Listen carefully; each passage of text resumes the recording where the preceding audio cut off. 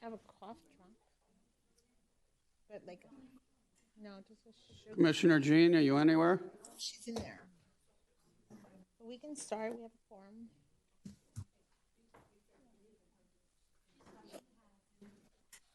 All right, I'd like to call the Tuesday, July 18th, 2023 meeting to order. Would you please take the roll? Commissioner Florimon. Here. Commissioner Jean. Commissioner Joseph. Here. Commissioner Smith. Present. Commissioner Smuckler. Present. Acting Mayor Jay Chernoff. Here. You have quorum. You're ready to proceed. Thank you. The invocation will be given by our city clerk. Okay. Let us pray. Please bow your heads.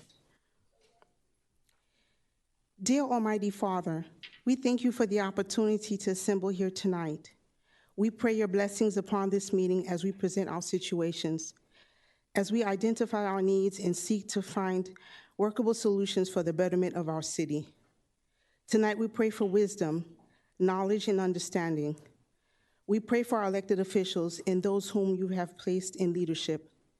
Guide us through this evening as we purpose to work together to accomplish the goals set before us. Let us always remember to pray for those who protect and serve. We pray for these things with a sincere and grateful heart in your name. Amen. Amen. Thank you. Would you all please stand and join me in the Pledge of Allegiance? I pledge allegiance to the flag of the United States of America and to the republic for which it stands, one nation, under God, indivisible, with liberty and justice for all. Thank you. Let the record reflect that Commissioner John is here. Are there any presentations, the annual, requests for withdrawals, deferments, and additions to the agenda?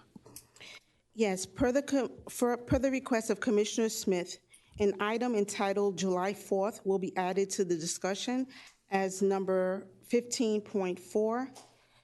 The presentation that the presentation that we had for the 5 o'clock will be added to this meeting. That'll be under presentation 5.2, which is fiscal year 2023 third quarterly financial report.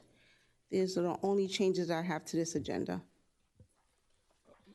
Mr. Mayor. Any others? 1 second, Commissioner Smuckler? Yeah, one. No, I don't have an agenda. No, okay, that's it. Okay. Mr. Mayor. Yes? At the request of Commissioner Florimon, he had asked if I would pull under consent agenda item 9.2, which is resolution number R 2023-48, which is a proposed interlocal agreement with the state attorney's office. He had indicated to me earlier today that he had some questions for myself and for the manager regarding that item. Additionally, if the request was to defer to a time certain, which is the next meeting. All right. Right, to the next meeting. 9.2. Yes. And also, under the attorney's report, I'd ask if the commission would indulge me request for designation of commissioner and representatives to future mediations. Correct. In addition. Thank you. Any other?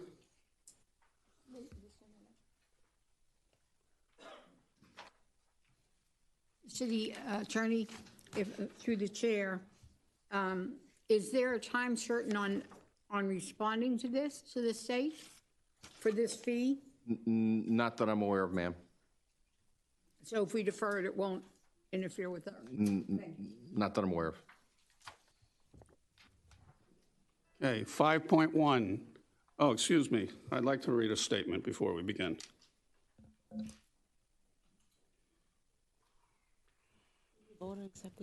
I have received a lot of calls about the lack of decorum at the last meeting. I also received complaints about slander and attacks on people's reputation. Let me be clear, I will not tolerate a lack of decorum or for anyone to engage in personal attacks or insults at this meeting. that violates every rule of decorum for any public meeting. Please conduct yourselves professionally. Opinions are welcome. Insults and personal attacks will not be permitted. Thank you. 5.1.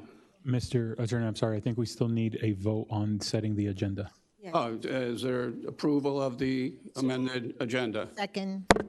Moved by Mackenzie Florimond, seconded by Fortuna Smuckler. All those in favor? Aye. Motion carries. Okay, 5.1, Annual Comprehensive Financial Report. Mr. Mayor, the auditors are running a few minutes behind in lieu of while they still get here. May I recommend that we have our budget manager, Sharon Stewart, come and present the third quarter financial report? That's fine. Thank you. Sharon?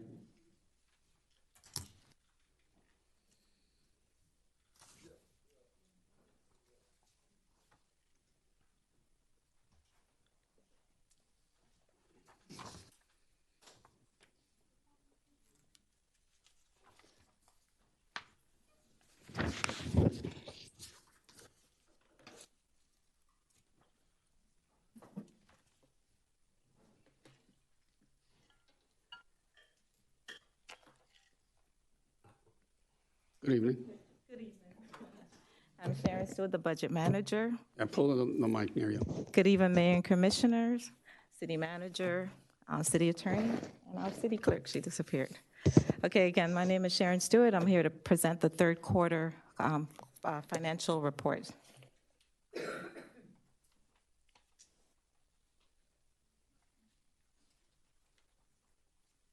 Okay, just some key points.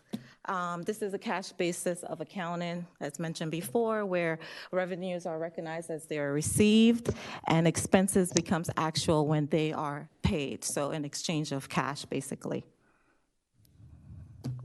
Unaudited means that it has not gone through our annual financial process in terms of the audit hasn't been completed with this.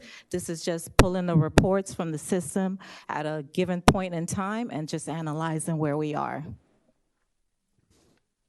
Methodology.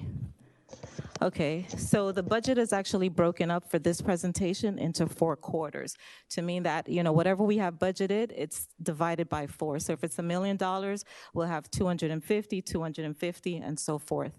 And that's what makes up the budget as a quarter. There are certain exceptions to this when cash flow is reasonably expected to occur. Like, for example, our ad valorem taxes, we know that most of those revenues are received in the first quarter, so those are adjusted, as well as maybe like our pension payment is actually adjusted for this report as well. Prior year carry forward, any carry forward that's budgeted is actually represented in this presentation at 75%, which shows that we're in the third quarter of the year. And as I mentioned before, the pension payment is actually paid in full, but for this presentation, it's reflected at 75%. So the actuals that you'll see there shows that they're 75% versus the paid in full that we do at the beginning of the year. And we pay it in full because there's some interest savings to the city for doing so.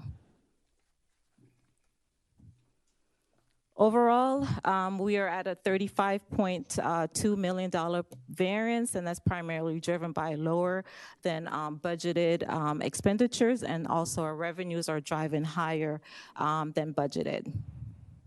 And so as well as the capital. Those are some capital expenditures that are budgeted that have not come online yet. Maybe we'll see those as we move into the fourth quarter.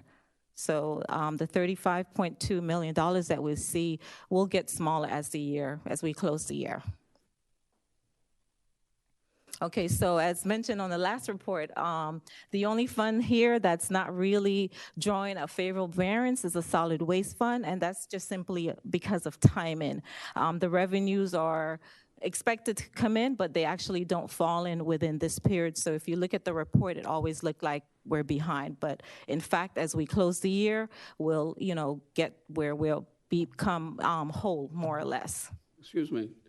Aren't we now paying that on a monthly basis? So shouldn't that become more current? I'm told it's basically collected like on a quarterly basis is when we actually get the revenues. Okay, and the $35.2 million is made up of this. It's a $10.9 million savings right now in the general fund, and that's just because, you know, we're ahead in revenues and lower in expenditures. CRA as well, 4.8, so that's lower, primarily capital improvements that have not been expensed yet. The water fund, 7.8 million, primarily capital as well. And the sewer fund, it's just as well, it's capital for the most part. And building is actually driving this variance by higher than budgeted revenues. So right now they're about 1.2 million over what we have budgeted in revenues. And customer service funds is just expenditures that have not come online yet, but as we close the fiscal year, we'll see where that variance will become a lot smaller than that. So this chart represents the revenues in the different buckets that the city actually budget for. So we'll see our ad valorem taxes, where if you look on the first column, the adopted budget is 23.8, and at the very middle column almost, where it says actual, we're actually at $26 million. So we're actually doing really good in our revenues as far as ad valorem. And so are the rest of the revenues. I'm not gonna go through all of them, but you'll see that the adopted budget in the general fund is 69.7 mil. Our third quarter budget is 54 million approximately, and we are at 56. It's a little hard to see. So we're doing pretty good, and that's what makes that $2.1 million variance in revenues. Okay, and this is just the same chart, just so you can see it, visualize it a little better than just actually seeing it from the table. Okay, so this table basically looks at the functions by class. So we have it categorized by different functions. So administrative, legislative, executive, human resources, and so on. What we have broken out here is just the capital expenditures that we've taken out of all of the general fund departments, and we have actually shown those budgeted amounts separately. So at the very bottom, the capital expenditures is 7.7 mil in the general fund, but in the third quarter budget, we actually have 5.7 that's budgeted to be spent, but has not been spent.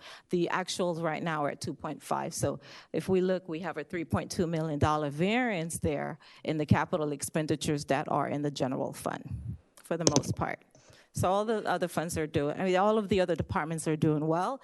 And then below, we'll see that it's broken down just by salaries. The pension is what I mentioned. If you take a look at that, that's 9.1 mil, and 75% of that is what's reflected here, although it's actually expensed already. So we're doing pretty good overall in the general fund. We're at $8.8 million here with our expenditures and savings.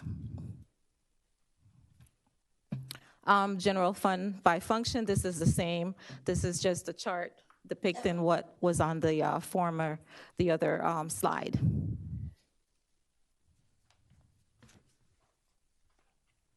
Okay, and then this is just looking at the salaries and the related costs, also the pension, all in a chart in our operating expenditures.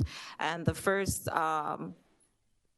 column basically look at the adopted budget and what the third quarter budget is and our actual expenditure as far as those categories are concerned.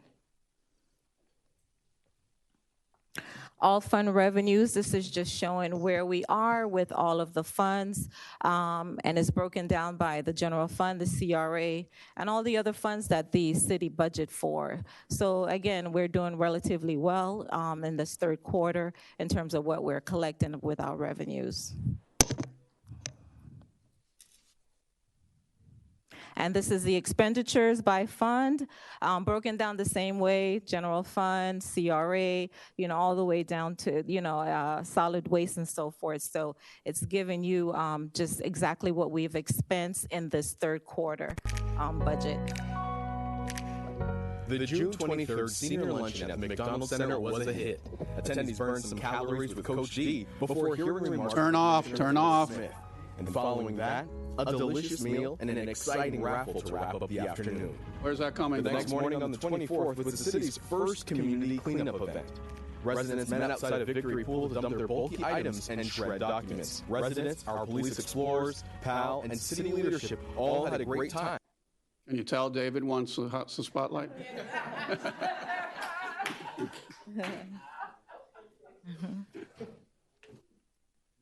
Go ahead, please. Okay. Yes, so once again, this is the expenditures by all funds, and it just shows again that we're doing well. The city is overall in a great position right now in the third quarter. The salaries, this looks at all the different funds with the salaries, the general fund all the way down to, everything that we budget for, customer service, solid waste, everyone is doing good. And there's really no variance here as far as that's concerned.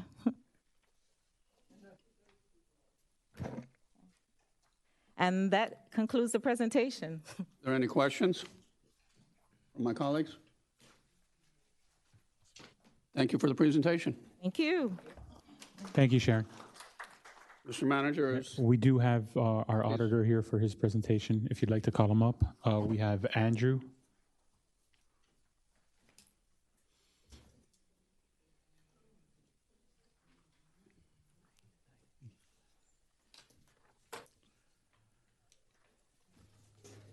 Well, good evening, members of the commission. For the record, my name is Andrew Fierman, and I'm a partner with Caballero, Fierman, Llerena, and Garcia, and I am the partner in charge of the city's audit. I'm here to provide a presentation on your annual comprehensive financial report for the fiscal year ended September 30th, 2022. The document is broken up into 4 sections. You have your introductory section, the financial section, the statistical section, and the compliance section. And what I'm going to do is I'm just going to point out a few things within each section for you. The first thing that I wanted to point out is on page 11, which is in the introductory section, which is a certificate of achievement for excellence in financial reporting. The city did receive this for the fiscal year ended September 30th, 2021, which is noted there. This is, as everyone knows, is a prestigious award which is provided by the Government Finance Officers Association. The city has received it many years in a row. This one will also be submitted for consideration, and we do expect that the city will receive the certificate once again for this one because it does meet all of the requirements. The next section, as I mentioned, was the financial section, and the first thing that I'm going to point out within there is the independent auditor's report. Just going to point out a few of the sections. It is broken up into various sections. I'm going to paraphrase a few things for you there. The first section is the opinion section, and it states that we have audited the accompanying financial statements of the city of North Miami Beach, Florida, as of and for the fiscal year September 30th, 2022. In our opinion, the financial statements referred to above present fairly, in all material respects, the financial position of the city as of September 30th, 2022. Now, this is an unmodified or a clean opinion. It's, of course, the only opinion you want on your financial statements, so it is a clean opinion on your financial statements once again this year. The next section gets into under what standards we performed our audit, and that states that we conducted our audit in accordance with auditing standards generally accepted in the United States of America and government auditing standards. The next section gets into management's responsibility for the financial statements. That states that management is responsible for the preparation and fair presentation of the financial statements in accordance with accounting principles generally accepted in the United States of America.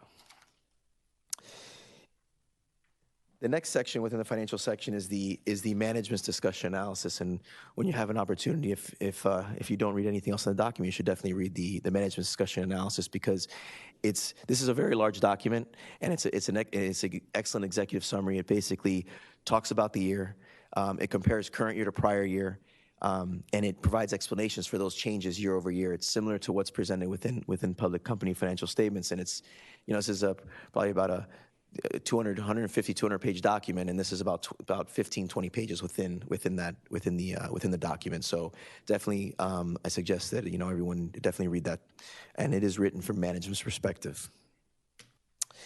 The next section, we're still within the financial section, so this is like subsections within the financial section, is your basic financial statements. The basic financial statements include the government-wide statement of net position and statement of activities, as well as the individual fund financial statements for your governmental funds, your enterprise funds, and your fiduciary funds. The one thing that I wanted to point out within here is in the general fund balance sheet. Within the general fund balance sheet, you will note that the unassigned fund balance within the general fund at year-end was approximately $19.9 million, and this is approximately a $4 million increase from the prior year. So there's about $19.9 million in unassigned fund balance, and this is above the minimum required under the city's policy. So the city does have a strong fund balance. It is within the minimum required for the city's policies. After we get through the financial statements section, right after comes the notes to the basic financial statements. And it's several pages within the document, but these are the required disclosures which will provide additional information on the city as well as under the numbers that are presented within the financial statements. It is suggested that it does get read in conjunction with the financial statements because it tells the whole story. It gives additional detail. It gives additional narrative detail. So you get when you read the financial statements in conjunction with the notes, you do get the whole story, and gets into significant accounting policies of the city. Anything that is new. It gets into details on the city's debt, the city's capital assets, and all of that. So a lot of good information within the notes to the financial statements. After the notes to the financial statements is the required supplementary information. And within there, that includes budgetary comparison information, specifically on the general fund and some of the other special revenue funds, as well as information on the city's pension funds as well. What I wanted to point out within this section is just the budget to actual for the general fund. It's a great page because it's all in like 2 pages. And it shows the original adopted budget in a column. Then it shows the final amended budget, and then compares the actual results to the final and amended budget. And within here, the total revenues that were budgeted in the final amended budget was approximately $42.1 million. The actual revenues that the city received within the general fund was approximately $54 million. So there was a positive variance of about $11.8 million. So $11.8 million of more revenue than was budgeted. On the expense side, just looking at expenses in total, and when you review it and you take a look at it, there's other detailed amounts within the line items, but just kind of looking at it in total, there was a budgeted change in fund balance actually a use of prior year's fund balance of approximately $8.8 million, which is basically a negative net income within the general fund. But the actual results were a $4.3 million increase in fund balance for the general fund. So that's a net positive variance within the general fund on the expenses of approximately $13 million, more than expected. Now we're going to move out of the financial section and talk about the statistical section.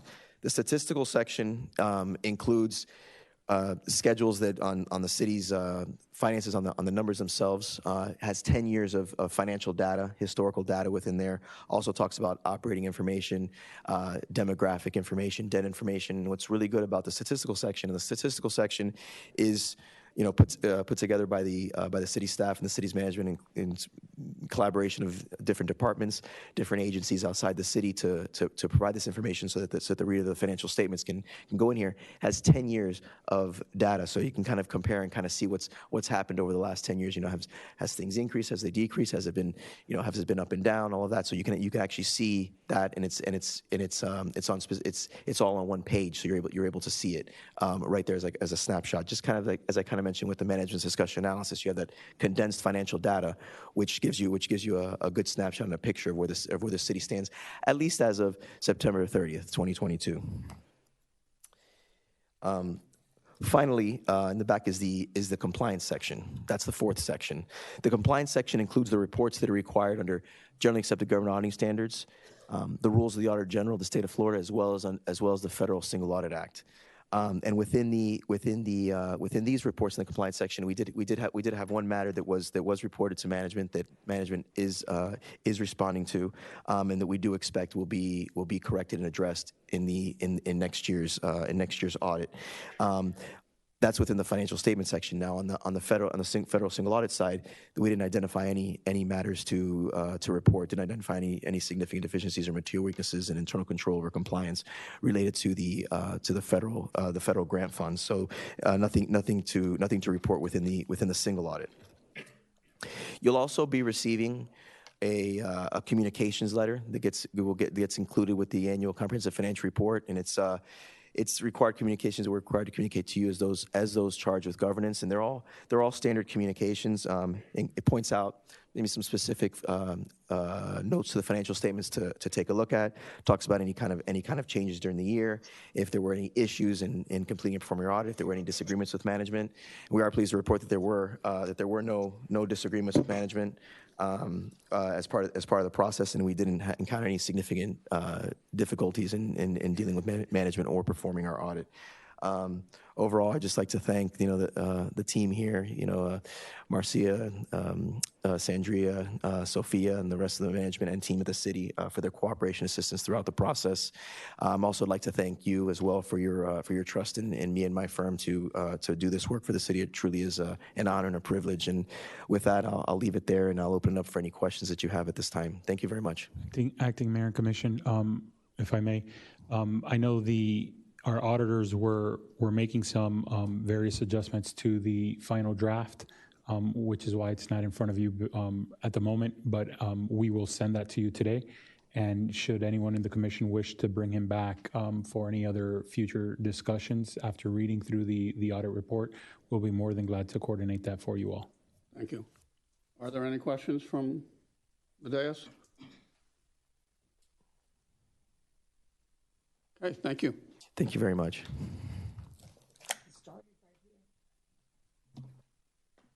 Okay, public comment. City Clerk. Good evening, everyone. The acting mayor and commissioner of the city of North Miami Beach have opened the meeting for public comment at this time. There is a 3-minute time limit for each speaker. Speaker, when you're called to the podium, please state your name or the organization which you are representing. The city of North Miami Beach recognizes the importance of civility. The acting mayor and commissioner of the city of North Miami Beach requests that all in attendance to exercise civility towards each other at all times. We have signed speakers here, Tricia Harris and then Diane Doolittle.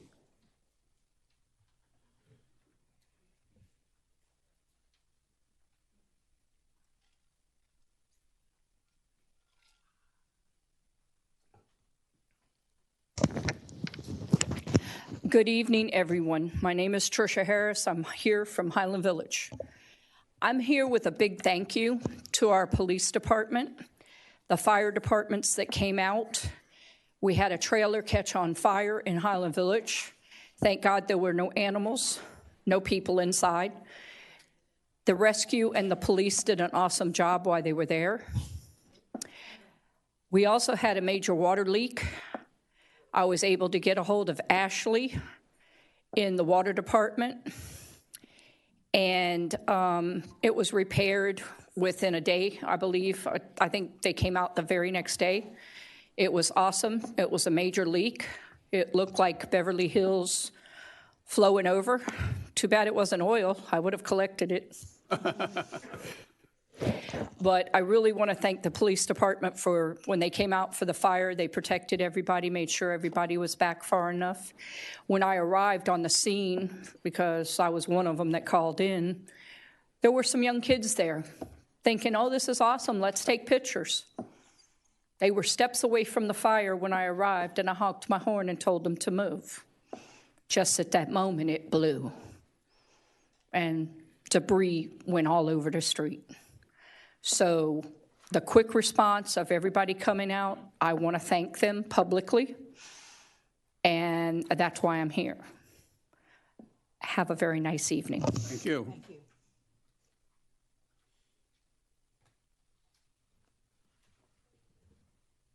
Hi, good evening. My name's Diane Delitty, and a longtime resident of Sunray West.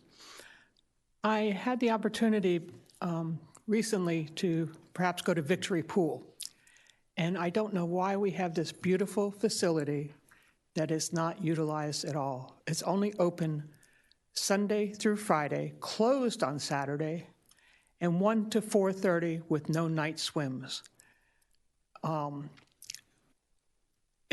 The weather's been sweltering. I don't understand why. They used to have the pool open every evening from 7 to 8:30, and people could go there with their families afterwards.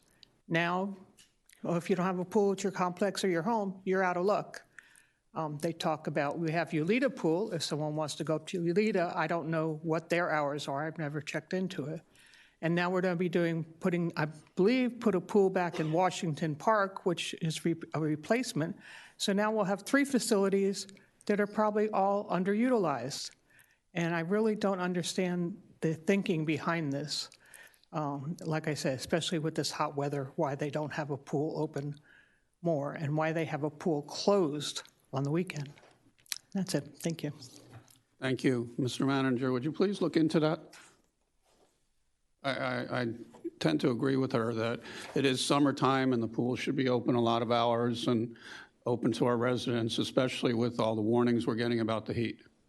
Thank you. Yes.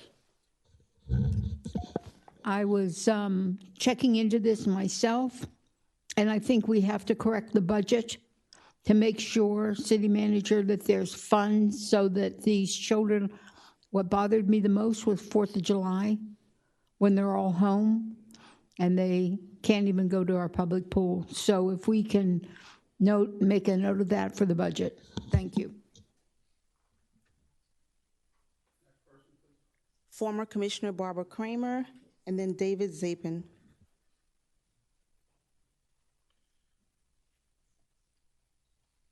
Hi, good evening. Barbara Kramer. I'm speaking here tonight as president of Wake Up NMB, which is a nonprofit organization, North Miami Beach. And I wanted to come here and say thank you so very much to Mayor Chernoff and to our manager, to David Janot, and to Ulrich from Code Enforcement. We had an amazing presentation presented to our group Monday night at our general members meeting. And it was so impactful, and it was so full of information.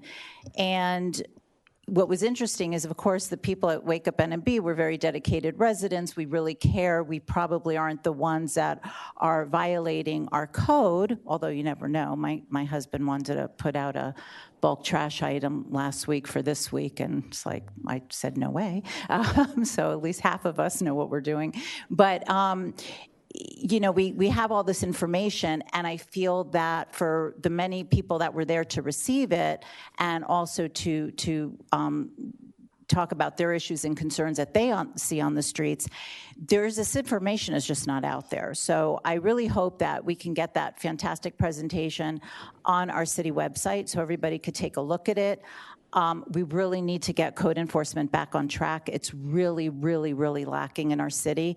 And I have gone out, on the streets when I was a commissioner. I know all the violations out there. I sat on code, and nothing's happening. And I don't know why. And I know that we are down quite a bit of employees and code enforcement officers. So I would encourage and ask you to please, please, please put in the budget for at least a minimum of 2 more code enforcement officers. I don't know how many you need per square mile of a city or population or commercial versus residential areas, but I know that our city is in desperate need. And for those that don't know code, you might not recognize what's going on, but I will tell you there's a tremendous amount of violations, and we need to get our city back on track. So thank you very much. Thank you. Next speaker.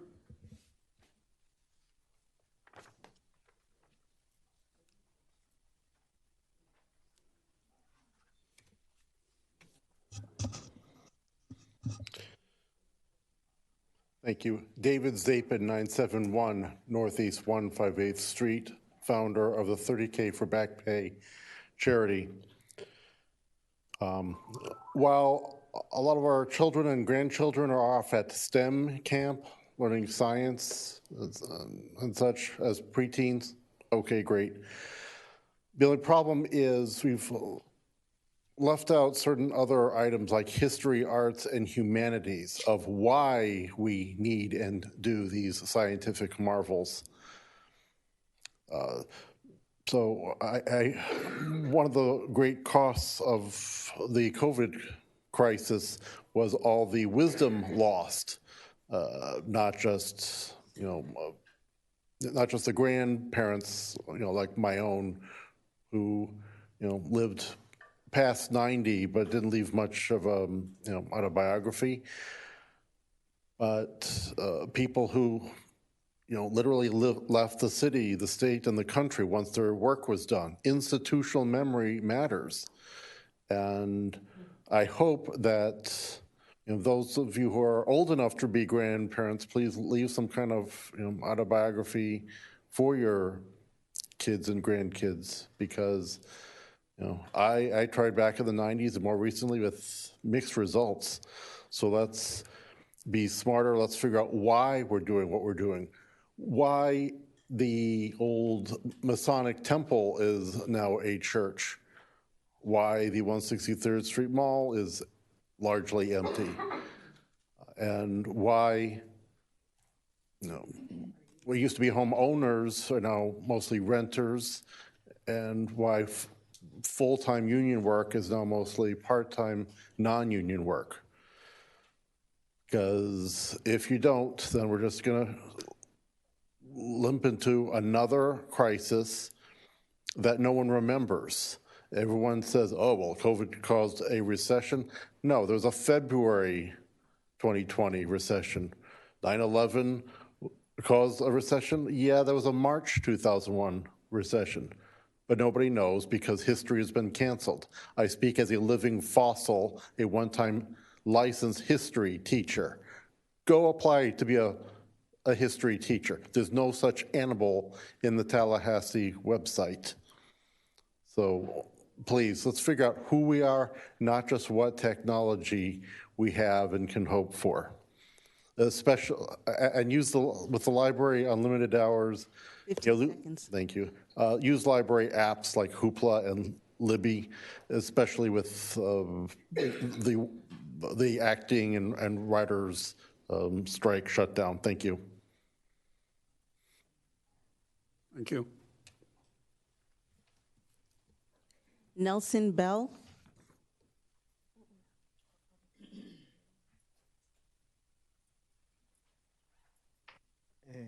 Good evening, everybody. Excuse me, my English is not very good. I'm going to try. The reason I came today here, it is because I live in 560 Northeast. Sir, your name, ¿cómo se llama? Nelson Bell, B-E-L-L. The reason I have come here today is because I live in 560 Northeast and 180 Drive in this city, North Miami Beach, and the street where I'm living has become very, very dangerous. The transit there is very, very fast. Cars are coming from the street 6, and they turn in front of my street with very, very, very big speed. My younger boy, was hit a few years ago. And the reason that I came here is because now we have the same problem there. And the cars very fast pass. They turn there from the street 6, they turn to 180. But the velocity of that car are the speed, is very fast. I propose, we were talking with the other neighbors, and I told them that if they want I came here, they agree, and you can ask others, people there, and you are to receive the same problem that we have. I told you that I'm going to come here today to tell you if you can put at least, as in other street, you have put at least 2 bumpers, because when they get at the beginning of the street, they accelerate, and then almost 60 kilometers in that piece of street they take. Please, I ask you, if you can understand me, I would like to tell you in Spanish, it's very dangerous, my street. Thank you. That is the reason that I have came no more. Mr. Manager, hold on. Mr. Manager, would you, when he's done, talk to him in Spanish, please? Yes, we'll have PD as well reach out, and as well as with. I'm going to ask what avenue it was. What avenue? It's on 183rd or what avenue? I live in 560 Northeast and 180 Drive, North Miami Beach, 33162. West side of 6th Avenue. Thank you very much. And Chief Welcome. Smith, I think that you guys did one of those traffic studies. I want to tell you, something happened in my street. Before, I don't know how in English, maybe I'm going to tell it right. Before the election, the police of the transit people put a sign, no more than 30 miles. Is that not enough? In that street, my boy was hit, and the speed that the car take in that small piece is very high. The city built at the end of the street a small, I don't know how in English, is rotonda in Spanish. But it's not enough. They get in that piece of street a big velocity. I will appreciate, please. Thank you. Chief Smith, Thank you you. guys did put something up there back in like September, October. I had met him, and you guys did do something, but then it kind of disappeared. And there is speeding. I did walk that block with him, and there is. And Yeah, Chief, what that is 180th Drive, where right off of 6th Avenue, when the old people, not the old people, the people who grew up in North Miami Beach to avoid 6th Avenue, take the hard right, and go all the way to the hospital from the back. Yeah, And there's no stop signs or anything. we still do that, but Yeah. we'll look into it if you want. It's necessary that when they turn there in that street, something, they have to stop. We're going to address it, sir. We're going to take care of it. Nelson, muchas gracias por venir. Muchas gracias. Thank you, everyone. Thank you. Next speaker. Lynn Sue, and then Emily Ponce. Sorry. Commissioners and Mr. Mayor, Mr. City Manager, Mr. City Attorney. Last time I came and spoke about a GED program. Please state your name. I'm sorry, Lynn Sue, Reef Club. And I talked about a GED program. I spoke with Mr. Manager, and I am in progress of getting collaboration from several nonprofits so that perhaps we can host GED courses here in the city. The second thing that I want to bring up is I'm on the committee for several boards, and I noticed that sometimes when we would like to communicate with the commission to see your reaction, we do have a liaison, and I think sometimes the liaisons may show up and sometimes they may not. So there's a missing link in there, and I think that if you have a board, we volunteer our time and we put in our expertise. We would appreciate it if you could make some time for us, for you to hear us out and to what our opinions are, and especially because we are the residents who know what's missing and what could be put back in. So with that said, that's the end of mine. Thank you. Do we know what board?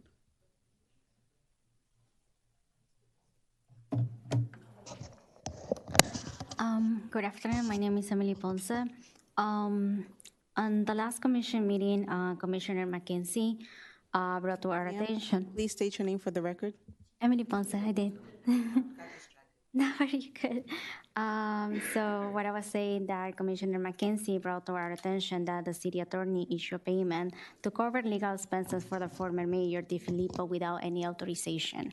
I would like to know what are the actions being taken in regard to this? Is there an investigation taking place? Because I don't think it was like a small amount. It was, if I'm not mistaken, over 100,000. Do you hear me? Okay.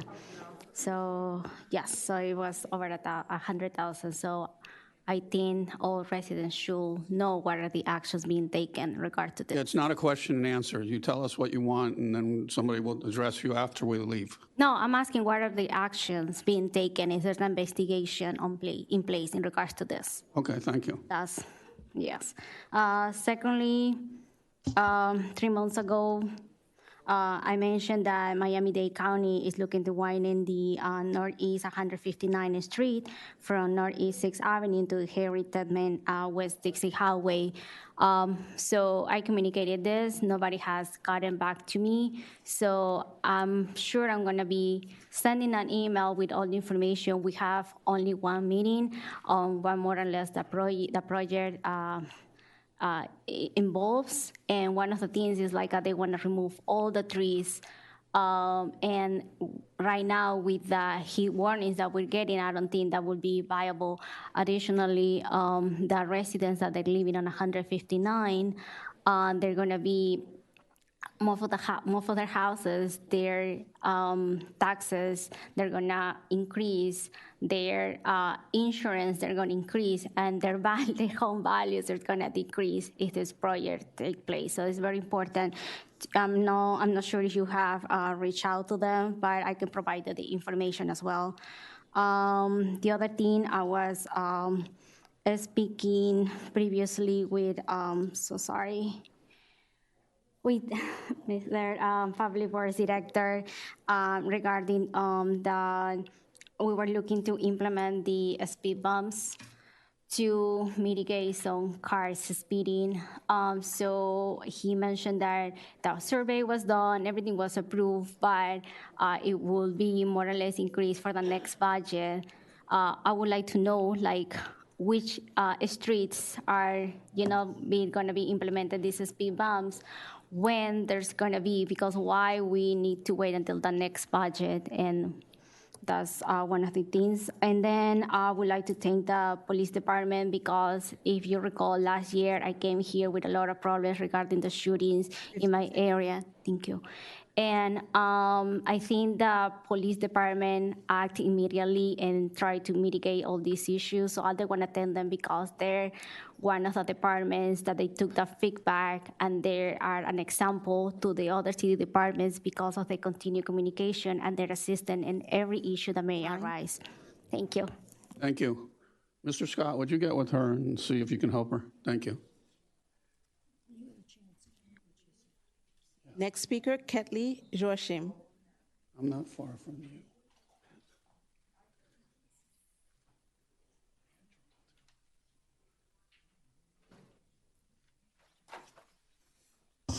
Good evening, everyone. My name is Ketley Joachim. I would like to thank all of you that came to Ulita the other day for the meeting. Unfortunately, it was not well attended. And Ulita, a lot of us work, and so it's not that I'm making excuses, but things happen. The gentleman that was here explaining about 180th Drive, I mentioned it that day. In 180th Drive, although we do have a circle there, some of the signs that's there to slow down or tell you to merge to the left, a lot of them are broken. So I did mention it to Kenny for him to get someone to go over there and fix it. And yes, we still need some traffic coming on 174th and 175th, because on weekends, starting on Friday night, that's when they start doing the donuts in these areas. And it is a lot of our neighbors have been on the receiving end of this motorcycle turning around, cars all over the place. So we do need some assistance in North Miami Beach.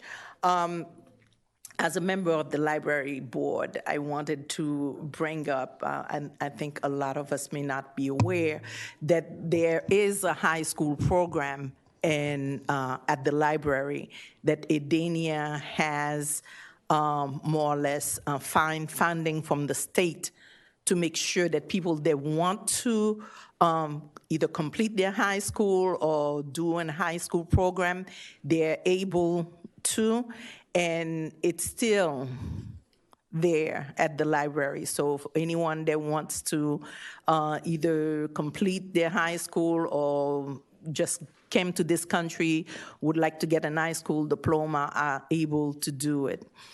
So what we are looking at is also people reaching out to me, asking me for what happened to the water department that was supposed to provide some type of assistance, helping people that needed help. And a lot of them had filled out the application requesting help and have not been able to get it. So if someone can look at into this. Thank you very much. Thank you.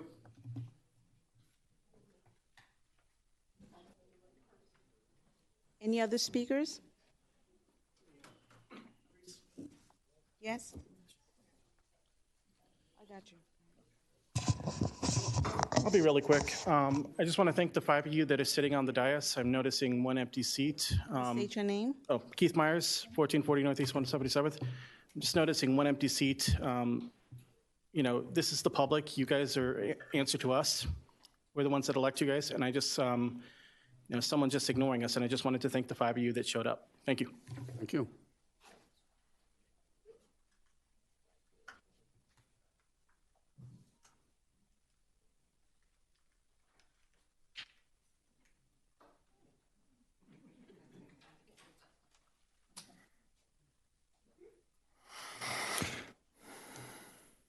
Mubarak, you're going to have the last word? Hopefully not. Good evening, everyone. My name is Mubarak Azan. I was going to comment on that as well.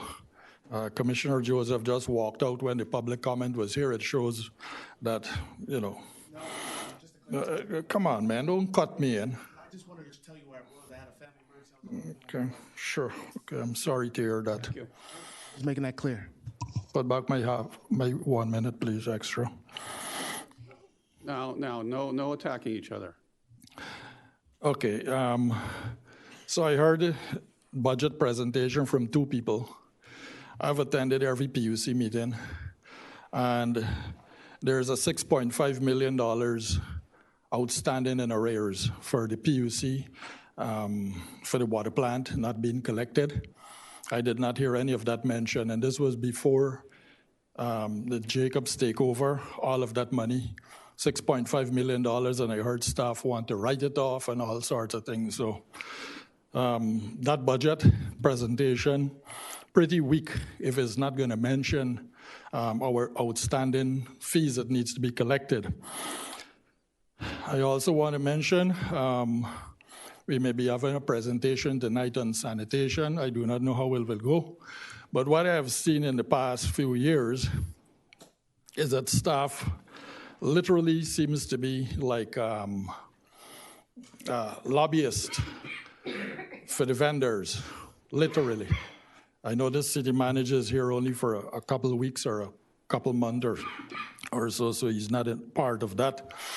I would like that to be changed. We've had, you know, everybody bowing and keeling to vendors. Right now, we're paying over $570,000 a year for an engineer, and we hire several of those. When we can hire our own engineer, PE engineers, we're not. We're paying that sanitation $16 million a year for the 10-year contract, if it's a contract at all. And there seems to be no form of, like, let's hurry up and bring it back in-house. It used to cost us less than $4 million to run it in-house. Now we are gladly paying that guy $16 million a year and happily collecting us $60,000, $60,000 a year in school funding, whatever you call that. The water plant take back. I remember the past city manager, he was very hesitant in that. He says it was impossible to do, it was a Herculean task. He hired many engineers and consultants, paid them hundreds and thousands of dollars. But after some fire under his tail, he brought it back in 6 months. And I think that is what you people have to do, unless you're lobbyists for the vendors and you're doing it in a way that we will see if you're bothering to bring back the sanitation or not. Thank you very much for having me. Thank you. Madam Clerk? We do not have any other speakers. No more? No. Okay, that concludes the public comments, announcements. Chief Communications Officer David Janay.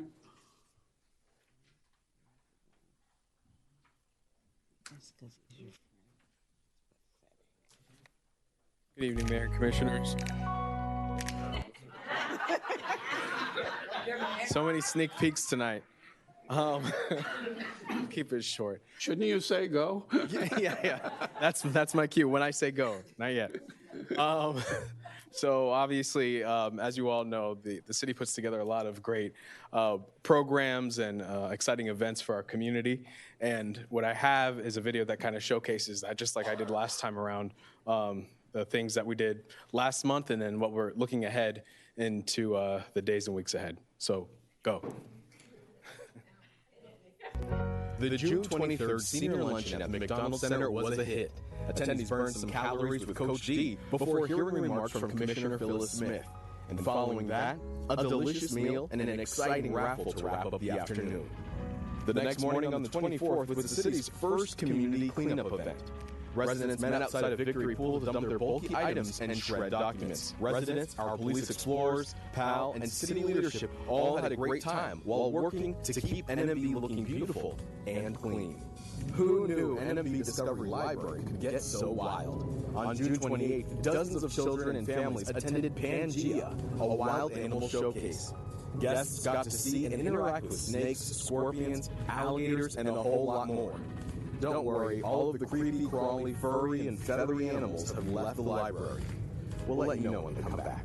Now, back to business. On July 12th, the CRA, in partnership with CBDC at FIU Business, hosted How to Make Your Business Bankable, part of the Small Business Certificate Series in the McDonald Center to help businesses grow and succeed.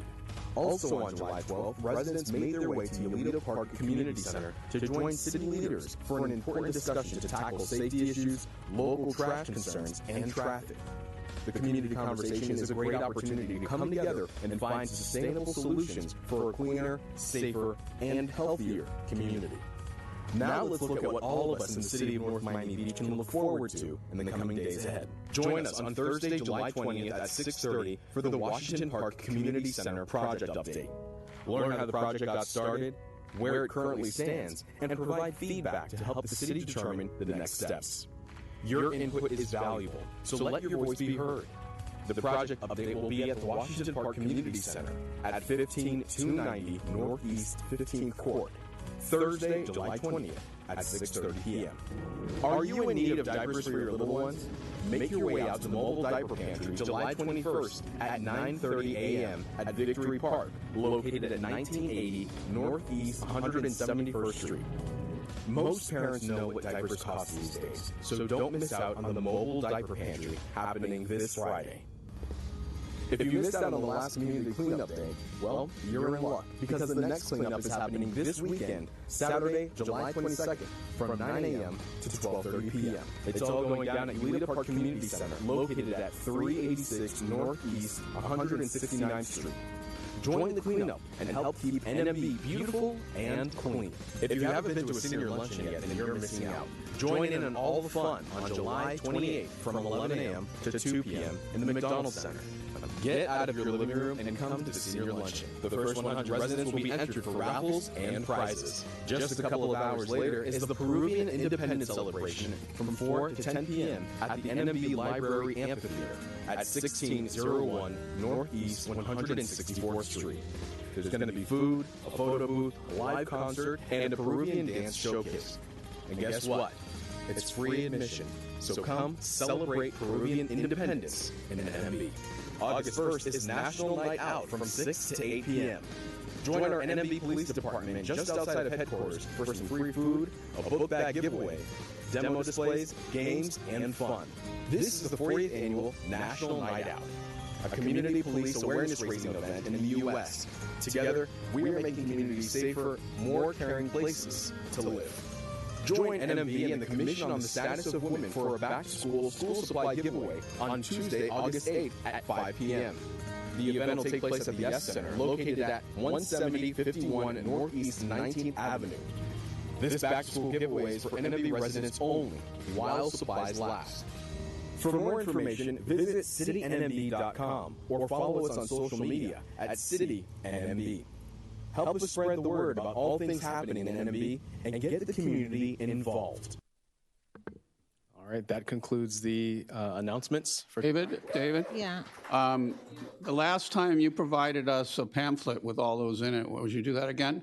Absolutely. Each one of us? Yeah. Thank you. Mr. Manager, last month and now today, and today I've gotten 2 texts. Apparently, whenever that video is on, it does a lot of feedback and does like an echo for the people watching it at home. We'll look into it. Okay, thank you. In fact, I think when I was watching the meeting, I also heard it afterwards. Thank you. Thank you, David. City Commission reports. Clerk, would you please call the roll? Commissioner Florimon. Thank you. Good evening, everyone. Thank you so much for coming to our commission meeting.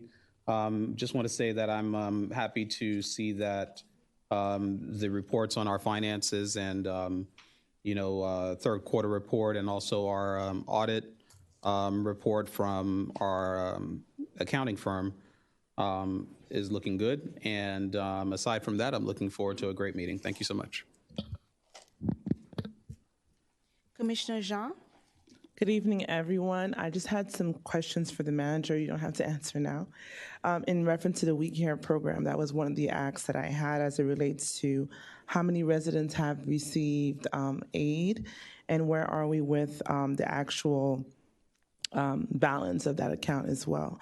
Also, got some calls about the roof and windows program.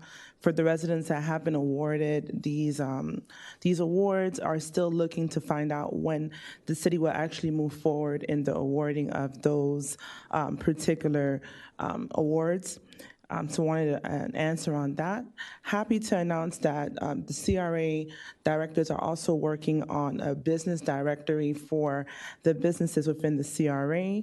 And also wanted to share that someone called me today about some donations for some swim caps for all of our campers to enjoy this summer. So thank you again for coming to this meeting. Commissioner Joseph. Thank you, Madam Clerk. I'll just be quick and say, hope everyone is staying hydrated during this heat wave we're going through. And please stay safe, and glad to be here. Thank you. Commissioner Smith. Thank you. I have a few announcements to make. One of the main announcements is that there's a new online tool for Miami-Dade Clerk of Courts and Comptrollers regarding an alert service for your legal name and folio number so that nobody can sell your house from under you without your knowledge. So please go online to the Clerk of Courts and Comptrollers and check that out, because they'll notify you if anybody's trying to sell your house from under you. I want to just ask everybody that we're in the middle of the budget season, if you have ideas that you want money spent, your money, your tax dollars, please notify one of your commissioners. Let's get your ideas as well. It's your money, and we wanted to spend it wisely. I also want to send my love to Patricia Miller for her loss, and I know that the whole community feels that loss, so may you be blessed always with the memories. I also want to tell you that the ULEDA meeting was so informative. There were 10 residents, maybe 8, but each one of them gave such input as to the stop signs, as to code enforcement, as to what we can do to give the children a better summer. I mean, the garbage pickup, please, we're having these monthly in your neighborhood. Attend and help us to make a better city for you. We had staff there, and it was a wonderful meeting. Not enough people really and truly came to give us their input. The more we get, the better city you're going to have. I just want to also remind everybody that passports are given out in our library. Not given, but you pay for them, of course. Make an appointment. But all over the news is how there's a 6-month wait for your passport. North Miami Beach Library offers this service right here. All these events that are coming up, if you don't attend, I, for one, am not going to put them in the budget. Because to see 22 staff members and 8 people there, I would rather call each one of you 8 and find out what more I can do to help you. So he just listed a bunch of things that are coming up, dates. If you didn't catch them, please call the city. I'm going to ask them, call the clerk's office. They are very accommodating. They will review what's coming up to help us. Please participate. And the most important thing is have a safe summer and teach everybody in your family how to swim. Make sure they know how to swim. Have a safe summer, and thank you very much. Commissioner Smuckler. Good evening. I'm really excited about the mobile diapers that is coming this Friday, 9:30 a.m. It'll be here 9:30 a.m. to 10:30 a.m. And there'll be one in August, September, October, November, and December as well. So if you're in need of diapers or know someone that is in need of diapers, they will be here behind City Hall by the pool area. Also, if you have not gone to the library yet to see our media lab, please do so, because you will realize how much more, because it is already wonderful, but how much more wonderful our library is. The Commission Status for Women is having its book bag giveaway on August 8th. I'm looking forward to having this once again. It's a staple in our community. And I also want to thank the police department for taking care of our businesses, our neighbors, residents, and our visitors. I hope everyone has a good Labor Day. And to Tricia Miller, I'm so sorry about the passing of your husband. We love you, and thank you for being here tonight. Acting Mayor Jay Chernoff. Good evening, everybody. Again, my condolences to Tricia Miller and her family. Yes, her husband will be dearly lost to our community. He was a very, very big pillar in our community. You know, they kept their house meticulously because he loved doing that stuff, and we're going to miss him. Thank you. All right. Fortuna, please give our regards to Saul for a speedy recovery. Hopefully he'll not miss the whole summer with his hands wrapped up. So, you know, we wish that. And Michael, if you really did have something wrong, I hope everything's okay with your family. They're fine. Thank you for inquiring. Thank you. Cleanup on the 24th was a beautiful event that we had at City Hall. We had a lot of staff there, and thank Coastal for giving us all gloves and bags and tools to use. We cleaned up a lot of the alleys and so on and so forth. And now we're going to go to ULEDA this Saturday. Come out and help. Come out and help. You spend an hour, spend a half hour, spend 2 hours, whatever you can do. We want you to come out. August 1st is National Night Out. The police department's going to do something here at the complex at City Hall. Please come out. Our police department does so many programs for us and for the community, and let's support them. That's the best thing we can do for them. On that note, the library. This is a hidden gem that we all take for granted that it's there. This Adina and her crew do so much at that library, it's not even funny. When they had the exhibition with the animals, they had 2 shows a day that were completely sold out. I mean, there was no other seats that they could be. And the people that brought the animals were so nice, so nice. They worked with the kids. They had the kids come up and participate and hold the alligator and hold the lemur and, touch animals that they would never see before. And this was free to us. This was a free thing in our library.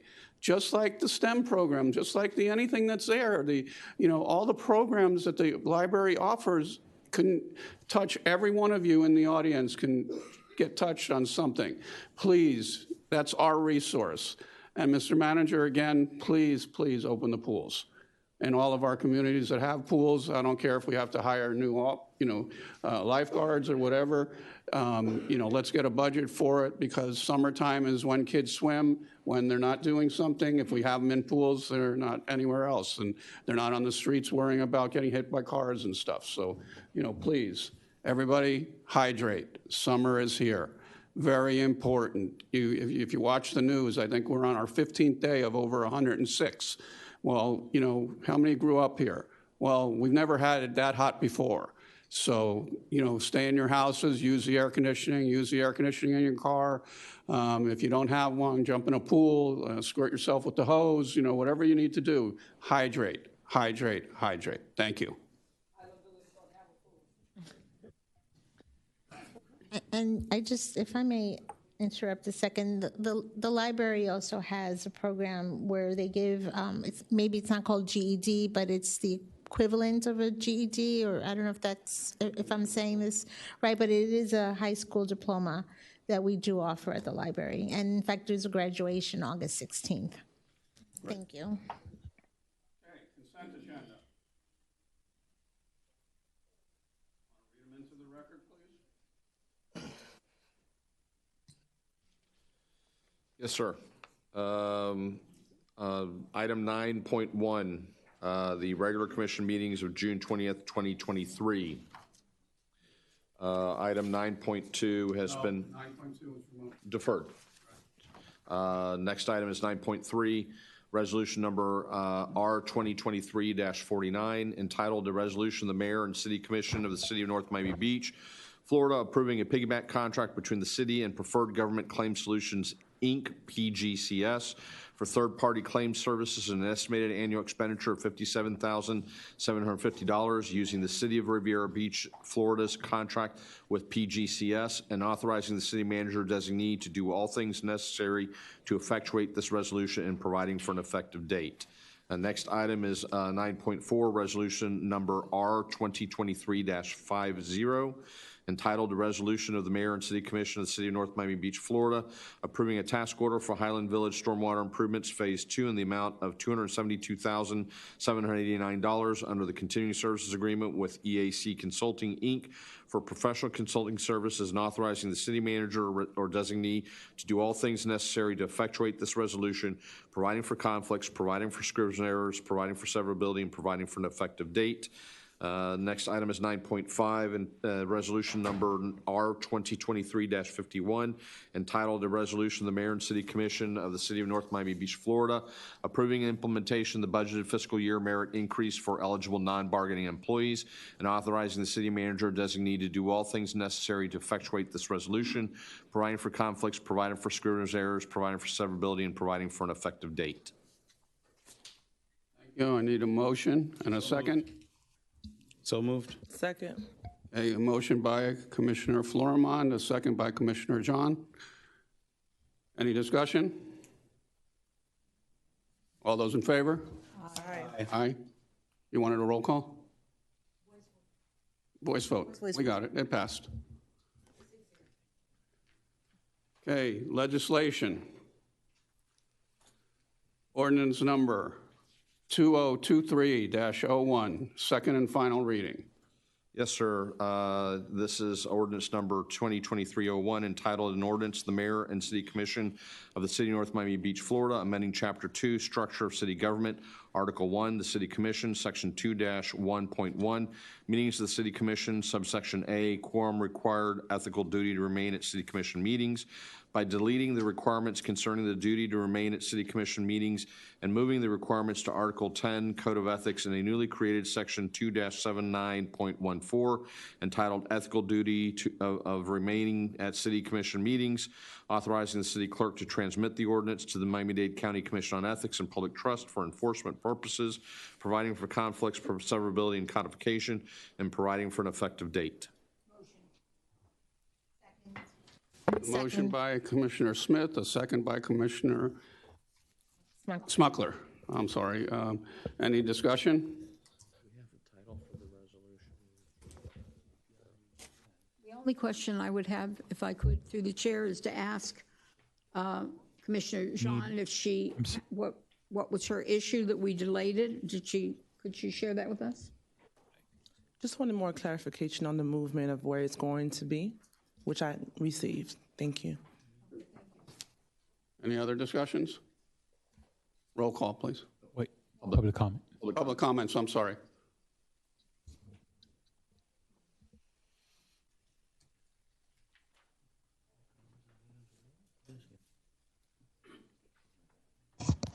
Irene Pillinger, resident. So I had the same question as Commissioner Smith. It's a mystery to me why this important item was moved last month from the consent agenda when we've spoken about it for months. And I think it's imperative. I see that there's been a motion, so these comments come a little late, but I'd like to get them on record. It's imperative that this directive aimed at commissioners remaining in meetings and not breaking quorum is moved to be under the ethics code to give it some teeth. So one would think that commissioners take their responsibilities seriously and make sure our meetings have a quorum. And I ask you all to vote for this so that our city is never again held hostage to the actions of some commissioners who feel they do not have to participate. Thank you.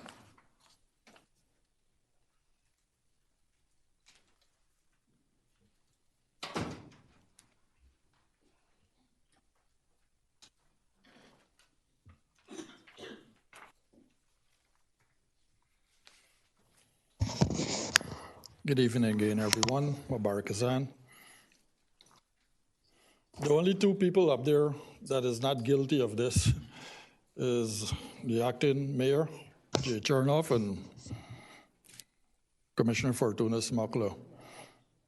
Everybody else, one time or the other, walked off the break quorum. So it's nothing new. It's been going on for years. I just wanted to be implemented tonight that there's going to be a penalty if you do that again without proper cause. I heard a lot of excuses. I do not know how true they be. But you know, it's like when the boy cried wolf, nobody came after he said it several times. So sometimes your excuses don't add up after a while. But I just do hope that this year is implemented and it's voted 6-0 tonight. Thank you very much for having me. Anybody else? Close the public comments. Commissioners, anybody? None? Roll call vote, please. Commissioner Florimon? No. Commissioner Jean? No. Commissioner Joseph? No. Commissioner Smith? I'm going to say a very loud yes. Very loud yes. Commissioner Smuckler? I care about my residents, so yes. Acting Mayor Jay Chernoff? Yes. Motion fails. 11.2, resolution number R. Excuse me, can I ask the attorney a question? Mr. Attorney, this was second reading, it has failed. Can we bring it back at a later date? Can we, or do we start again with the first vote? At this point in time, my recommendation would be to start from first reading, but it can always be reintroduced at a later date. I thank you so much. I think it's important to the public we get this through one day. Thank you. Move to introduce, resolution number R2023-52, calling for a special election. Mr. Mayor, members of the commission, this is a resolution of the mayor and city commission of the city of North Miami Beach, Florida, scheduling a special election to fill the office of mayor, setting October 10th, 2023 as the date of such election, and establishing August 21st, 2023 at 8 a.m. through August 25th, 2023 at 5 p.m., and Saturday, August 26th from 8 a.m. to 12 p.m. as the time to qualify therefore, describing persons qualified to vote in said election, describing the registration books and records to be used for the election, designating and appointing the city clerk as the official representative with respect to the use of such registration books and records, directing the city clerk to give notice of this resolution's adoption and transmit a certified copy to the Miami-Dade County Supervisor elections. Public comment? You can. Public comment on this? Going once, going twice, closed. Now, somebody make a motion. Make a motion to introduce. Second. Moved by Commissioner Smith, seconded by Commissioner Jean. Discussion, colleagues? Yes? Thank you. We wanted to get this election as quickly as possible. I just want the public to know that the clerk has been working on this since day one. However, the county would not be ready before the beginning of October. The first date that was selected happened to be a holiday that some of our residents would not be able to participate. So this is the earliest date that we could get. And I do want everybody to know that we know that it says 90 days there has to be an election, but you can't have an election without the county. So this is the earliest date, and I'm going to vote yes. Thank you. Anybody else? Commissioner Jean? Thank you, Mr. Mayor. So I had some questions for the attorney. I'm not sure if you have some clarity on some of the points. Yes, Commissioner Jean asked me earlier today where these dates came from.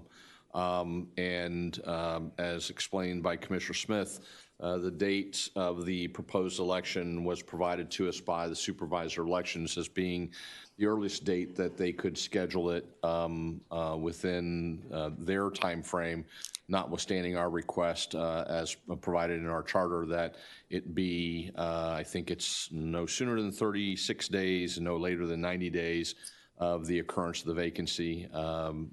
As I said, the communications with the supervisor elections was that they would not be able to do that. We were not the only municipality that had similar requests of the Miami-Dade Commission on Supervisor Elections, and the response was the same to them as well.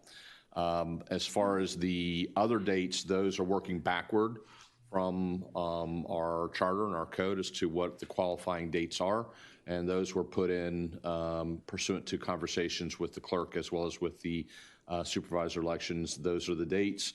As I indicated to you earlier, it's theoretical that if you wish that you to set the date later than October 10th, but we would then have to engage in communications with the supervisor elections to see what would be that later date and bring back the resolution to you all with that other date. We don't know what it is because we haven't had an opportunity to communicate with the supervisor elections as an alternate date.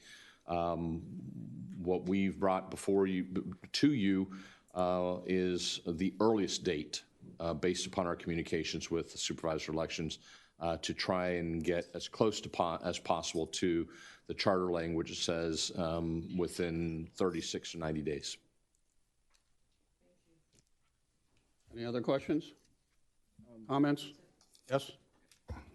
So my whole thought process in this, and I've read the charter, there's some language in there in regards to how long the term was, how many years were left.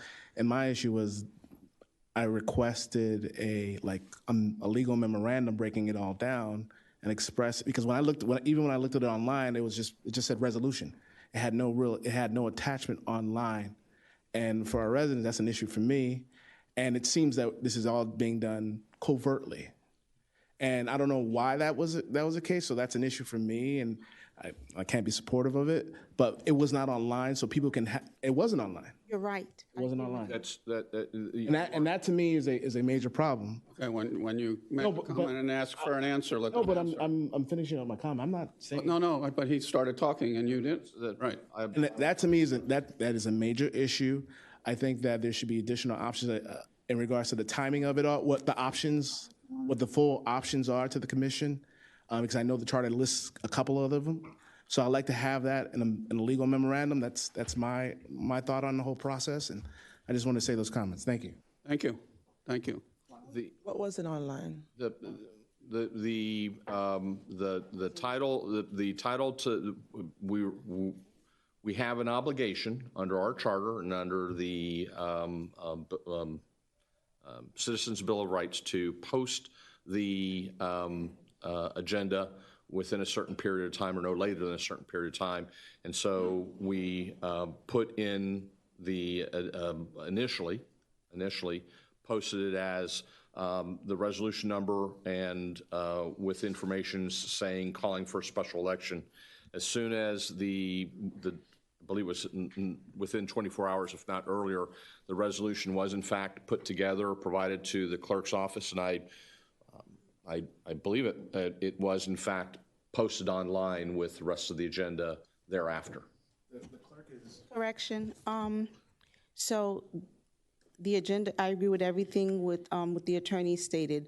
What I did is I forwarded the resolution over to each of you commissioners per your request.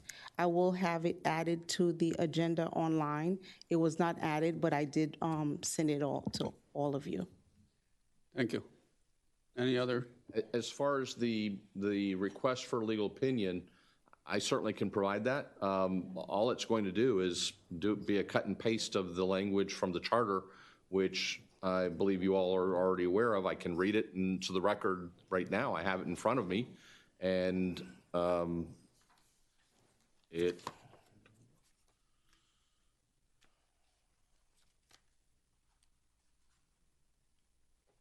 states it's section 4.5 of the charter. Vacancies in elective offices of the city of North Miami Beach shall be filled by the city commission pending the next general election, at which time an election to fill the vacancy shall be held for any remainder of the unexpired term, period. Provided, however, that should any vacancy occur more than 1 year prior to the next general election, the commission shall have no power to fill the same. It shall be filled by a special election to fill the vacancy for the unexpired term to be held not less than 35 days nor more than 90 days after such vacancy occurred, except that if the vacancy is due to resignation and a city or county-wide election is scheduled to be held during the intervening period from the resignation's filing date with the city clerk up into including the resignation's effective date, the special election to fill the vacancy for the unexpired term as the resignation's effective date may occur, subject to the consent of the county elections department and the city's ability to comply with laws concerning the time periods for calling elections at either such city or county-wide election. So, in plain English, if there's more than 1 year left on the vacancy term, which there is, you must have a special election under your charter. If there was less than a year left on the term on the date of the vacancy, you would be able to appoint. Any other questions? Phyllis? Thank you. Thank you, Acting Mayor. So, City Clerk, When did you get it? Why wasn't it online? I'm sorry. I received the resolution after it was published. I don't know exactly how many days later, maybe the attorney can chime in, but when I did get it that same moment, I emailed. But can you amend what's online? I'm not an IT person yet, but I would think that you could amend it, number one. But the second thing is, this particular resolution, there really is not a lot of deviation that you can do. It's very clear in the code that we have to have an election. It's very clear that we can't have an election without a county. It's very clear that the county had to give us the date. Yes. So even though I feel, as I'm sure the commissioner has pointed out, in full transparency, everything has to be where the public can read it, everything. But I don't see, in this particular case, there would be plenty of cases, probably 99%, if it wasn't online for them to come and give their opinion and discuss it, it would be the worst. But in this case, I think what this resolution states is everything that we don't have a choice. What would you change if it was out to the public? What would the public try to change? Even though this is not good, that it wasn't immediately amended online, even if it was 2 hours before our meeting started. But, and from now on going forth, that's the way it has to be done. But in this particular case, I don't think that the public is going to be maligned because there is nothing in this resolution that we can change, even as a commissioner, if we wanted to. You're saying that we could make it later, but we really cannot. Because in November, there's an election, and if we go past the election, then we appoint. And so that's not good.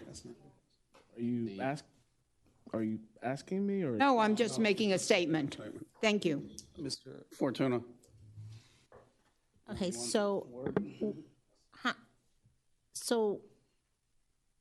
forever, we've walked things onto the agenda.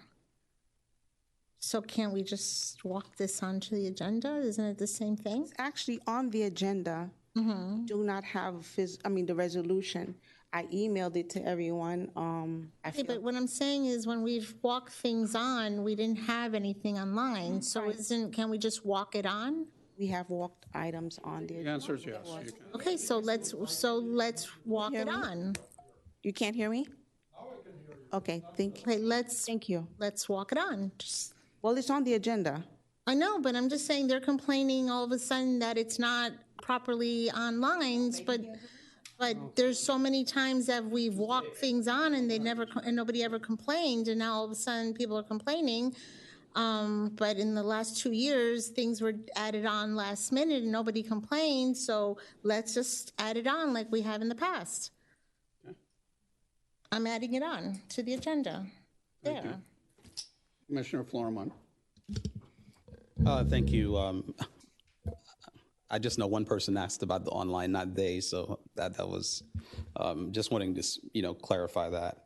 But I thought last time we had spoken, we mentioned that you would secure several date options and bring them back to the commission.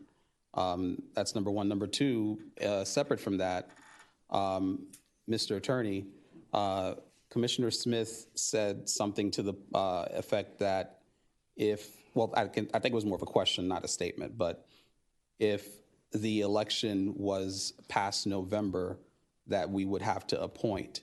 No. Can you clarify that, please? You don't have that option because the charter says that if at the time of the vacancy, more than a year on the term exists, you must have a general election.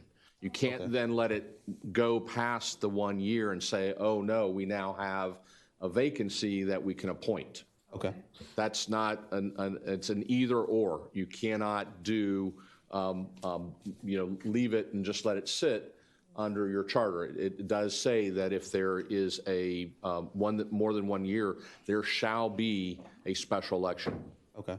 And I know we had some conversations about the difference between a removal being a vacancy and a suspension being a vacancy. I know we discussed that, but Either way, I think that I'd like to see more options.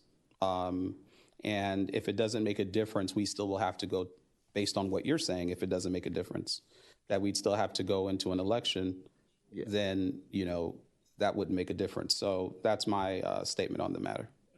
Okay. But I know we did talk about whether or not whether or not there was a removal or whether or not a suspension is codified or classified as a vacancy. And it is. It is under state law, and we confirmed that in communications with the Governor's General Counsel's office. As far as what the alternate date is, we would then have to obtain multiple dates from the supervisor elections, which will put back further, for all practical purposes, the election date, because once the election date is set, then we then calculate based upon our charter when the qualifying dates are. And we would not, I don't believe that we would be able to have that resolution with alternate dates, with the qualifying dates calculated and provided to you all, and approved prior to the deadline to get the information to the supervisor elections. There's a number of things that have to take place. Unfortunately, we have no control over. The form of the ballot, it then needs to be translated into 2 separate languages, because that's the way that the elections are conducted in Miami-Dade County, English, Spanish, and Creole. And so that's why we're trying to get the dates specified so we can send that document, that resolution, to the supervisor elections and have enough time to take care of all those things that need to be done. But it's at the discretion of the commission. Just all it means is that it just puts back the date. It also, full disclosure, potentially exposes the city to a claim or an assertion of mandamus by a third party, saying that we're trying to compel us to have the election as soon as possible, as opposed to postponing it to meet the as close as possible the 90-day requirement. So, A quick question about that. It's either you meet the 90-day requirement or you don't, right? So, because I'm saying I understand. October 10th, whatever date this is, October 10th, is that within 90 days? No, sir. No, it's not. We know that for a fact. Are you done, Commissioner? Yes. All right, Andres. Yes. My question is that if we go back and try to get more dates, then there's a chance of losing the date that we have. Possibility, yes. Thank you. Any other questions from the dais? I have a question. Mr. Attorney, can you speak to the point about the 60 days? Can you read back into the record what the charter says about the time frame? The charter says, I think it's no less than 32 days and no more than 90 days. We raised that issue with the commission. Is there a provision for in the charter that speaks to if it doesn't happen within the time frame? No, ma'am. No, ma'am. And there was a discussion when we originally were made aware of the fact that that the supervisor elections was not going to be able to meet that timing requirement. And some of you may remember, I said that would put us in a position of theoretically having to sue the supervisor elections in a mandamus action to compel them to do that, have that election within the 32 to 90 days.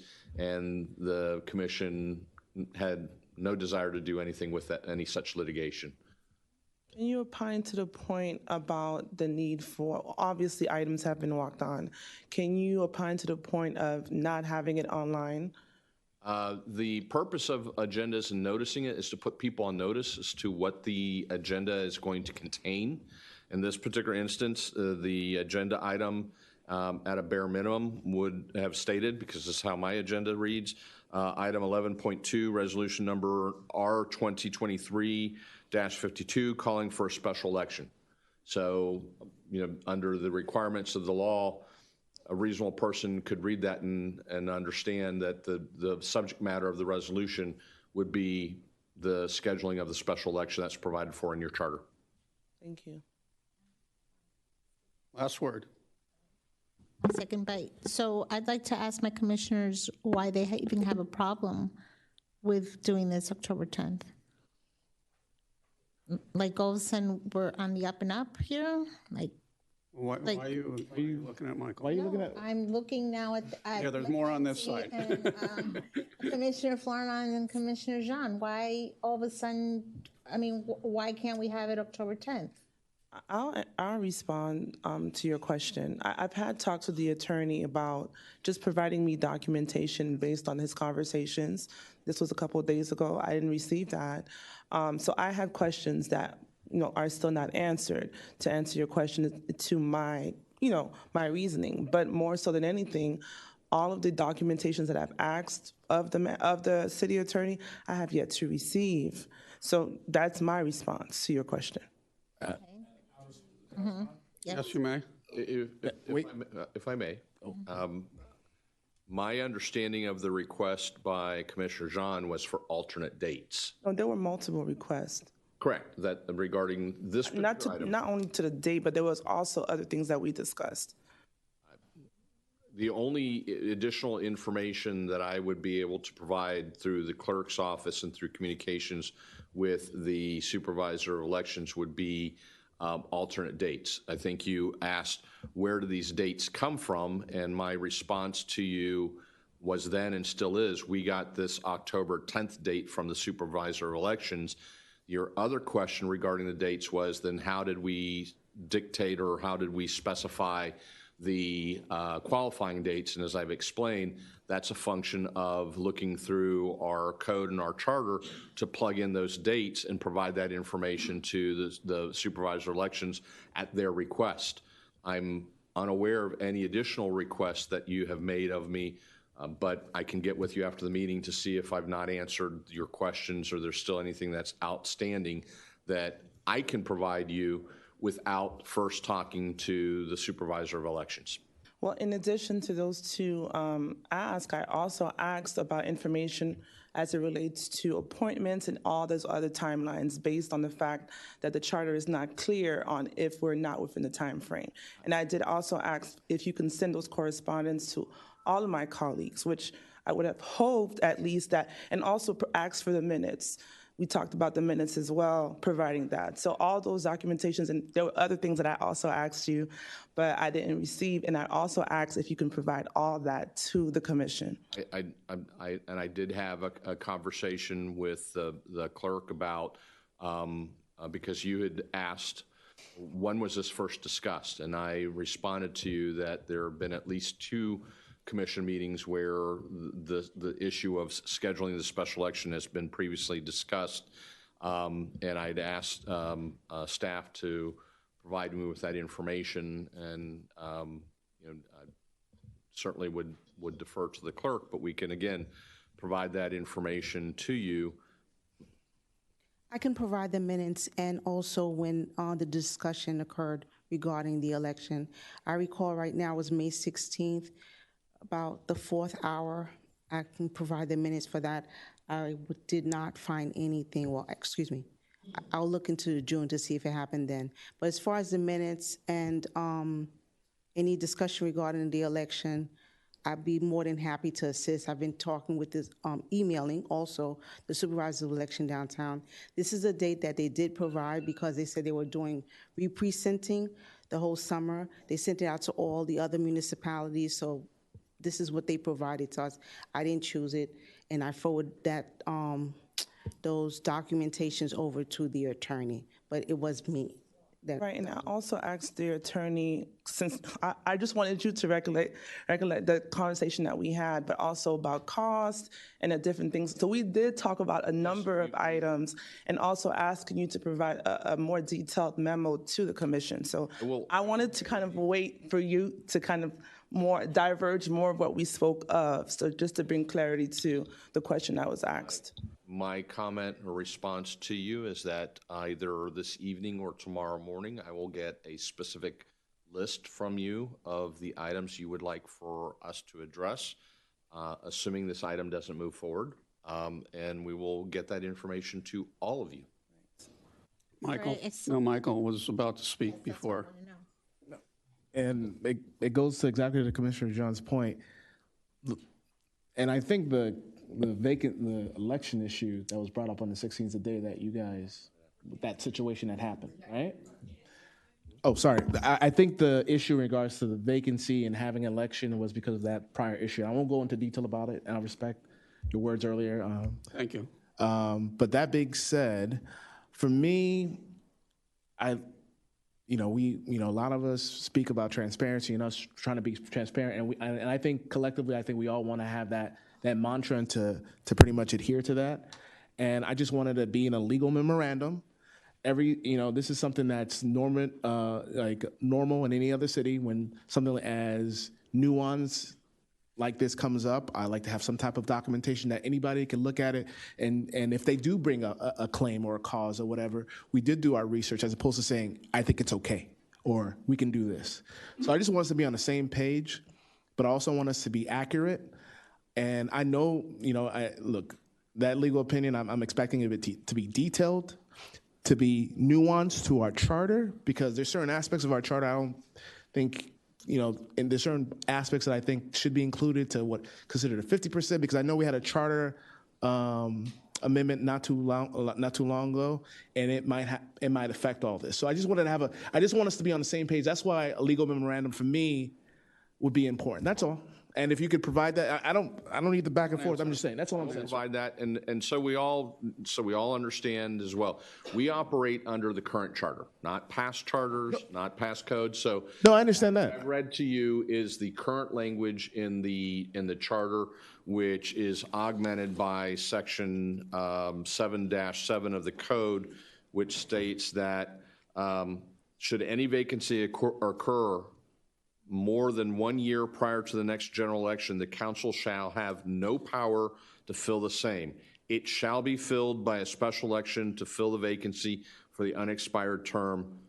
And then it goes on to parrot similar language in our charters to what the timeframes are. So both the charter and the code state that if there's more than 1 year left on the term that is vacant, the city commission shall hold a special election. I will put that in memo form to all of you, together with any other supporting documentation after my conversation with Commissioner Jean tomorrow, and as well as then any backup information from the clerk to augment that. It may come in two parts. In order to get the answer to you first. I get that. And then the background and backup information. But, that is what that's what your charter says, and that is what your code says. If there's any uncertainty, then we certainly can have that conversation at the next meeting. Thank you. Thank you, Michael. I want to hear Commissioner This is Foreman. the last. Well, Commissioner Foreman didn't answer. I asked Commissioner Jean, Commissioner Joseph, and Commissioner Foreman to speak. I spoke on the record as to what my concerns were. I think I've articulated that. Okay, so then can we just, since we're all together, can we pick a few dates and? No, the county. Call the question. Somebody call the question, please. I call it. Do the dates. Clerk, please call the roll. Commissioner Jean? No. Commissioner Joseph? No. Commissioner Smith? Absolutely, yes. Commissioner Smuckler? Of course, yes, I have nothing to hide. Commissioner Florimon? No. Acting Mayor Chernoff? I cannot believe that we're not voting for this. This is what everybody wanted in an election. I mean, come on. No, yes, I'm sorry. Vote is yes. My vote is yes. It fails. Yes. Resolution number. Personal privilege, please. Please don't start. I would need a moment of personal privilege. Go ahead. I just want to say, sitting here as an old timer and the longest person on the dais, the longer we wait for this election, the longer the opportunity is to have it always be a 3-3 vote. We need to have our 7th seat filled. If we can't do it on the 10th, and you need to have a resolution presented, then I ask the clerk on my seat to make it as soon after the 10th as you possibly can. I'm asking that for my seat, and I want to put it on record, the importance of this, so that the public knows, and thank you for the minute of personal privilege. Thank you. Mr. Attorney and Clerk, what happens if we can't come to an agreement on a date for all the dates that you bring forward? What happens? You stay the acting mayor? No, not that. But what happens in filling the vacancy?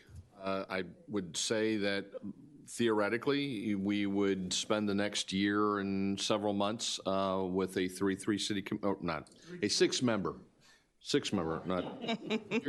Thank you for. It's six. That was going to create a major. Yeah, a 6-member commission until the next general election. So then do something. Okay, thank you. All right.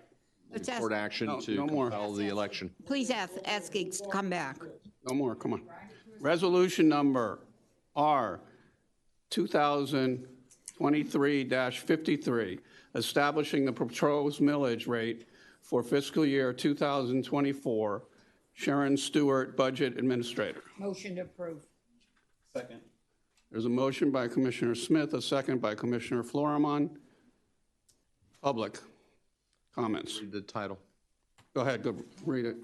Resolution number, item 11.3 on the agenda, resolution number R 2023-53, a resolution of the mayor and city commission of the city of North Miami Beach, Florida, establishing the proposed millage rate for fiscal year 2023-2024, the calculated rollback rate, and the date, time, and place for the first and second public budget hearing as required by law, directing the city clerk and the city manager to transmit this resolution with the property appraiser of Miami-Dade County pursuant to the requirements of section 200-065 Florida statutes and the rules and regulations of the Department of Revenue for the state of Florida, providing for implementation, providing an effective date. I will suggest to the commission that before you are after closing public comment and before taking vote, that you allow the manager or myself to read the entirety of the resolution. It's very short, in order to be able to comply with the truth and millage requirement, which requires to state on the record the amount of the rollback rate and the percentage of the proposed increase. Why don't you do that now? I can do that now if you so wish. Please. Let me get to the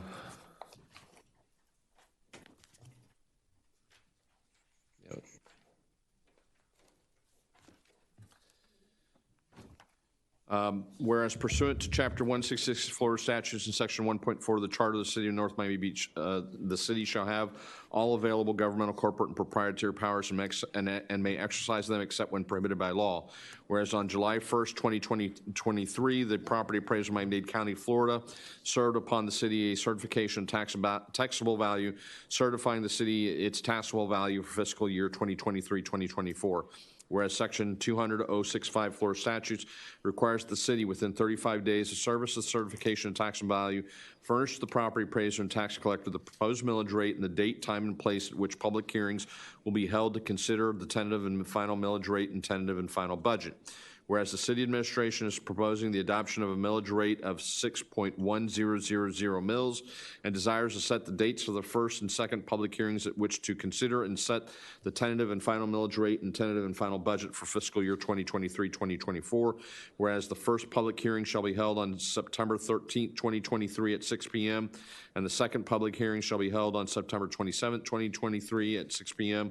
and both hearings shall be held at the City of North Miami Beach City Hall, 17011 Northeast 19th Avenue, second floor, City Commission Chambers, North Miami Beach, Florida, 33162.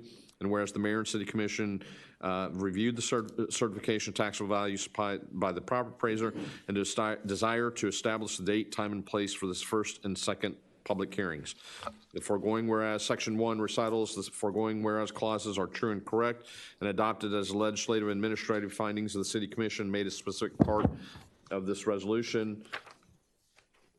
All exhibits attached here to are made a specific part of this resolution. Section 2, proposed millage rate. The proposed millage rate for the first public hearing is hereby declared to be 6.1000 mils, which is $6.1000 per $1,000 of assessed property within the city for the fiscal year 2023-2024. Section 3, rollback rate. The proposed millage rate is 0.679 mils, or 12.54% higher than the fiscal year 2022-2023 rolled back millage rate of 5.4204 mils, computed pursuant to Section 200.065 Florida statutes.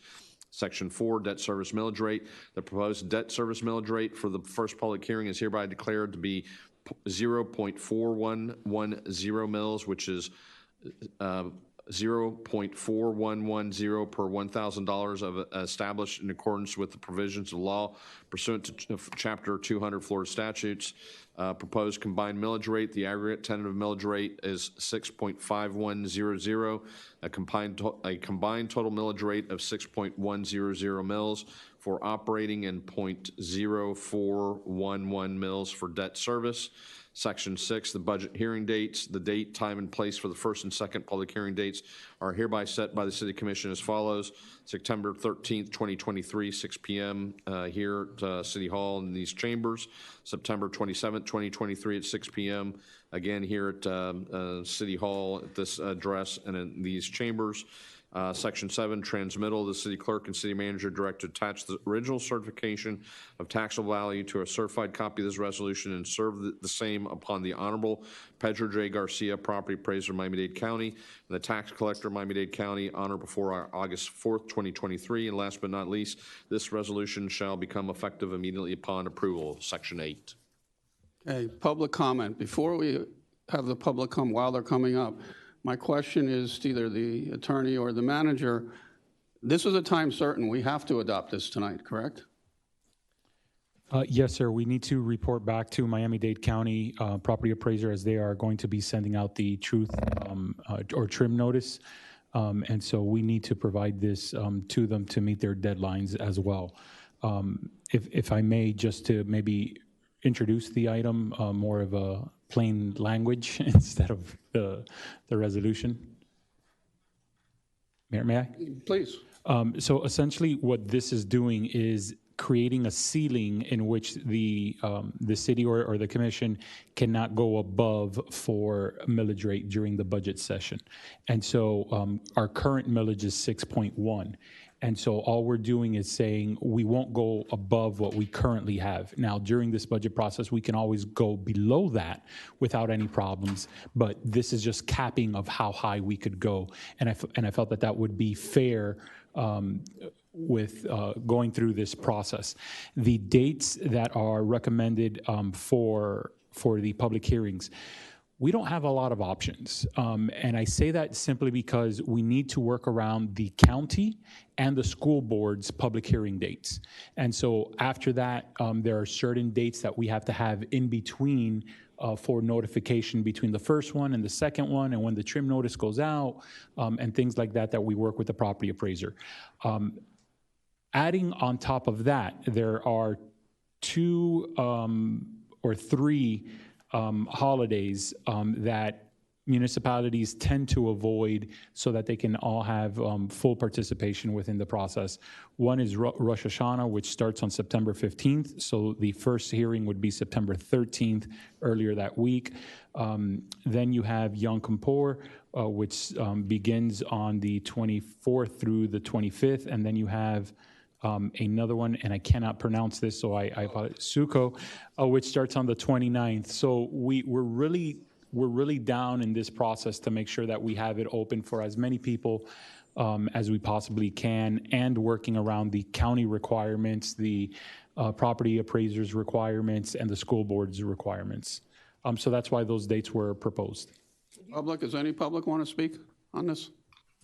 Mubarak, come forward, please. Does the manager have dates?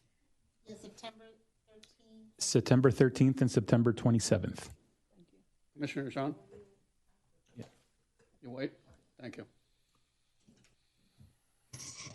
Good evening again, everyone. My name is Mubarak Azan.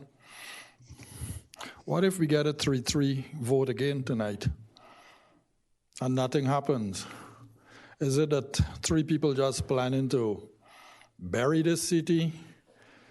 Your actions or inactions thereof tells me you're performing very irresponsible. That is not what the people of North Miami Beach voted for. And I do hope that when that comes back into your lap, you accept it, because you're setting a precedent in this city we have never seen before. It's uncalled for. It's childish. Childish, yes. Childish behavior. And the 3 of you, you need to pull yourself up. I already told at least one of you what is going to happen if you do not pull yourself up. Thank you very much for having me.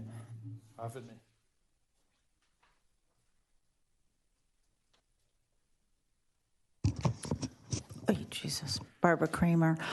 I also have to say that it is astonishing that this type of, it's amazing how you can't look at me, the commissioners, when I'm talking. When public comment, when I sat up there and people came to this podium, I looked at them, because that's the level of respect you give to the residents, whether you like me or you don't. I'm a resident here. And stop making a face. Do I not look like a resident to you? Is that questionable to you? Stop. Don't tell me anymore to stop. This city is stopped, okay? It's a 3-3. And this is all a game you all are playing, and you know very well you conspire together and you do all this business to stop this city. Whatever it is, we don't know. It's like a magic trick. Hopefully you could agree, which you didn't do last year, is to make this millage rate lower than 5.9, because we were supposed to be at 5.9 last year. Let's go to 5.8. You have developments coming here that are going to bring in a lot of property revenue tax dollars here, and people need relief. Everybody in the city, because their property values have skyrocketed, which is wonderful, except they're not moving and selling and making a bankload of money. But their taxes have gone up. So think of those people and think that we have enough here. We are sustainable. But let's hopefully bring more people here, but get these property taxes, the millage rate down, so that everybody, okay, doesn't have to suffer through what we're going through with these high prices of homes right now. And as far as my fellow resident here and friend, you guys really need to knock this off. It's insane what you're doing. This whole election business is so ridiculous, because you either want to keep this a 3-3. Why? I guess we can't have this back and forth, but I don't know why you're questioning me. Nobody up here, well, 3 people are not transparent. Okay, you need a date for an election. If you don't think it's important enough to have a normal commission up here of 7, I don't know what is. And I don't know what, I kind of have a feeling, but I'm not going to make accusations from over here. But this is not the way to run this city. We need to get over the past, over it, finish it. It's done. And let's move on.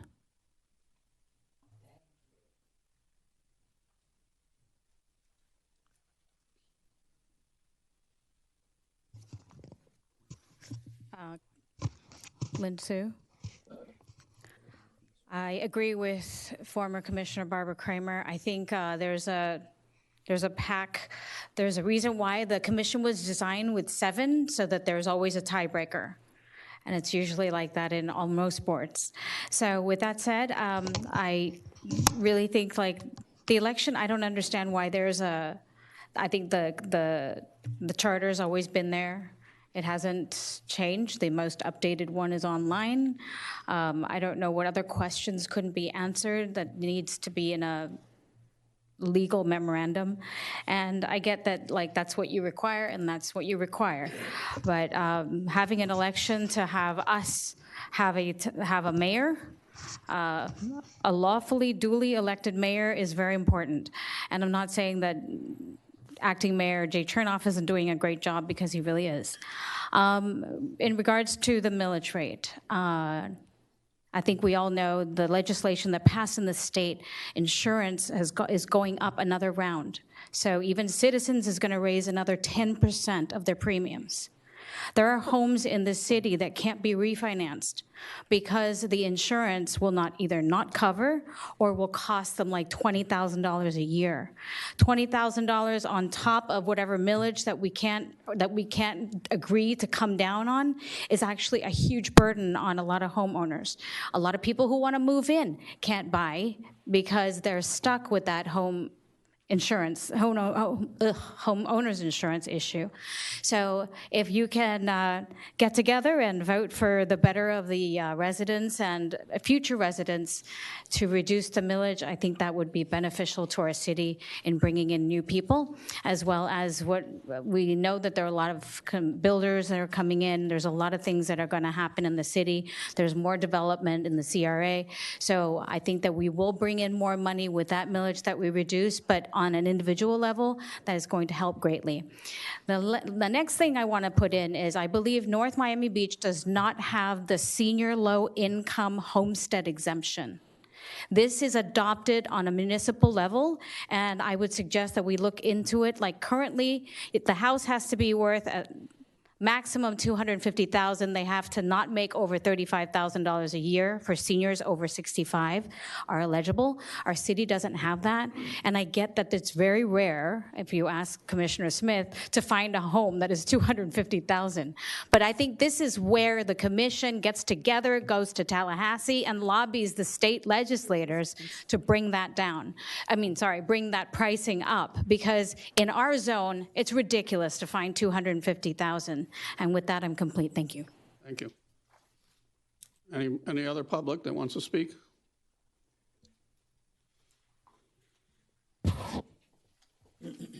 Jeb Hanwerger, Monticello. One of the last time, one of the big issues in incorporating different areas of unincorporated Dade is that they're looking at the finances, whether if they come to North Miami Beach and incorporate, they're going to see a huge increase in their taxes. And this would send important message, especially for people that are on the fence of incorporating. I think that that's one of the big issues that we have in North Miami Beach is we have areas where one block is unincorporated, one side of the street is unincorporated, the other side is North Miami Beach. And they see this increase of taxes. We need to show them that we're fiscally responsible, and we need to lower the millage rate now more than ever. You know, our area is seeing the highest inflation in the entire nation right now, possibly in the entire world. Right now, Miami-Dade County people are suffering with the highest rising costs, the highest inflation. Windstorm insurance premiums have skyrocketed. Interest rates, this is the fastest rate hike in history. So we are on the verge, and that's why we have to be careful when we're approving these development projects. You know, these people are looking to get rich quick. We need to think about our residents that are here the entire year, not just coming and develop a project and then get out. So we have to look at ways maybe we could incentivize or millage rates for people that live here all year round versus these Airbnb rentals, because a lot of people are suffering in this community with all these rentals and Airbnbs, and it's destroyed our neighborhood and our community. So maybe there's a way of lowering the millage rate for those homestead, including an NMB, like they have for the county. You have homestead, so you fix the insurance for our residents that are here the entire year, the 6 months in a day. And the people that are developing and doing the short-term rentals, maybe we can see if they can get the higher rates, and so they can pay for those residents that are suffering here with the worst inflation in in 50 years and the highest interest rates. So we have to really be prepared. There's a rising amount of bankruptcies. The best way for an economy to see a boost and for businesses and for homeowners is if our public officials can keep that low millage rate and lower that millage rate. And you see how much our revenues have grown. We have a lot of money, and this would be a great time to give some of that back.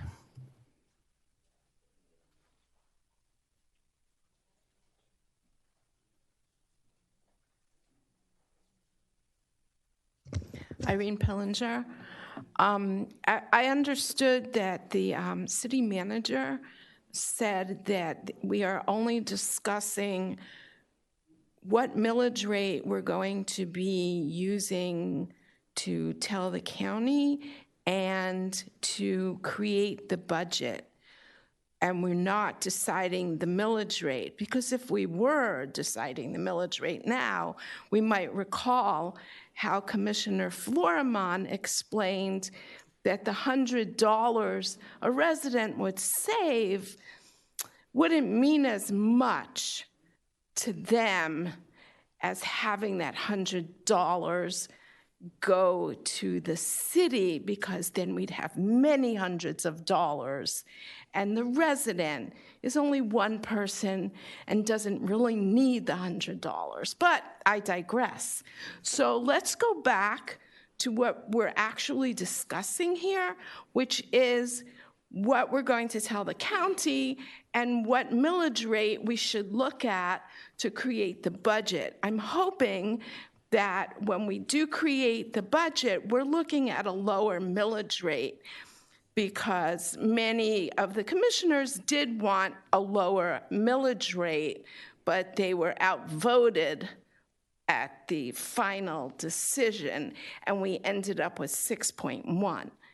So maybe we can all put on our big children pants here and discuss what we're supposed to be doing, and maybe actually come to a consensus, because I don't see an election happening the way I thought it would be happening, because we all knew that we needed to have an election within 90 days, but we couldn't because the county has to dictate when we can have an election.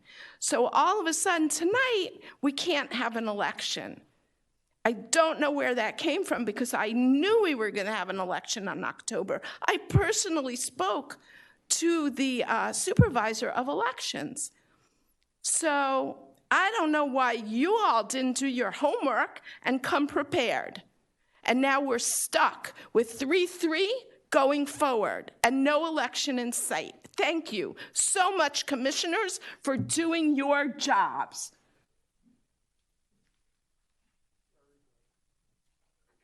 Anybody else? Public hearing is closed. Commissioners, Commissioner John asked first. Thank you. The couple of questions that I had were as it relates to the rate itself, right? An actuary tells us, so based on one of the comments that were made, is it a range that we decide as a commission, or would we be able to see what would be the best rollback rate, if any? And also, what would be the implications of that rate change?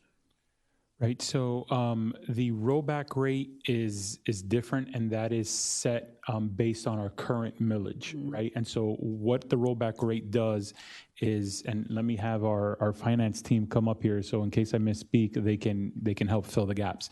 But every year, the property appraiser appraises the various properties within a community. And for the most part, we've been lucky for the past several years that house property values have gone up. So even though you would be billed at a 6.1 millage, it may be a higher amount the following year because the property value is higher than the year before, right? So the rollback rate in the budgeting process essentially is telling you what millage rate would you need to keep the exact same revenue that you had the year prior without the increase in property evaluation. And so that is set, and that wouldn't change.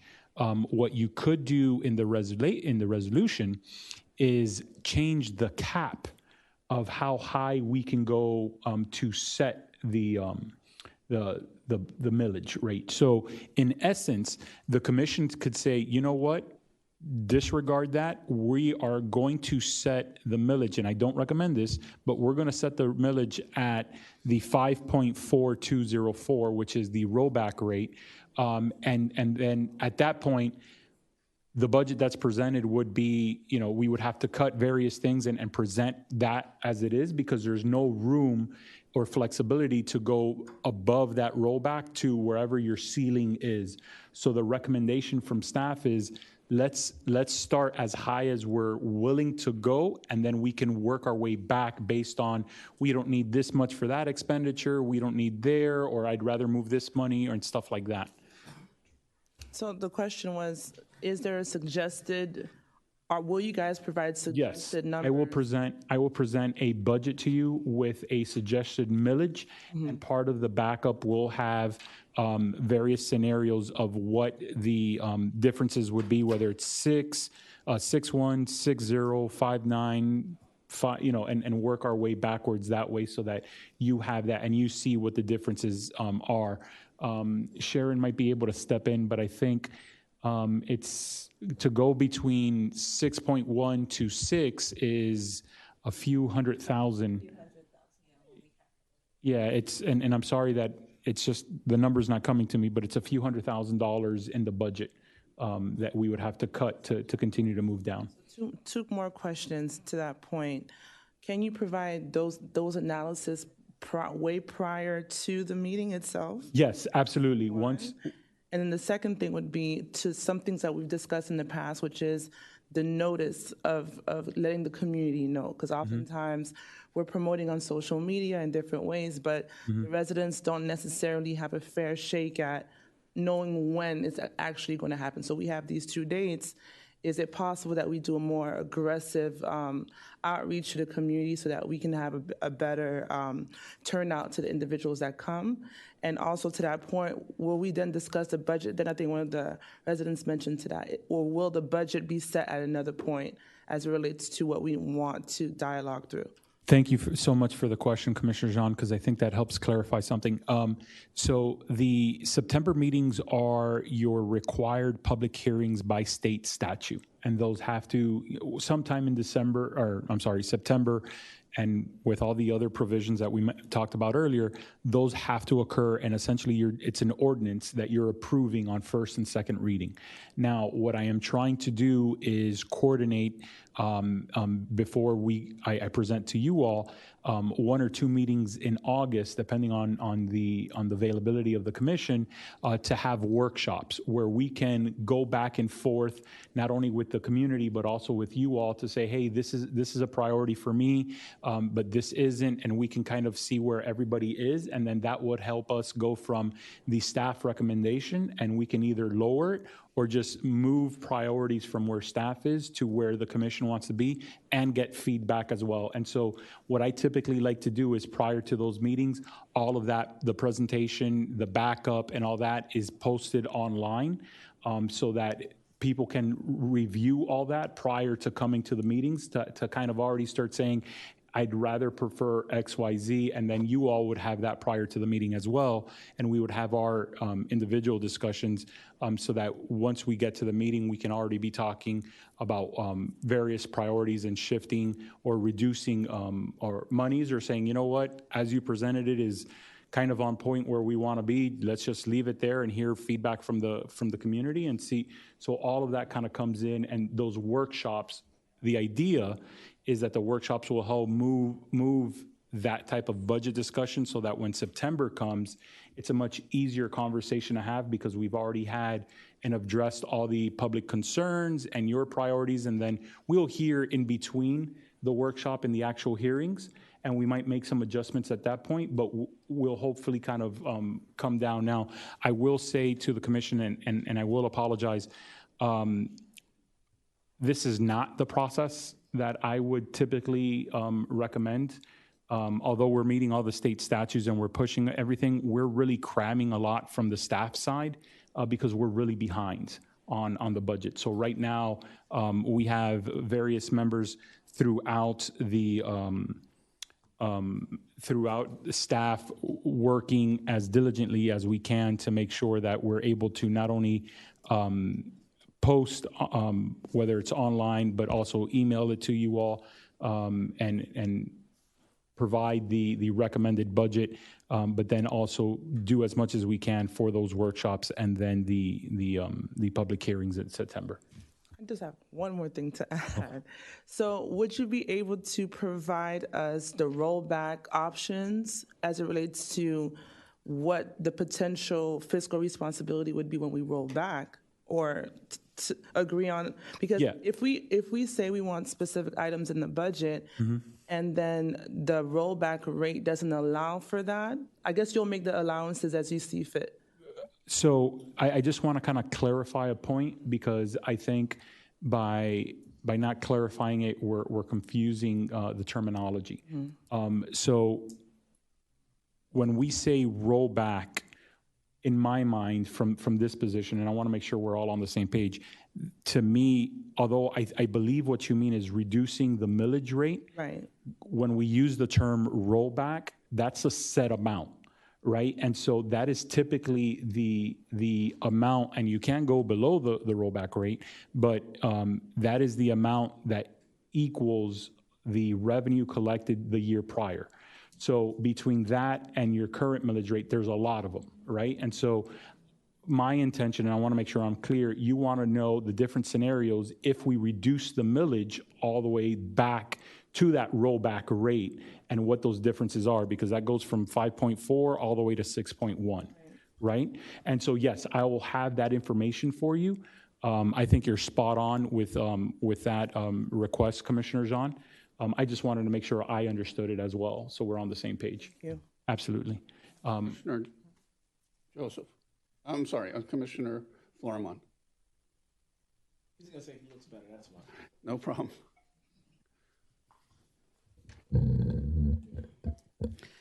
Thank you, Mr. Acting City Attorney. City Attorney? I'm sorry. You see, he just called me Joseph. So, I called you City Attorney. I'm the tall one, by the way. Just a joke. But anyways, let's get back to business here. 6.1. I want to get this approved the way it is, the way it's written, and I think that we can go forward from there and see how you articulate all of the different options that we have, as Commissioner Jean was stating, and to see what the best route is. I think that there has to be some balance, obviously, between what we expect as far as revenues are concerned versus what we expect costs to be.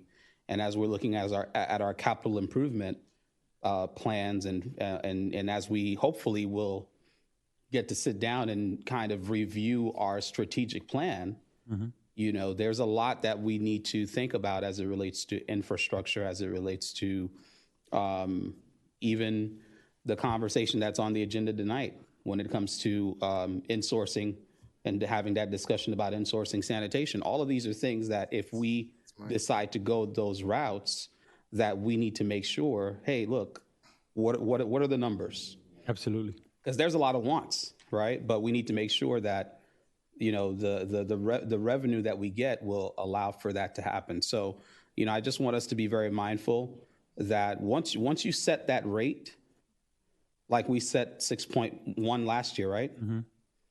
It's kind of hard to go, to 6.2. Yeah. Right. You can't do it. So we just have to be very mindful that we hear the residents. Absolutely. We're concerned about the rate. Yes. We want to bring in more development. We want to bring in more residents, but we need to be mindful about what our plans are for the future, and how we deliver services. Thank you. Absolutely, sir.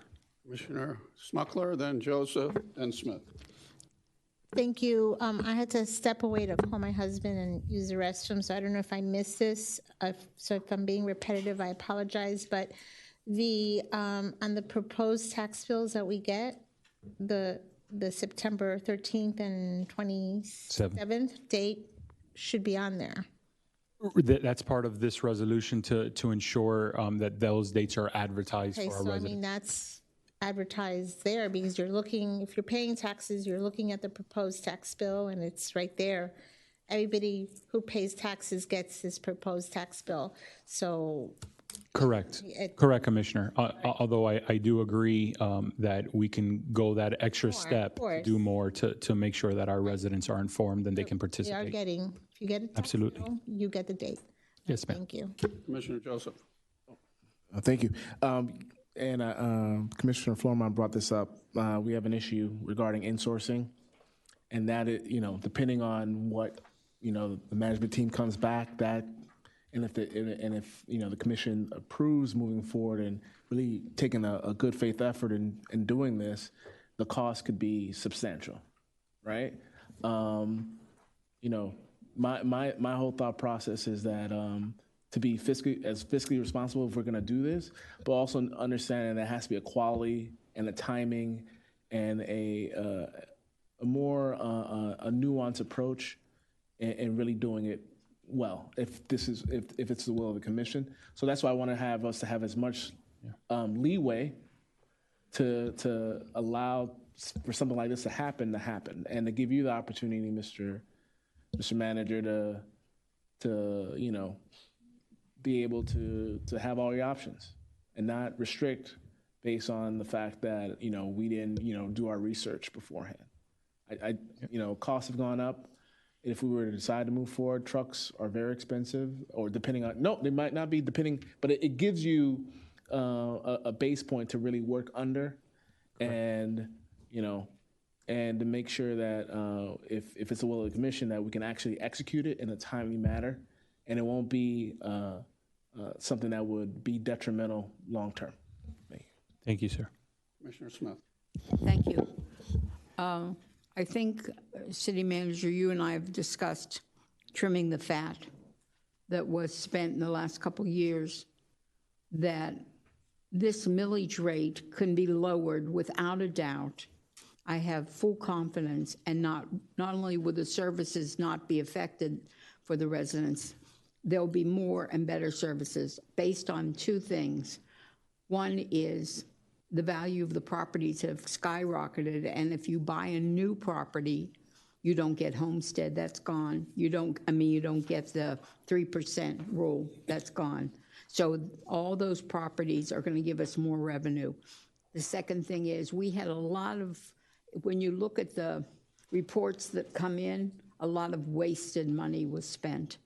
And if we knock that off, the benefit won't even affect us to lower the rate. It'll affect every resident that looks for $30 extra to pay their electric bill or looks for $40 extra to buy their children milk. So I think it's imperative. I hope the public does understand we're only voting on this tonight because we have to give it to the county. This is as high as you can go, but you can lower it as we go along the budget, whatever we can do. I can assure you in my seat, we're going to lower it as far as we can. Thank you very much.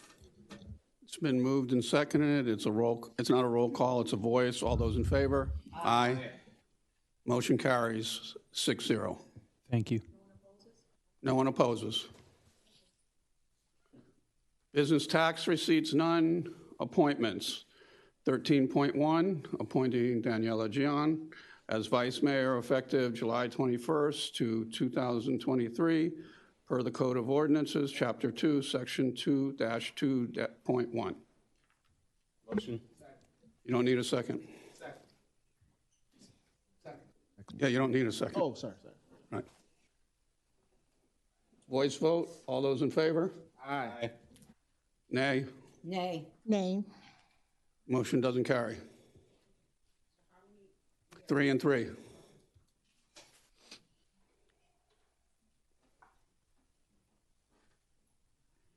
$13.2.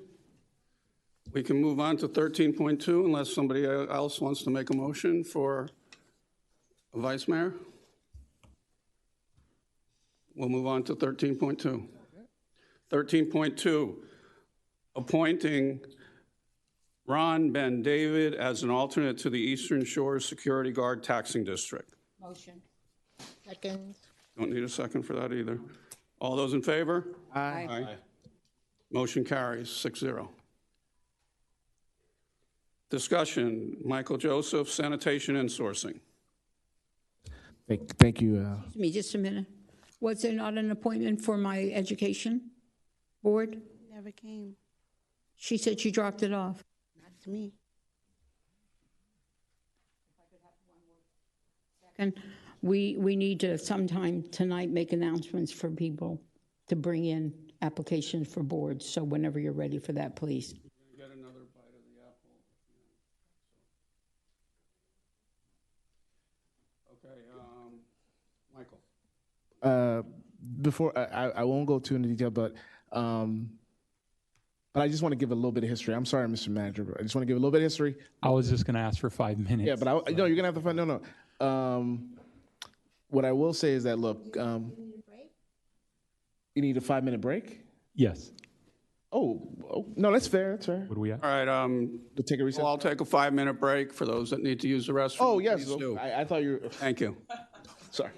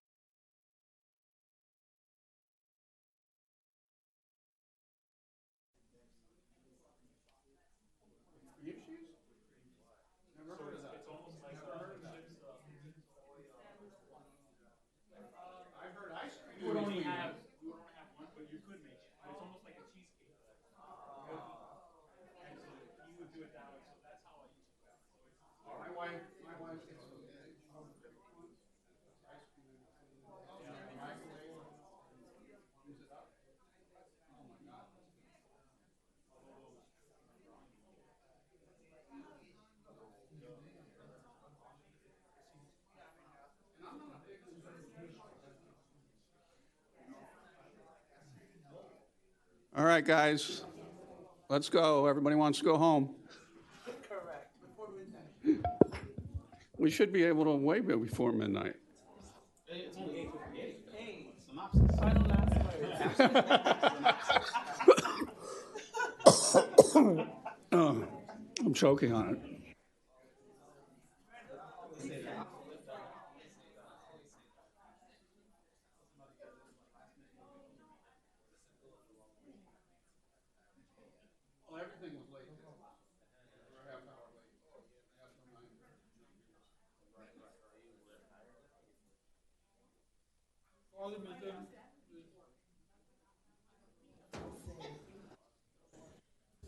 Okay, my colleagues anywhere? Two of my colleagues are missing.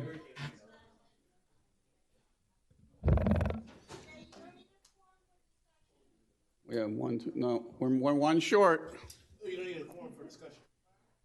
All right, then we'll call the meeting back to order, and Michael Joseph had the floor. Thank you, Vice Mayor. So basically, thank you so very much for giving me this opportunity to speak on this issue. It's been sanitation has always been something that's important, and in regards to what the history of the city is when it comes to that type of service, it's been very acrimonious. It's been a very, it's an issue that people deal with on a constant basis. And when it comes to pointing fingers or when it comes to the quality, the residents look to us, and we, for the last 10 plus years, are pointing to a contractor. They want more accountability. And so I reached out to the city manager. This is something that I feel that we should do a good faith effort in exploring, making sure that we can get all the costs that's involved and actually pull the trigger and bring it, bring this utility back in house like we did Jacobs. I mean, not Jacobs, but our water utility. And, I think a lot of residents want it. When this was in-house, there was a lot more accountability because, the people that work for our city had a little bit more pride in making sure that it was cleaner and the residents knew who their, sanitation worker was. They would have conversations. They would even tip them because they had that type of, familiarity. And, that's what a city's all about, having that type of sense of community. And I think when it comes to this service, I think, at least from my seat, residents would want this back in-house. So, I know the manager has an assessment or a plan to try to execute this. I know one resident does not want to hear this is a Herculean task, as he likes to always mention from the prior manager. But I feel that this is something that that should be done. And we'll be better for it long term. I understand there might be some exorbitant costs, but I think the residents really want this to be in-house and a closer feel to them and really increasing the quality of service. And that's why I wanted to bring it before the commission to see if there's an appetite in really bringing it in-house, and that's what I'd like to do. Thank you. Thank you, Commissioner Joseph. As the staff knows, this has been brought and talked about before, that it was a campaign promise by three of us up here that we would look at it. And Mr. Scott, you had a plan on when we were going to look at it, right? Yeah. Mr. Mayor, if I may. Yes, Mr. Diaz. Absolutely. Over the last few months and over the last couple of weeks, speaking to you and speaking to you, Commissioner Joseph, I completely understand where the commission wants to go. What I wanted to kind of provide you in the memo that was provided as part of the backup is a path forward on what data we need to better understand what kind of cost this is going to be.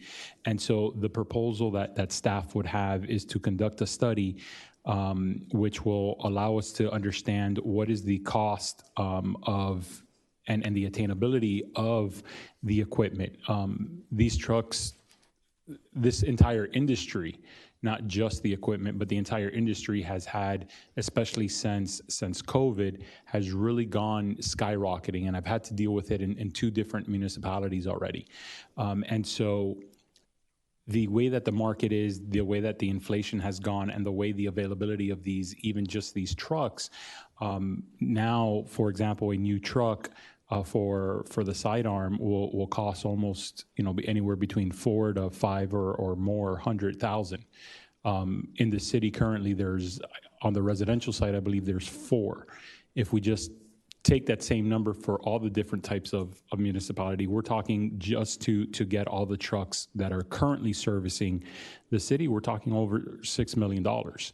Now, so just to be able to get a better idea of what that's going to cost, be able to understand what it's going to take for the city to attain and train employees, be able to provide you all and the residents customer rate projections, not only of what it's currently costing, but what it could be costing over the next several years, because as in-house equipment and expenditures are, you have cost of fuel that continues to go up, you have inflation, you have labor cost, you have liability costs, workman's comp cost, you have overtime, there's the disposal fees, all of those that are, although they're initially baked into the overall rate that we're currently paying now, those individual costs aren't really hitting the budget in that kind of way. And so, and we can always change gears and go out for procurement and fight for a better market rate. But if everything's in-house, then there are certain fee implications that I feel the commission should know what the total impact is before just making that commitment going one way or another. It's not to deter the step, but to provide you all with all the data that you need to make that kind of decision. What I would also recommend is looking through, we also need to take a look at what space we're gonna have and where the trucks are going to live when they're not in use. And so there's quite a lot of work that we need to do to kind of move in that direction. And so the recommendation is to go to an RFP process that we can have someone take a look at all of these things and be able to provide that complete survey or study and give you all the information to make that determination. Now, the city tried that a year or 2 ago, David. And earlier this year, what the RFP had was to do that entire study for about $50,000. That's not the cost, and that's one of the reasons why we only received 1 bid, and then that one bidder, from my understanding, and David, correct me if I'm wrong, was really concerned about the scope and didn't really move forward. And so overall, typically, when we're looking at studies to go from in-house to outsourced, sometimes in today's market is going to cost anywhere between like $150,000 to $200,000. So we're ranging that type of budget. We're just doing almost the exact same study, but in reverse, right? And some of the options might not be to completely bring everything in-house. An option might be a hybrid approach, where commercial and multifamilies might be something that we leave outsourced, but we bring the residential in-house, right? Similar to what the city of Miami has. Well, to your point, right? We need to see those options. Exactly. In the meantime, look, I don't know how long the RFP process might be, but there is something in regards to our, getting recycling back to, for every week. That's something I want to advocate for, because I don't know how long this process is going to take, but I know that, when I brought this up last time, the contractor, the person at Coastal said that they would come back with something to tell us what would be the additional cost in doing that. Okay. So I still haven't gotten that. I think a lot of residents get confused in the fact that it's every other week. It happens in my block all the time. One can goes out and everybody thinks all the cans go out. And then when the trucks don't come by, they get upset. Because, this has been something ingrained, especially in, the neighborhood I live in, Surrey West, that it's always been this way. And yeah, they've tried to accommodate, but this is the we made this change in the daylight of, or the dawn of Amazon packaging, right? All this other stuff. Meaning that people were buying stuff online. I do it myself because before, it would be rare before the pandemic. It would be very rare that we would have like a lot of boxes or whatever. Now, with young kids or whatever, I'm getting boxes every day. And my wife is a recycler. She's from Seattle. She understands that whole like green approach, and she's gotten that ingrained in me. And so, a lot of people are in that same mindset that they get these boxes on a constant basis instead of like throwing it out in the trash. They'd like to recycle. But if you go down our block, you'll see most of those boxes in those containers are Amazon boxes. Yep. And I think that, they would appreciate, one, a bigger bin, and two, they wanted to go back to once a week. That's me being honest. And I'm still waiting to see what Coastal is going to come back and for that additional I'll cost. follow But up I think that's something we should really look at. Commissioner, I'll follow up with Coastal for that. In addition, and just one point that I didn't mention earlier, that I'm hoping this study will, or not that I'm hoping, it will provide you some of the information, is some of the indirect additional services or expenses that come with it. Right now, our fleet department, for example, has 3 mechanics and they're short. But if we're going to bring in all these trucks, we're going to have to get even heavy duty truck mechanics into there as well. So there's other residual effects that come in. It's not always just a simple one or the other, right? So my intention is let's go through this process so that we have everything in front of us and you can make the best decision for the community, whether it's full in-house or some type of hybrid approach, or you end up deciding we can't do it. Whatever that decision is, I'll be glad to implement whatever the will of the commission is. I just want you to have the data. Commissioner Smith. Thank you. So with all respect to the commissioner, we've been talking about this from the day that we ran for office and on the dais many times. In the background, I've been talking to the manager about perhaps a hybrid before we increase the picking up of our recycle to 2 times a week. We have to get a major campaign out there for the 10 people that were at Ulita. They understand what I'm saying. For the other 45,000 residents, we are recycling the wrong stuff. It is no good. You can't even recycle a milk carton now. So before we put the second container out, and before people dump their garbage that's overflowing in their recycle, maybe we have to see the cost to the recycle maybe even has to be as much as we want to be social and as much as we want to be responsible to the planet and to the next generation, we may even have to eliminate that if the cost to do it is really costing us much more than the gain. If you were there, one of the 10 people, you were shocked. Unfortunately, Ketley left, but I can tell you, we couldn't get over what you cannot put in the recycle. If you get a sandwich in a plastic container, the plastic container is not recyclable. Now, we have to educate the public. We might have to think about doing something so that, as you said, the commercial industry continues to pay a different way. But I will tell you, when we discuss this, it's extremely involved. First and foremost, we have a contract. So we have to see, A, can we get out of that contract? And if not, how much is that going to cost us? The second thing we have to recognize is that it's not just getting the machinery. It's the liability that comes with owning the machinery and with it being our drivers and being self-insured. It's also what we have to recognize is the hiring of employees, the maintenance of everything that needs to be constantly working. You cannot have the garbage not picked up this week. That all falls back on our shoulders. All that said, The number one thing that everybody said to me, and I said from day one, you got the water plant back, Phyllis. Can you please get back the garbage?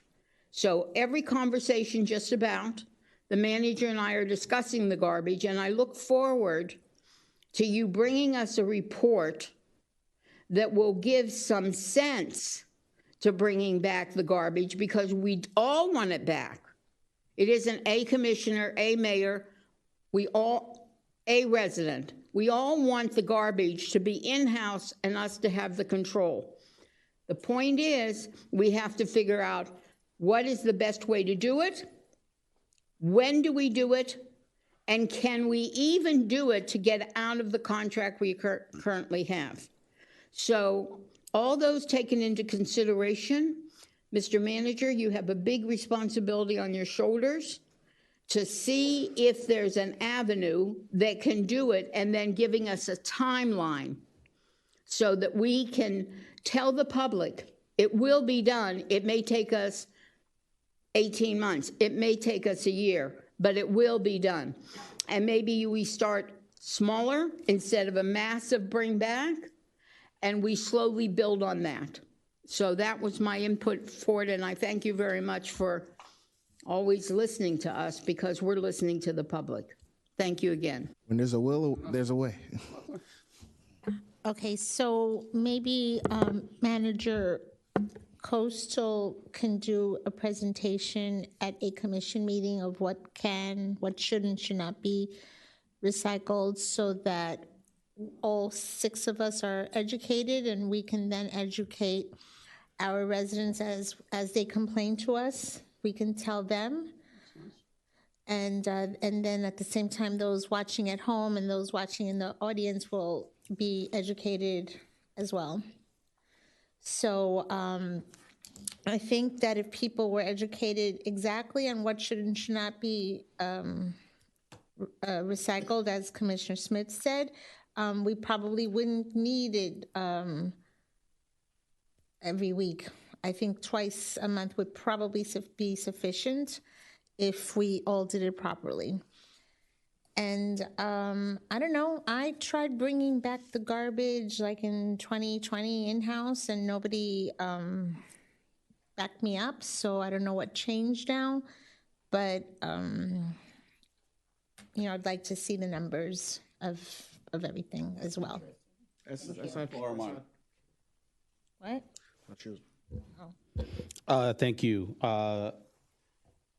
So, Commissioner Smith, when you say report, are you saying that in an in-house report, or are you saying that you agree with moving forward with $100,000 to $150,000 analysis to come back to us? Because from what I'm seeing here, the manager is saying that that would be the cost of a true deep dive into what it would take to bring in sanitation. So I just want to make sure I know what you're asking for. Before I spend a penny, I want to see about our existing contract. Okay. Where is that, and can we get out of it? And if so, what's it going to cost us? So that's what I would be on board with, is an internal, deep dive internally, by staff prior to us making any commitment to spending $150,000 for an analysis. I think that we have enough information to be able to come up with some sort of a comprehensive look at what the options are. So that's where I stand on the issue. Thank you. And because you addressed me, if I could just say to the manager, I think that would be the first step anyway. Because even if we had where we could afford it, we don't need 2 garbage companies, ourselves and an outside company, so that would be the first step. Thank you. I just want to piggyback on what Commissioner Smuckler mentioned. If we can also have some running through Channel 77 on ongoing education, so that would help. Once it's ongoing education, as she mentioned, to actually have something running on Channel 77. And to the point of the in-house evaluation, do we have the expertise? Because like we kind of were talking about the infrastructure needs that we would need location and all that. I believe there was a study done where they analyzed all the infrastructure outside of trucks that we would need, location and everything else. So is that not something that we have already? Commissioner, there was an in-house study done by maybe last year or year before that was presented to the commission. But as the manager read through the RFP, it really is more in depth and really will require a financial expert to come in and do that evaluation. I totally agree with the approach of, step one was the impact to the current contract. What would that require? And I know the city attorney has already considered that or had that conversation. But as you look at as we talk about this RFP, we're really talking about benchmarking ourselves against similar cities. What would it require? What type of operation would be required? What is the equipment cost? How the manager mentioned a couple of good points. Where is the equipment? How long would that equipment order be? We just don't have the capacity in-house to do that. We could do a very light one if you just said, take on bulk, and we can give you a bulk, we have a bulk piece of bulk equipment. We can say it takes 2 people to pick up the bulk around the city. But when you're really talking about the operation of the city and then converting that into what is the cost to our ratepayers, that will include also the current deficit that's in the account.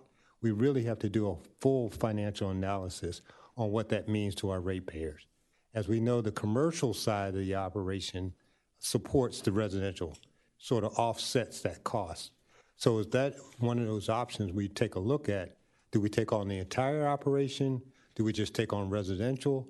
And what is the ultimate cost to our ratepayers at the end of the day? And we want to make sure that we do a full cost accounting, present that to you as transparent as we can be, so that you can understand what the impact is to the residents of the city. And to Director Scott's point, and thank you for bringing it up because I had forgotten it. Prior to this contract, the city was in debt within the sanitation fund, several $1 million.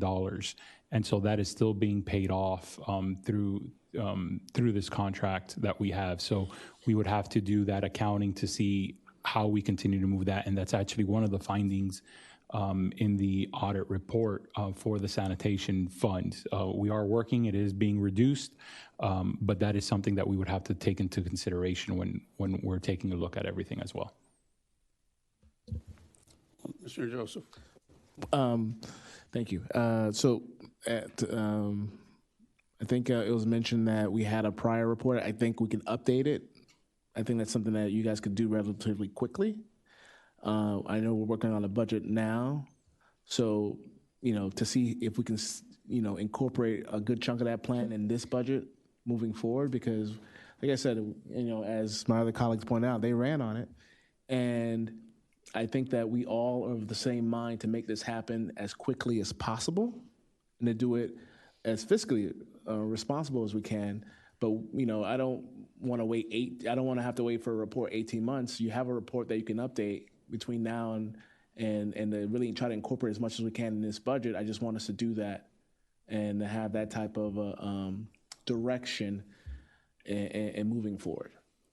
Mr. Manager, I think you see that the commission would like you to, I heard that to find out about the existing contract first, and then move, on my vote, I give you full permission to move forward and do the in-depth study, because I want to know everything about taking it back over, then not, I don't want half the information, so I want it full, the 100,000, whatever it cost. So if just to make sure I understand the direction of the commission, we will look at existing contract first, look at updating the prior in-house report to whatever extent that we can, bring that back to you all for August discussion and start beginning to draft the scope for procurement, but we won't move forward with the procurement until the August meeting once you are able to review that information. Sounds good. Sounds good. Thank you. All right. Next item, 15.2, city legal services via recruitment or competitive bidding process. Mr. Manager. Thank you, Acting Mayor. The commission last month requested that staff bring back to you all what the various job descriptions for in-house counsel would look like, as well as any data that we would have, and then also what a scope of service would look like if we go with keeping the department and going through a competitive bidding process. What staff provided in the memo is an initial report with regards to both HR and procurement, going back to fiscal year 19, where we had an in-house counsel with various positions, and then we did a brief survey taking a look at what some of those positions may look like in today's market, based on a survey from 2022. Just for example, city attorney position in our budget in fiscal year 19 was $160,000. Based on the HR Association survey of 2022, that position is around $215,000 right now. The assistant attorney in our budget was $90,000 in 19. Under this survey, they're looking at about $128,000. A paralegal in fiscal year 19 was $50,000. Under the HR Association survey, we're identifying about 68,000, almost 69. The overall budgets, we kind of took a look and provided you that information. Of course, those were just accounting for salaries. It didn't account for overtime, taxes, benefits, or anything like that. In fiscal year 19, the total, I believe, for the department was $678,000. I don't recall if that took a look at outside counsel, because even if you have inside counsel, for various different reasons, you may still need to go out and hire outside counsel, so that budget would be impacted. We provided you the job descriptions that we had before, and then procurement went through and gave a step-by-step process of what the competitive bidding process would look like, the method that we would use, the duration, the estimated duration, background. We also did a little bit of a market research to look at various municipalities and what they do for legal services, as well as identify some of these cities that also have water treatment plants as well, so that you can have that comparative of what other cities do compared to us. So that information has been provided. Essentially, the hourly rates from the market for outside ranges anywhere between $250 to almost $400 an hour. And so all of that information was combined so that you all can take a look at it and have a discussion and provide direction to staff whether you want to go either in-house or do a competitive process. My colleagues? Acting Mayor, thank you. So are we not able to do both processes simultaneously to see what may interest us?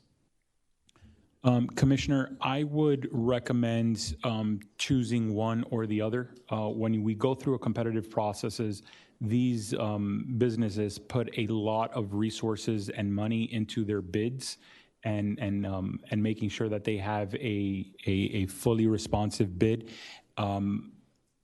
I've always been under the practice of, unless you're actually willing to go into a contract, you don't go through the RFP process. You can do an RFI requesting for information, but you're not going to get nearly as much of a detailed as what you're looking for when you're actually looking to go out for the contract.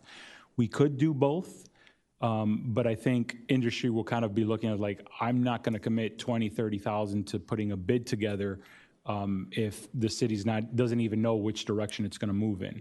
And so I would just recommend we do one or the other. If you all want me to go both, we could certainly do that. I just wouldn't recommend it that way. I've just been through, I've seen this process kind of play out before, and it's a little different Right. I think it's a little different than your typical RFP process in that, you know, there's a, you know, structure that's already in place. I mean, the interim city attorney sitting here now, would you consider the information that you brought before us the same information that you would provide through an RFP process?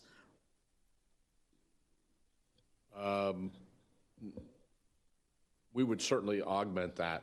It's much more work would be put into responding to the RFP than what the information that was provided to you all as part of the presentation and my hiring as the interim city attorney. Okay. I was here and I answered questions and provided information as part of the, I'm sorry, the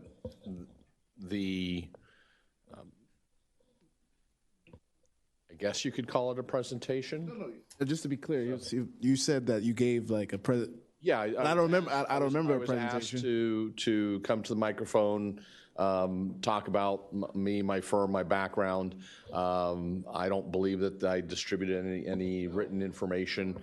So to the extent that we would respond to an RFP, obviously we would put the time and energy into putting together that RFP response. Okay, well, thank you for clarifying that. But I do recall when we hired Weiss Serota, there was some form of conversation, and I don't know that necessarily fell under an RFP process or an RFI process, you know, but there were several firms that did come before us and gave us information such as their hourly rates, their structure, et cetera. It wasn't a 3 to 6 month process. No, it wasn't. It wasn't that long, and that's along the lines of what I was thinking versus what I recall. I wasn't on the dais at that time. The last RFP process that we went through, wasn't it pretty much kind of, you know, yes, sir. My firm responded to that RFP, and it was about a 3 to 4 month process from beginning to end, and we were ranked number 2. You're talking about what year? What year was this? When Weiss Serota Huffman was hired. Okay, so aside from their presentation, there was a 3 month process with the hiring of Weiss Serota? At least. If I may, if I can have our procurement manager come up and just kind of talk towards what the process is. Typically, for these type of services, what I would recommend is, you know, not only do we get bids, and I'll ask Sharice to kind of walk through all the back end process of this, but not only would we receive the bids, but then you got to get an evaluation committee to rank them technically. And then I would recommend for these type of services that a presentation is given to the commission where you can ask of each bidder various questions. And then as you go through all of those firms that qualify, if there's a cutoff, sometimes you just do, you know, the top 3, the top 5, if they score X amount or whatever the case may be. They give a presentation to you all. You can ask questions because remember, it's different in this process because once an RFP goes out, there's a cone of silence. And so you can't be communicating with any firm that may be responding to it. And so you need to be very careful of those communications prior to, right, during the process. So Was that done this last time? I don't know what happened last time. Who would know what happened last time with the RFP? I don't know that. So if when we went out, when we were choosing Weiss Serota? No, when we. Oh, so we just like spoke about it here amongst ourselves, and he was in the audience. We asked him to come up, and he spoke. Unlike when Hans Atnat was hired, that he was like hired, and the next day, like poof, like magic, he just showed up to work. Okay. There's, well, you know, I'm talking about a public procured process that we have advertised saying, you know, these are the services that the city is going for. Sharice, can you kind of talk about how we start that process? Since I was the one that kind of started this line of questioning, what I want to know specifically is, do we recall what the process was when we hired Weiss Serota? That's number one. Number two, if all of us aren't sure that we want to have an in-house attorney, right? And we want to see both options. We want to be able to hear and interview, and at the same time hear from firms, right? Then does it make more sense to go with an RFI process so that we can move both of them simultaneously with respect to what your concerns were about firms spending a lot of money to apply? Sure. Those are my questions. So Don, okay. So, Commission, the first answer, well, the answer to your first question regarding how Weiss Serota was chosen, they were the top ranked. That was a solicitation that went out in the fall of 2019. We had 5 respondents, they were ranked, and I believe, I wasn't here at that time, but typically the top ranked candidates would do a presentation, especially for a procurement of this nature. So when you're saying that they came and they presented, that's likely what happened. The 2 or 3 top ranked candidates came and did their whole song and dance, and we chose. They were recommended for award at that point. Now, not only do the candidates spend money, take time to respond, but we also, the selection committee is comprised of attorneys, local attorneys, and that is important because they would have the best expertise to choose. So sometimes coordinating those schedules and getting them on board is an issue with any RFP process. Now, the question regarding doing the 2 simultaneously. There's some concern there. Even if we do an RFI process, it's not going to be as in-depth because the scope won't be as lengthy and as specific. I think that the best thing would be maybe to go out for an internal process first. And if that doesn't yield what we want, then we already have an RFP already out or already ready to go out to the street. That process does take a bit longer. But what it does is we have specific action items. We have specific qualifications that sometimes we can't get from an internal candidate just by interviewing. So that's why this process is a little more in-depth because they're actually being ranked on those specific qualifications and experience. Okay, my question is, in doing the process and going out there, can't we not specify whether it's in-house or a firm, but specify we want you here 5 days a week, we want so on and so forth, the requirements that we want, and then decide when we hear them whether we want that or that? Acting Mayor, I don't recommend that. I think we need to have an honest decision so that those who are either applying or willing to propose are able to do so in a manner that will be honest and fair to them as well as the city. When you're looking to hire someone, it's a different. There's a lot of differences that you look at as opposed to what a lawyer will be making when they are at a firm compared to when they're going to be in-house here at the city, right? And so when the firm is putting their proposals together, they're giving you a package of labor expert attorneys, various other type of practices that will be in there. And then you're essentially saying, okay, this one attorney, you're up against 50 attorneys that are in one firm. And so that becomes very difficult to kind of judge whether this person's going to be better than Weiss Serota or our city attorney's firm, Rocks. Right. But I think you need to kind of have those separate. If you want to move forward parallel, we can definitely try that. No, I don't think you need parallel. I think, okay, maybe I'm simple-minded. We say we have a $600,000 budget for the office for the year. We put it out there where we in the RFP. That was $600,000. We want to hear, would you like to come and be our attorney? We want you here 5 days a week. So put all those things in there and see who responds, whether it be a firm, whether it be, and then listen to both of them before us. Why can't we do that? Mr. Vice Mayor, I think if they go back into the history, that when we did put it out last time when Weisserode did apply, it was 2 options.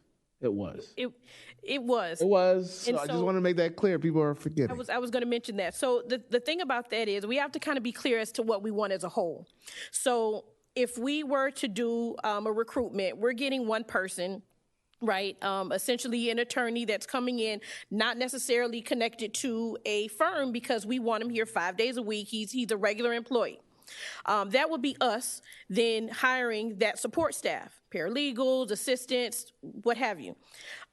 When we look at hiring a firm, we're requiring, we're asking him to have that construction experience, all of those different entities that we actually need that sometimes we lack when it comes to having one single attorney that's not connected to a firm. Those are some of the things that we're asking for. Those come from an RFP from a firm. Typically, we have only firms responding to that because they can meet those requirements. It's very seldom that we get one person, one attorney that can meet those needs. We end up hiring outside counsel for those things and spending money in the back end anyway. So I think we need to be really clear about what we want in terms of somebody here, the different disciplines that we need them to be well-versed in, all of that. So when we do put this, if we put this out again, we can make certain that when we get the person and we rank them, they're meeting our needs, not just, half the time or what have you. And if we do it a recruitment, we know exactly what we're getting and what we're going to have to spend in the back end.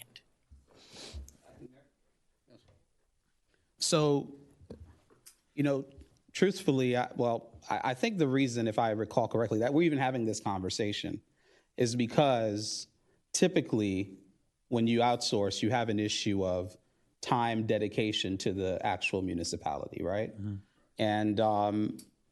And say what you want about the Ought firm, but one of the things that I heard a lot of is that they were always present at City Hall, had a presence at City Hall, right? But other than that, there's been issues, and I watch other meetings of other cities that have this kind of model of the outsourced legal department, that it's always, you get 2 days or you get 3 days, but they have other clients that they have to be at meetings and be at workshops or things like that. So, if we go back to the beginning of this conversation, it was really because we were looking to see bringing it back in, right?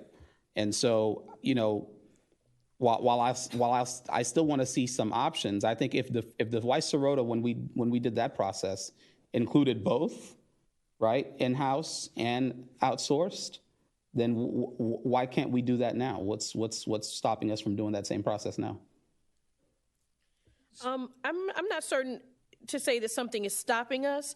I don't believe, I wasn't here for that procurement, but I can look back at the responses, and they weren't for the other to have just that single person. They were for a firm. Mm-hmm. All the firms that responded were large firms, firms that met those different disciplines and so have you. So, we can put that out just as it was written, maybe, touch it up a bit, honing in on what we really want in terms of time here and whatever else that we're lacking now or before. And we'll see what comes back in terms of, the candidates and the actual firms that can meet those requirements. Yeah, we can copy the process if the commission wants. No individuals submitted. Okay. All right. Well, that's what she was saying. That's what and that's my recollection, is that all you had were law firms that submitted. There was no one who submitted to be your in-house attorney. Well, at that time. Mr. Joseph. Look, I think 2019 is different from now. I think we should at least try it. And I want to make the motion to at least put it out to bid the way we did it before. Okay. And see what we get as a result. Okay. We'll, if the commission would like, we can definitely emulate what was done for the last time we went procurement. Same scope. Same job descriptions or whatnot, and kind of put that out and I want to second that motion for purpose of discussion. When we did the process with Weiss Serota, if we're doing an RFP, typically if you're not on BidSync or if you're not on these platforms, you're not aware that this is out, right? And if someone is an attorney, right, that's looking for a job, but not a firm that's looking for a contract, their first step wouldn't be to go on BidSync to look for. Right? So we have to be able to hybrid it so that we can advertise the position opening, right, on other platforms, so that people who are attorneys looking for a job can be able to know that this opportunity is available. What I would recommend, Commissioner, is that we put the description out with the Miami-Dade Bar, Florida Bar, and the various associations, so that, because all of those associations are typically pushing out various job openings for them. And so that way the attorneys on an individual level will be able to identify and see that there's a job opening, and then through the various bid or procurement software that is used and marketed for the firms, they would see that in that way as well. So we do have other platforms that we advertise on, especially for large procurements. But like any other procurement, we do invite via BidSync. So, with something like this, we are still going to follow the process and the policy. If there are firms or individuals who would like to participate, then our office would send them that link to BidSync. We would make sure that they have the communication with BidSync to log in and all of that good stuff. But the process doesn't change, but we do do some outreach.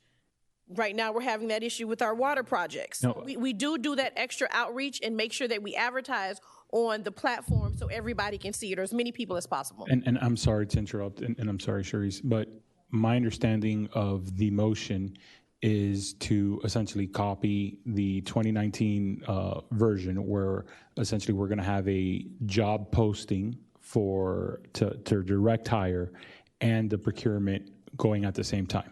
So I'm right, and so we would almost, in my mind, and please correct me if I'm misunderstanding it. In my mind, we would be receiving essentially two buckets: one of firms with the various requirements for the procurement, and one of applications for the position. And then you all would be determining what you want to look at. One, I think here. I just want to make sure, and I'm sorry, Commissioner Smuckler. I think we're back to square one there, because the question is, does procurement handle the receipt of individual applications? They don't. That would be HR, the function of HR. Right, and then and to her point, it's very hard for one individual to meet the requirements of the procurement. Correct. And so that's why, the recommendation from staff is we kind of go with one or the other, because it becomes very difficult for to say, I, as Mario Diaz, will be able to beat out Weiss Serota. I can't, because I'm just one person, right? Another question I have is, if we went both routes, let me finish this up and then I'll so another question I have is, if we have an RFP process and a firm does come out on top, right? Can we decide to scrap that process if we find this without having any protests or anything like that, bid protests or anything like that? If we open them both simultaneously? I think the language is always put in the RFP that we reserve the right not to move forward. But especially with lawyers, if they want to protest, they're going to do it, If I may have some clarification, I believe Commissioner Joseph mentioned that the last procurement in 2019 had both options, for an attorney as well as for a firm. And if we put that out, I'd like to tweak it a bit so we can put some specificity in it, right? But if we put that out again, like the attorney mentioned, we didn't get individuals, but 2019 isn't 2023. And so we can put that back out and see what we get. And use some of those other platforms that the manager mentioned. Right. And so they'll still be ranked, like, even if they're going to be still ranked against each other, or they're Commissioner Smuckler. I apologize. I just don't see how that becomes a competitive process between one individual and firms. I just, I will do, in this area, I will do whatever the board asks. None of the direction is being in conflict with anything. I just don't see how, from a competitive process, that's fair for an individual. I think it's the same as if you're looking for a city manager, and what the job description that you're putting out is saying the city manager needs to have all of these different experiences, and a firm comes out and says, oh, look, instead of you hiring someone, I've got 5 people who can do it, and we can be there, 7 days, and it's like, okay, great. But at the end of the day, the decision falls on us. Absolutely, it does. I'm saying, like, Yes. I just want to clarify. Again, I'm just trying to give you my best advice here. Okay, I just wanted to say about the 2019, it was an RFP through procurement, not a hybrid. There was an individual who applied as a firm. He was an individual, but he applied, I guess he made himself a firm, and he applied as a firm. And 3 attorneys reviewed all the applications, made a recommendation. I think they made it down to 3. I think five firms made it to the top 5, and then they went down. The 3 attorneys that made the recommendation made it down to 3, I think it was. Either 3 or 4. Right, maybe 4, and then we decided on it. And I'm absolutely positively not trying to defend Weiss-Serota here, but Weiss-Serota did come in right as COVID was starting, and they, no one was here for that matter. So they were not here during COVID, but once things were getting back to normal, they were here like every day. They had someone here. If not the actual Dan Espino, there was always somebody here. And you know what? There was one person that Robert Myers and Shanae Woods. Those are the folks from Weiss-Serota that were here. It wasn't just Dan. Right. So there was always someone here. Yes, they're a big firm, but they always had someone here. But I'm pretty sure we did get also one individual apply, not as a firm, but as an individual. And based on what everybody's saying. But it was an RFP through procurement. You want a shot? Yes, you do. Okay, last word. Last word. Let me just say it. You just turned it off. Thank you. Let me just say, I've seen so many processes since I'm here. We had a process where we were looking for an attorney, and we had several local attorneys on that board making the decision which one of the attorneys that applied should be selected. Instead, not being on that list, they became our attorney. They were never on the list. And they were supposed to select our attorney. Instead, they became our attorney. So I've seen a lot of things. I hate to disagree with the manager, but I can tell you that it doesn't really work that way. It doesn't work that a firm that has 6 different departments brings the 6 different departments to help us. They may give you a discount on the different departments, but it doesn't mean they're here. So I can only say that I think if we're going to do it, and I concur completely with my commissioners that have said, and the acting mayor, we should put it out. And then let's see who comes in, because this is a different time where people today in this economy are looking to have a profession and a job, and it could be a whole different ballgame. The main thing North Miami Beach needs is an attorney that will take care of them with the knowledge that government needs, and they'll take care of them, not anybody in specific, but the entire city. And if they don't have the knowledge, they have the contacts that have the knowledge. Because there's nobody that has 100%. It's the contacts they have. So it could be an individual that has amazing contacts. That's one of the reasons that I've voted for you, you had amazing contacts. And I just think that to do it the right way for all of us and for the residents, put it out. However it comes in, we can reevaluate. If we're not satisfied, we can put it out again, a different way. But let's get it started so that everybody. Clerk, would you please reiterate the motion? Can you? Confused. I'm going to try. You're going to put it out for in-house as well as a firm. Is that correct? Yeah. Tweak. Tweak the language, but copy 2019's process. RFP. Thank you. Clarification, so it's going to be one, it's not going to be two, because it's really not fair. I agree with the manager, it's not fair, and you may not get individuals apply, because why would you compete against a firm? If you're strong, I think if the desire is that you want an in-house, it's going to happen. And if you're strong, you think you're good, you're going to compete. Yeah, But they don't know, they're not watching, they don't know that we're interested in doing. I think, well, to your point, right? I think anybody that sees this posting is going to look and review this meeting and understand that we're looking for someone sincere, as Commissioner Smith pointed out, that cares about the city, and they might have the great context to do it where they're the ones that can do it, that they could surpass a firm's package. So What's wrong with doing it both ways? but that's what we're. No, putting it out for both ways. What's wrong with putting it out for both ways? Why do we have to just do one? Why can't we say we're looking at in-house and we're looking at out? That's what we're doing.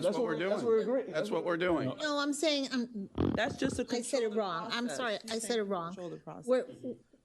Why don't we let them know that we're interested in having firms apply and then also having individuals apply? We'll make that clear in the scope that we put out there, that the city is looking to hire either a firm or an in-house attorney. But the process in order to apply for the job or respond to the bid will be through the procurement process. We will advertise that not only in the typical procurement platforms, but we'll also make sure that that is pushed out to the various bar associations and ask that they distribute that to their members so that individuals are also aware of the process that they can participate in. Does HR also have to advertise it or just? No, it all falls under the same bucket. Okay. Even though if we hired an individual, it would technically be HR. And we do, in that process, we do specify that we want them to be here 5 days and The scope will dictate, we X want amount of dollars that we're offering and so on. 5 days a week, 40 hours a week minimum. Let's call the question. Roll call, please. I don't know that we need a vote. I think we have direction. In regards to Okay, you got the direction? You're clear? Yes. I think so. All right. I Commissioner. just want to clarify, last time we were able to get responses within a certain period. Last time we were able to get responses within a certain period of time. I don't want this to be like a 6 month type process, that we can put this out as quickly as possible and get bids on a rolling basis if possible. You understand what I'm saying or no? So the procurement process doesn't happen in terms of a rolling process. No, but what I'm saying, okay. What we can do is, because of the depth of this procurement, I will put it out for anywhere from 30 to 45, maybe even 60 days. So that gives firms and individuals enough time to be responsive as possible, as well as we will conduct a pre-bid meeting so they can ask and we can answer the questions in a timely fashion. I think 45 days is more than enough time for people to. Okay. Whatever your normal. Whatever the normal times, go for it. Okay. And then we'll set the timeline, and then I'll provide the commission with a memo to let you know that we're commencing and it's going out, and this is where all the dates are so that you're aware of that timeline as well. Great, okay? Thank you. I just want to ask one more question. When we did it last time, we didn't do anything through HR at all? I don't know. No, because we did it through procurement last time. To my knowledge, that procurement was a regular procurement, and it was That evaluated and individual awarded. that applied, it didn't have to go through HR. I think you have to look. I think you guys have to look back in 20 and I'm gonna really take a- verify We will. because I think it did go to HR. I mean, I'm going to take a look at the responses, but I can imagine that it would go through HR if they were indeed selected. If they weren't selected, then or they were the top ranked, I can't imagine why it would go to HR at that point. So we're going to take a look at those responses and who the firm or individual/firm was, and see how I'm just that went. saying, I don't think procurement should be looking at individuals when it should be HR. That's just my. So I gather You that have the direction. if the individual that responds is top ranked, then I suppose that and awarded, then that will go to HR at that point. So they would still have to be ranked if they're responding to the RFP. Right. Okay, you have your direction. Thank you. Next item, 15.3, forensic audit of the city's fiscal activities via financial consulting firm. City manager. Acting Mayor and Commissioners, last month again, the commission requested that staff take a look and do some initial review of what it would cost or take to hire a forensic audit services. Our procurement department went through, took a look at what a forensic audit, some of the key elements of that, did some market research on that as well.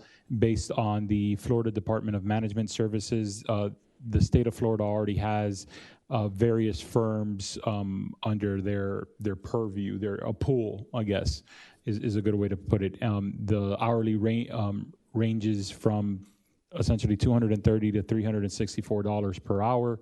And there were also a couple that our procurement department found cities or municipal or government agencies that did a procurement as well. And so that information, and I believe their rates ranged anywhere between $350 to $500 per hour. The overall, if the commission were to ask like what department we would be looking at for a forensic audit, the recommendation would be account payable. And we can either piggyback on any of the municipal or the state contracts that are available, or we could do an RFP process. It's whatever the will of the commission is. Commissioners? Phyllis? You know, Mr. Manager, I'm going to have to rely on you.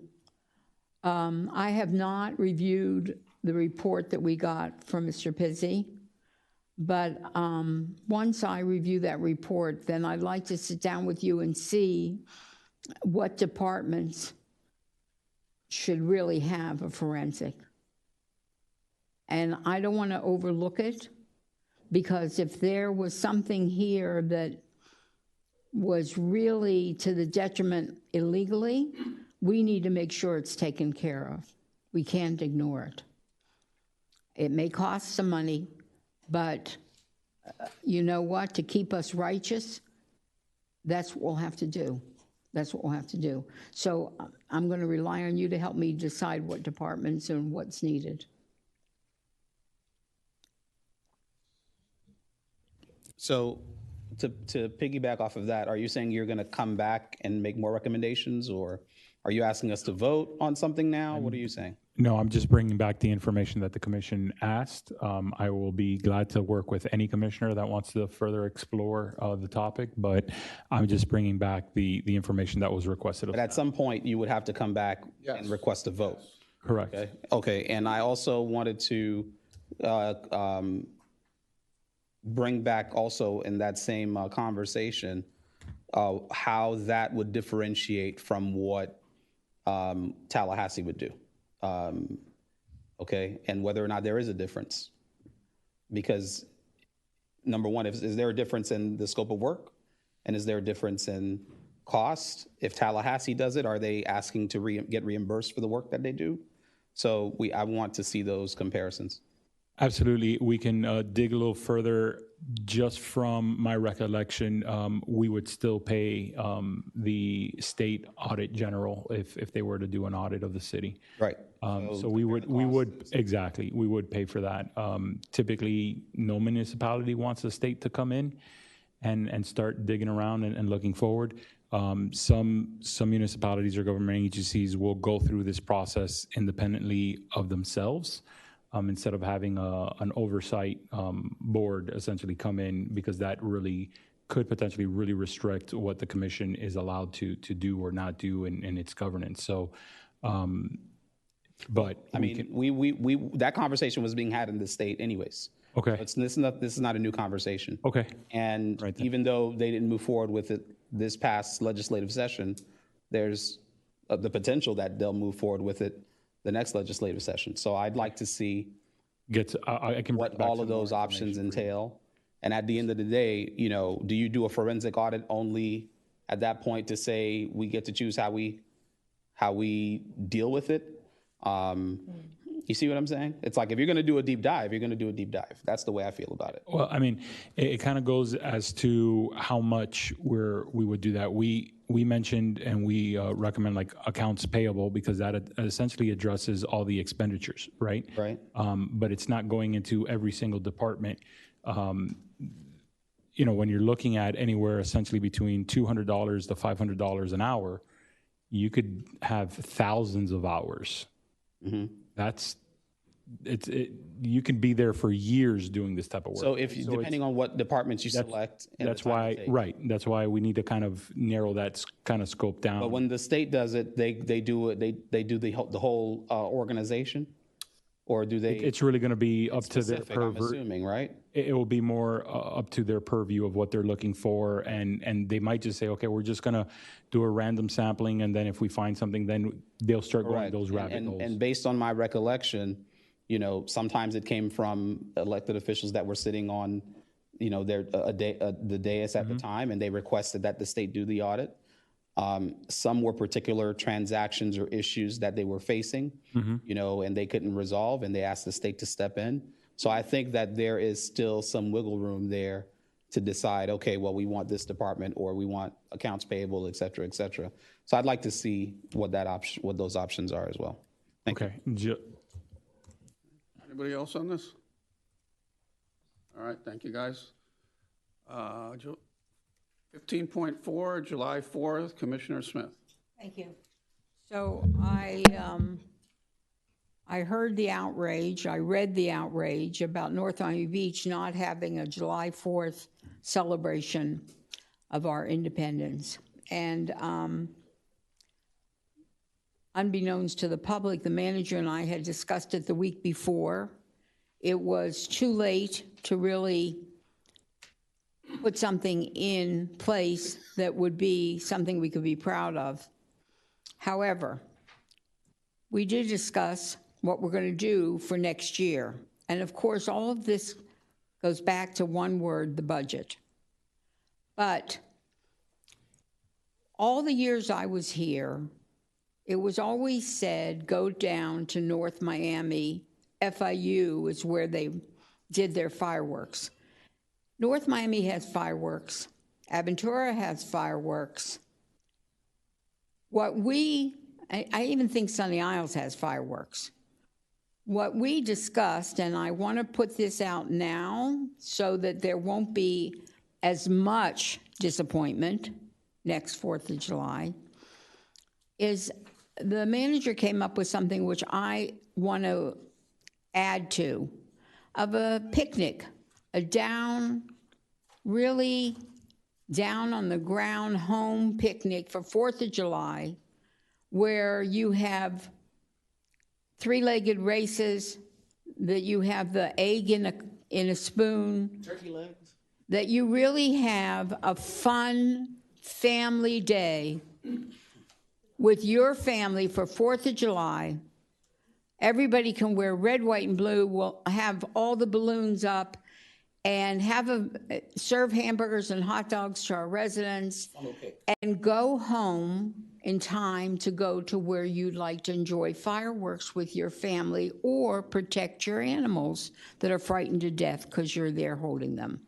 So I thought that that was a great idea. I'm bringing it up in July of this year so that all the people that start to complain next July, I can say you had a whole year to tell me. So I thought it was a good idea. I want you to know there will be a 4th of July celebration in North Miami Beach if I get the majority vote tonight to go forward, and for us to make sure that we put the money in the budget and put our heads together to have the best 4th of July that everybody around us is sorry they don't live in North Miami Beach too. Is that a motion? Second. It's a motion. Second. Discussion. I'm going to take a bite. Yes, I agree that it's pretty bad that a city doesn't have something for July 4th. And Mr. Manager, here I go again, the pool. It should all be focused around the pool. All kinds of activities around the pool. Have a barbecue around the pool, have, you know, what are you She's talking? describing shutdown 19th, possibly, or do at the library. Amphitheater. Amphitheater, yeah. The pool's not big enough. We're not going to have 30 families. We're going to have North Miami Beach. So the pool is not big enough to, yes, 30 years ago, they had a pool party. And 30 years ago, they had the tables around the pool. But it's not going to be big enough now to accommodate that kind of a thing where you have a three-legged race, where you make a down-home barbecue like they did and make it be 4th of July. I can bring you a couple movies to watch from years ago. That's what they did in the movie. You have my support. Move forward. You know, what I'm really hoping, Acting Mayor and Commissioner Smith, is that, you know,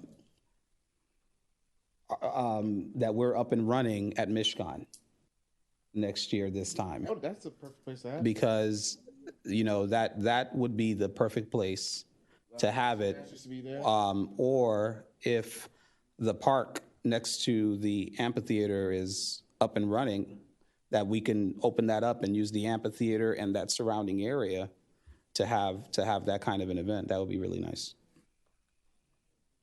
Any other comments? I hope that's not wishful thinking. So, I'm sorry, I was testing with my husband. Are we doing fireworks? Did you say?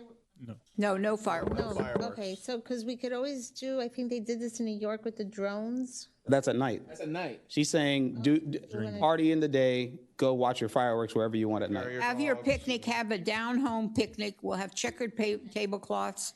It'll be a lot of fun. Apple pie eating and so on and so forth. Hot dog contest, how many hot dogs I did try to can put you eat? this, Guys on stilts.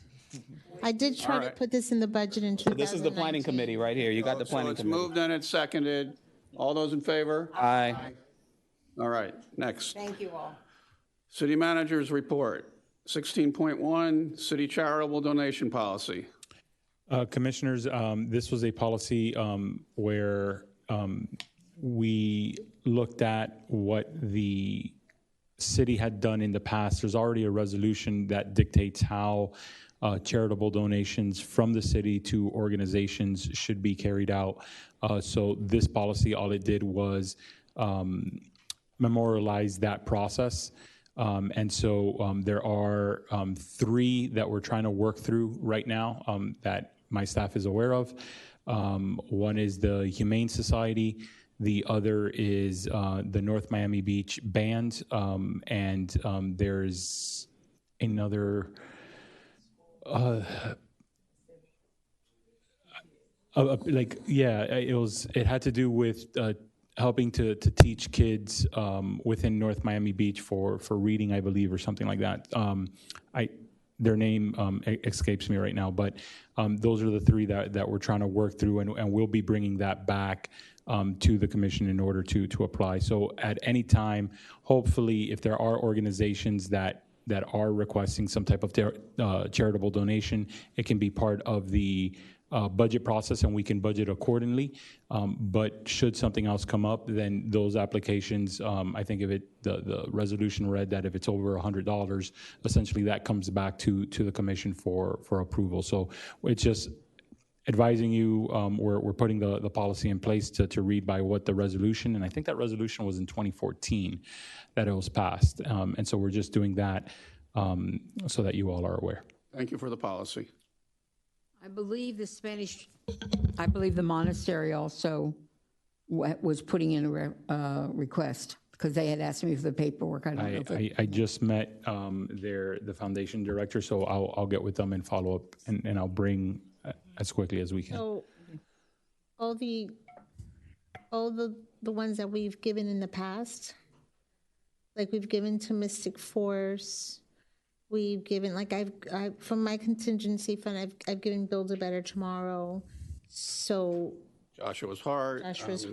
So do we get them to reach out to your office, or do they reach out to us and then? If any organization reaches out to you, you can simply forward that over to my office, and we'll have staff work through the process accordingly. Okay, so also these organizations have to benefit North Miami Beach? That's how the resolution reads. Okay. All right, just clarifying because that wasn't happening. Anything else? So. Can you provide the resolution to have you? I'm not sure if It's part of the memo itself as backup information. But I can send that directly to you, Commissioner, absolutely. Okay, City Attorney's report. Engagement of outside counsel, State of Florida, opioid litigation, ADV to Walmart.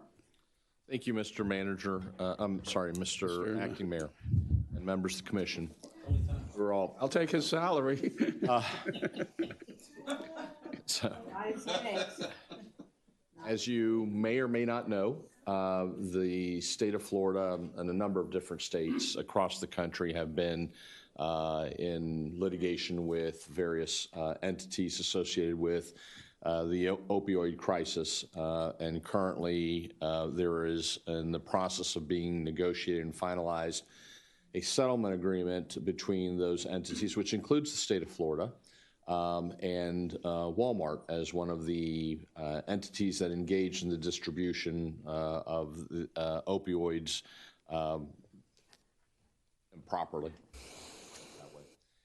We have been approached by the law firm of Kopowitz Ostros, which is a law firm that's part of a consortium of law firms, as well as the state of Florida itself, the Attorney General's office, that has inquired as to why the city of North Miami Beach is not a party to or participating in the settlement and the distribution of monies that are resulting from that settlement that then can be used by the city for specified purposes as set forth in the settlement agreement.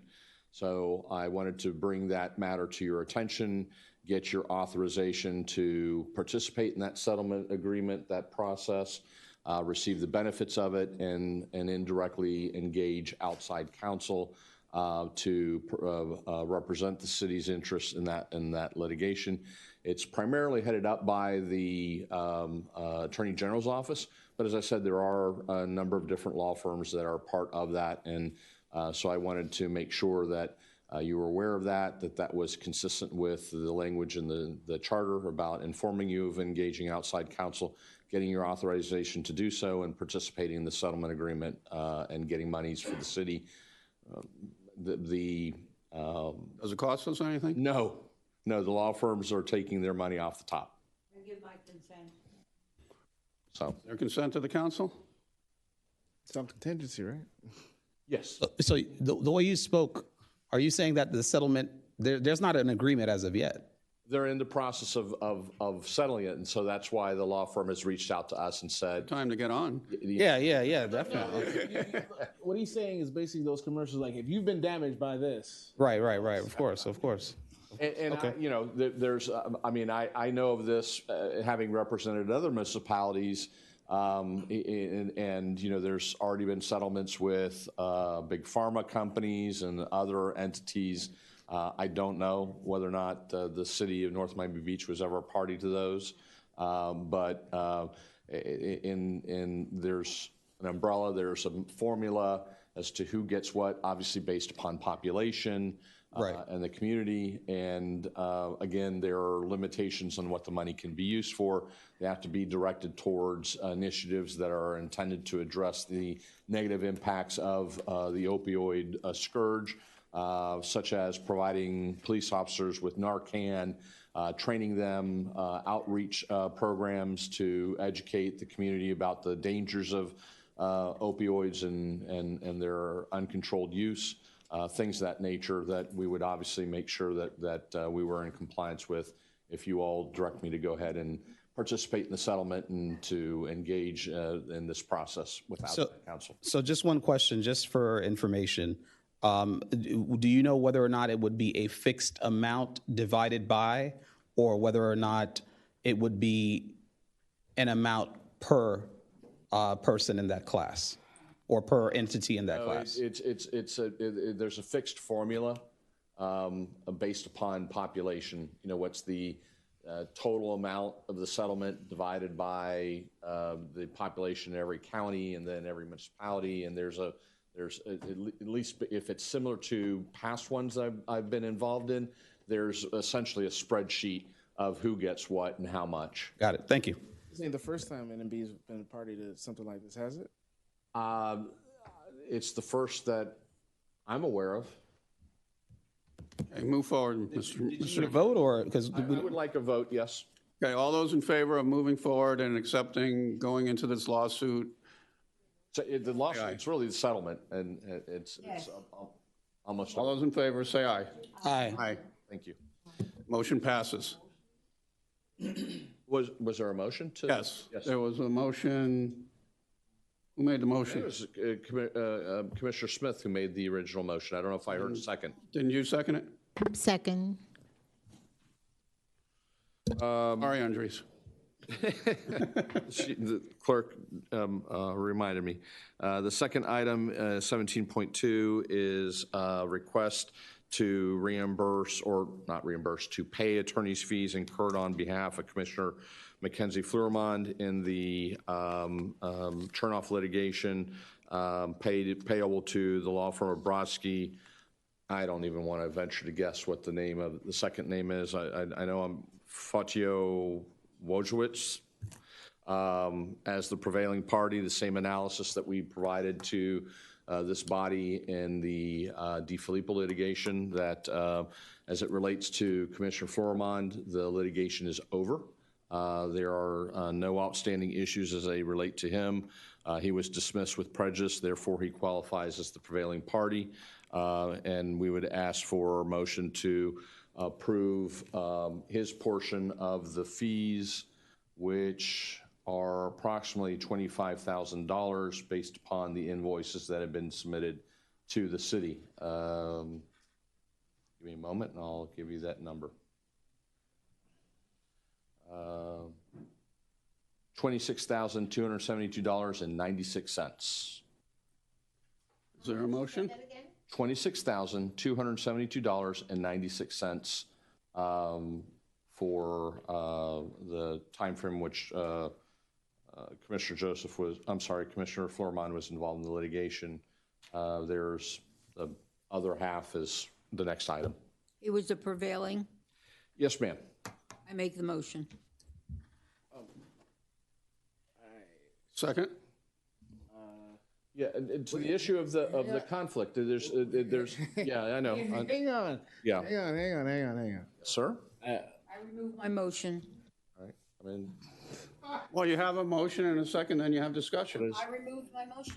Okay, does anybody want to make a motion? Commissioner Joseph, do you wish to ask a question? I'm here to answer and explain as best as I can. Is there a motion from the council to approve it? Okay, so can Commissioner Smith make the motion? Yes, you may. Is there anything wrong with her motion? I removed You moved it. I removed my motion. You removed it because? I wanted to. Okay, perfect. All right. So can anyone make the motion? Anyone can make the motion. Anyone up here can make that motion? Yes, there is no, to what I believe might have been a concern by Commissioner Joseph or anyone else, is that as the case relates to Commissioner Florimond, it's over. No one receives a benefit to the vote on this matter except the attorneys who's going to get paid. But to be clear, right? To be clear, and I just want to be very transparent, right? Yes, sir.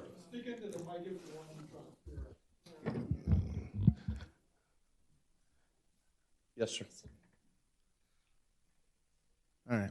Anyways, in regards to being transparent, because I just want us to understand that we're not creating a self-inflicted thing that could be an issue, and the fact of what has been told to us from the judiciary.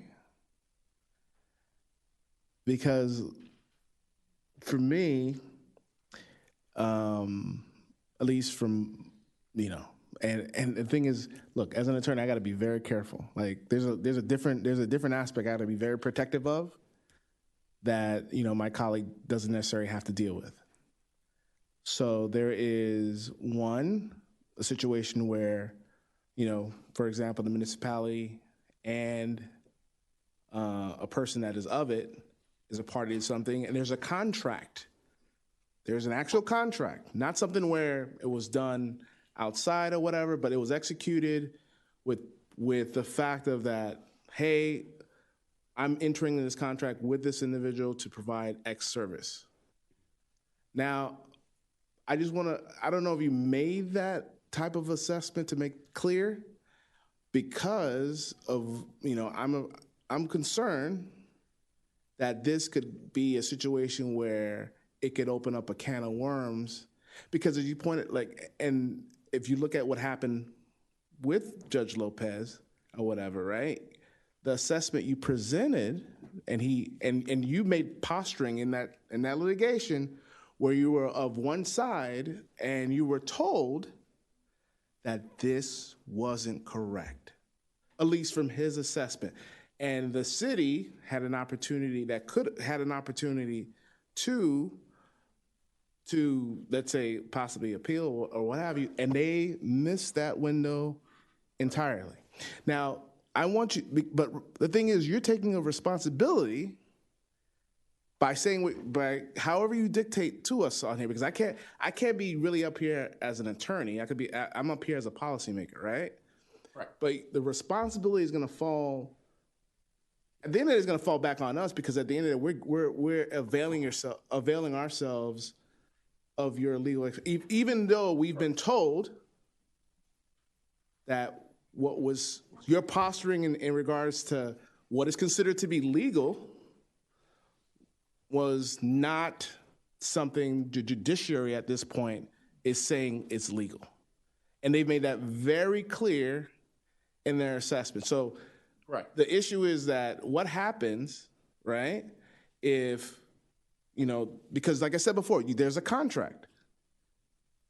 And the thing is that this is all public or what have you. What happens, and I'm talking in hypotheticals, because at the end of the day, we have a person that initiated it, that's also being a party to, that's also having a decision-making aspect to it. Right. So, what's changed? Because if you can put that on the record so everyone can see and rewind. Right. So, as I said, the situation and the circumstances of the Commissioner Florimond is different than arguably the situation or the same request as it applies to the remainder of the fees that we're going to get to in the next item. And the reason is as follows. As I mentioned before, Commissioner Florimond is no longer a party to the litigation. Yeah, I understand. Let him answer. So he is, he's He is out of the litigation. He was dismissed. Not only was he dismissed, but he was dismissed with prejudice. So he can't be, the lawsuit can't be reinitialized. It's done. 30 days have gone by. There's no one's challenged that decision. So Commissioner Florimond is out of the litigation. The case law on the matter that I previously provided to you all, which is a Florida Supreme Court, says that if a elected official successfully defends himself in a lawsuit that is brought against him, that arises from his actions as a elected official, and that the litigation was furtherance of a public purpose, then he meets the two-pronged test of the Thornburg case to be reimbursed as for his attorney's fees. Okay. I have a question when you get a chance. Yes, sir. You ready? Yes. Okay. So here's the way I see it, right? A commissioner, any commissioner or any elected official that is sued or in a position where they have to obtain legal representation in their official capacity is entitled to that legal representation, number one. Number two, because they're being sued in their official capacity. Number two, there is insurance coverage, right, that perhaps, depending on the scenario, will pay for such legal representation. Now, that legal representation, depending on the scenario, as we've seen, the insurance company may or may not decide that they would like to do X, right? However, the attorney that's working on that case is entitled to receive payment. That's the conversation we've had. And here's what I'm saying. When you bring an item before the commission, right, you're giving them now that opportunity to either, thumbs up or thumbs down on it when there is a legal obligation to make the payment, right?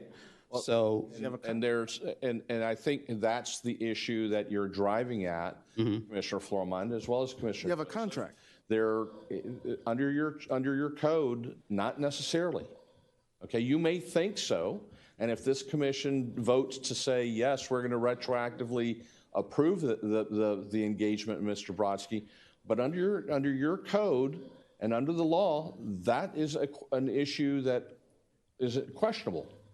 Okay, that's my advice. So how? Wait, hold on. Okay, I would advise you, Acting Mayor, what the direction you're giving, and it needs to be very clear on his position, because he's the one that initiated this issue.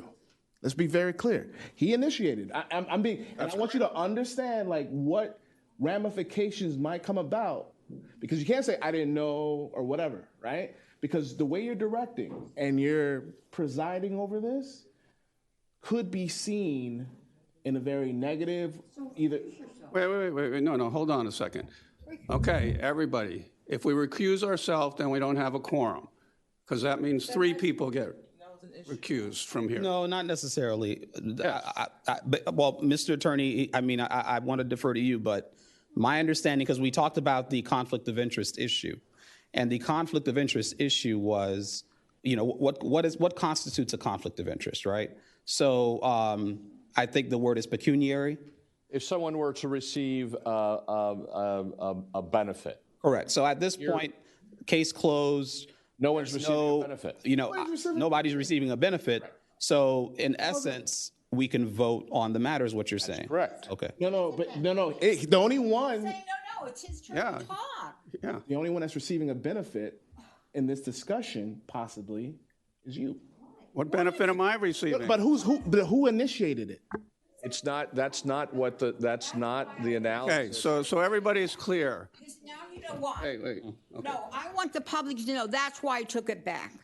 First place, you're talking over each other. You don't let somebody finish. Second place, everybody's making these accusations that you get this and you get that. We have an attorney. Right. We hired the attorney. If you don't agree with what he says, make a motion to get rid of him. Fire him. I want to hear what my attorney advises for our city. And please stop talking over him. And now you know why I took back my motion, because I saw this coming. And you know what? I'm old and I'm late and it's tiring. Okay. And with respect to Commissioner Smith, may I? Oh, wait. I'm actually in agreement. I'm in agreement with what she's saying. Ask the attorney. I know, but he's. Okay. Go ahead, attorney. He chairs the meeting. Yeah, he chairs the meeting. And I provided this information to Commissioner Florimond as well as Commissioner Joseph. I've provided the information to the commission that there's two ways for this issue of payment of the attorney's fees to be resolved. One, it gets treated as a payment under the Thornburg analysis, okay, which the Attorney General's office, in explaining the Thornburg case, which I provided to both of you as well as to Mr. Brodsky, is that if the City Commission determines that the lawsuit arose out of or in connection with the performance of the Commissioner's official duties and serves a public purpose, the Commissioner's legal fees incurred in successfully defending against such action must be paid by the city. So you fall within that criteria. Correct. And that's my advice. And just as I said, when this issue came up before, if you were unwilling to pay Mr. Brodsky's fees that he incurred on behalf of Commissioner Florimond, he would have the right to go to court and get a court order ordering the city to pay that. We would incur additional fees, additional costs, which, in my opinion, as your attorney, does not make sense. But the law imposes upon you all the requirement to make that determination as stated by the Florida Supreme Court, that the proceedings arose out of or in connection with the performance of Commissioner Florimond's official duties, and the litigation served a public purpose. That's it. Now, so if you determine that both of those prongs have been met as the prevailing party, his attorney's entitled to be paid the fees that were incurred. May I? Finish. May I? Finish. Okay, so if that's the case, then can we vote on this and then, because apparently here you're making a request for another payment of fees in 17.3, is that correct? That is correct. You're making a request for payment. That is correct. Right? And you believe that payment is due in 17.3 as well? I believe that or else you wouldn't be making the request, right? I'm saying if this commission believes that Commissioner Joseph is in fact the prevailing party at this stage of litigation, they can also make that determination. But as the case clearly states, it is the responsibility of the city commission to make the determination.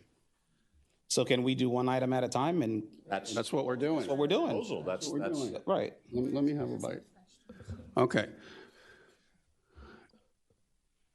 I am going to vote for it based on my attorney's information that he has told me, that I don't have a choice, that's what it is. But my big question is to Mr. Attorney, nobody entered into a contract with them. Mr. Brodsky was never hired by this dais. For purposes of the Thornburg analysis, that is not the issue. But was there a contract entered? Under your code, that's questionable. So, Commissioner Joseph, I have provided you all, there's a very specific provision both in the charter as well as in the code about the engagement of outside counsel by the city attorney's office.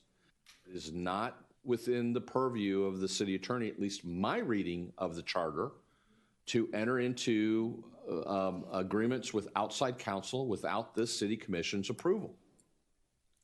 Period. No. Let him. Okay, that's what, I can, He's saying that that's never happened, and Stephen Hunter Johnson was hired like We're not that. asking if it ever happened. No, but he's saying that that's not. But He's saying, my predecessors, what I do know in my conversations with the clerk, my conversations with Ms. Johnson, who was the city attorney prior to Weiss Rhoda and Mr. Ottenott, is that in past practice, the city attorney's office has provided and did in fact provides the city commission, I think it was in either 2019 or 2020, a list of outside law firms that the city commission at the time voted on as the approved list of outside counsel.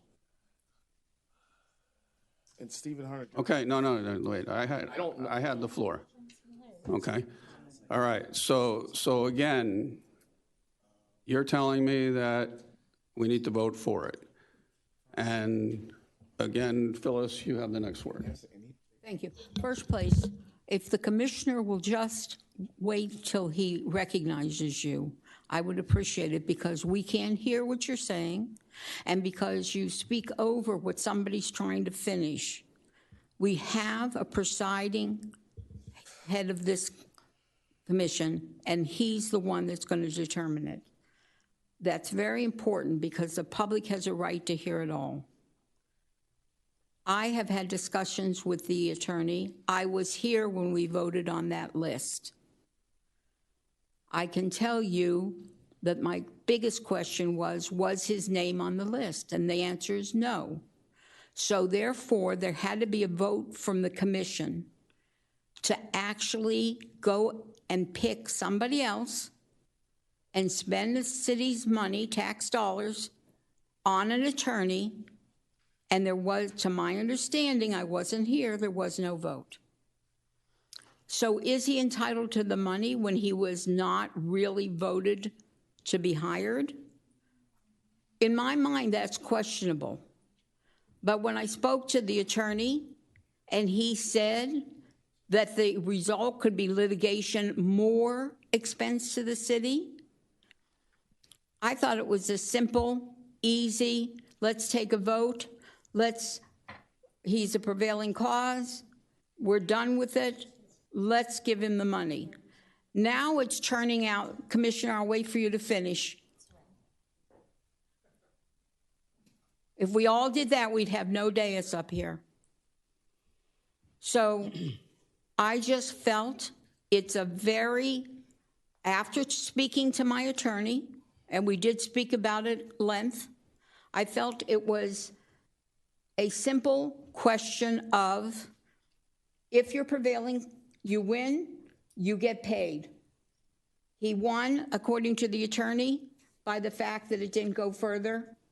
His attorney gets paid. And therefore, it was a pleasure to bring it forth.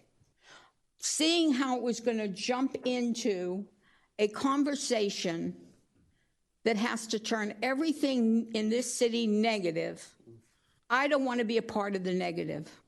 I don't want that. I didn't run for that. I'm not sitting up here for that. So I pulled my request. If this is going to be a simple thing and we're going to vote on it, which I would like to call the question, let's vote on it and go from there.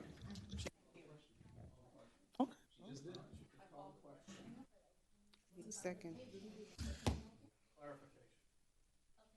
So I just want to clarify, right now we're just talking about Commissioner Flourmont. He can vote on this? Yes, ma'am. Though it's about him? Yes, ma'am. All of you can vote on it. There's no, But if this is benefiting him, it's not benefiting him. The litigation is over. You're making the determination as a whole that the two-pronged test of Thornburg has been met, that the litigation in which you're paying these attorneys' fees arose from a lawsuit or involved a lawsuit arising from Commissioner Flourmont's official actions. but let's just say that we've all voted against it, and then he would have to pay for it. And then he took us to court, and the court says, well, whatever, we're not, the city doesn't have to pay for, you do. So at the end of the night, it could be that he has to pay for it. That's not.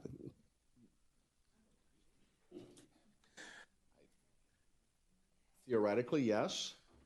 Okay, so But then he shouldn't be not voting based for it. upon my understanding and my explanation of the case law. Anything is possible. I'm not trying to be evasive. I'm not. We also checked with the Miami-Dade Commission on Ethics, and they said that there wasn't a conflict in this particular situation. So, you have a memo from them? We actually do have an email from them. Does somebody want to move it? Well, since he says I can vote on it, I'll move it, and if we get a second, we can vote. You want to second it, and then we vote? I couldn't call the question. Everyone. So do you need a motion or what? I would like a motion. Here. In a second, please. Okay, so hold on. Let me say one last thing. Before you make a motion and you take a vote on this, or for that matter, the next item. I have tried to, and I've given all of you my best advice on this subject. If there's any question in the minds of any of you all regarding your ability to vote on this item, and we understand the desire of Mr. Brodsky to be paid, then the solution to the question of potential conflict is for this item to be continued, and my office, and each of the commissioners who have questions or concerns about the proprietary of the vote and who can vote on it, is that we, in fact, then jointly call the Miami-Dade Commission on Ethics for guidance from them, since that is their area of responsibility, and they are the ones who can give you advice that you can rely upon, and it's binding on everyone, and that would be my suggestion. So the alternative. I make the motion. I have a question, though. I second Commissioner Smith. I want to be careful because you stated just now that you got an email. Yes. Whatever that email that may be, I'd like to get a copy, whatever that is. But I second Commissioner Smith's motion on that because I want to. And there's discussion with Commissioner Florence. Yeah, no, and Commissioner Jean. I'm sorry, I'm Commissioner Jones. What was Commissioner Smith's, what was your motion? My motion is to table this until the next meeting. And Michael seconded it? Because he's got his. Then we're going to go to ethics. He's going to go to ethics and get an actual opinion because he doesn't have one detailed, right? You just got an email. And he's going to clarify. And I think when he does come back with that, it's going to be very interesting. It's going to protect us because we're going to have an outside party that can opine on this. And we won't be creating a situation similar to what happened where he and that's one question I want you to answer before I'll be done. I have one question. Here's the statement by Mr. Arrojo. There is some support for the proposition that voting after the fact to pay fees incurred in successfully defending a case filed against the official for conduct arising from the performance of his duties may not constitute a voting conflict under the local ordinance. He does suggest that we communicate with his office further, and that's my suggestion. And I made the motion we do exactly that. You made a motion to table. To table it. Michael seconded. For whatever purpose. Table both? We didn't get to the second one yet. Get to the second one. We'll have to do the same thing. I'll do the tabling. I would. In favor of tabling it? I'm sorry. Go ahead. That's fine. We can move forward. All right. All those in favor? Aye. Anybody else? Aye. We're tabling. Is that what we're voting on? Yeah. So we're going to table it. No, if we have four. The way he described it is it's No, actually giving them direction to go to ethics to get clarification on what we can. If we want to go further, it's said that the first. No, that's not what I second. Table it to go to ethics. No, she's saying something completely different from what I. I'm tabling it till next month. I didn't give a reason why. I'm tabling this discussion until next month. And I will get with all of the affected commissioners and communicate with the Commission on Ethics to get a formal binding opinion that each one of you can rely upon as to whether or not you have the ability to vote on either one of these items moving forward. It would be my strong advice that, given the questions and concerns voiced by many of you, that would be the best course of conduct to give you all some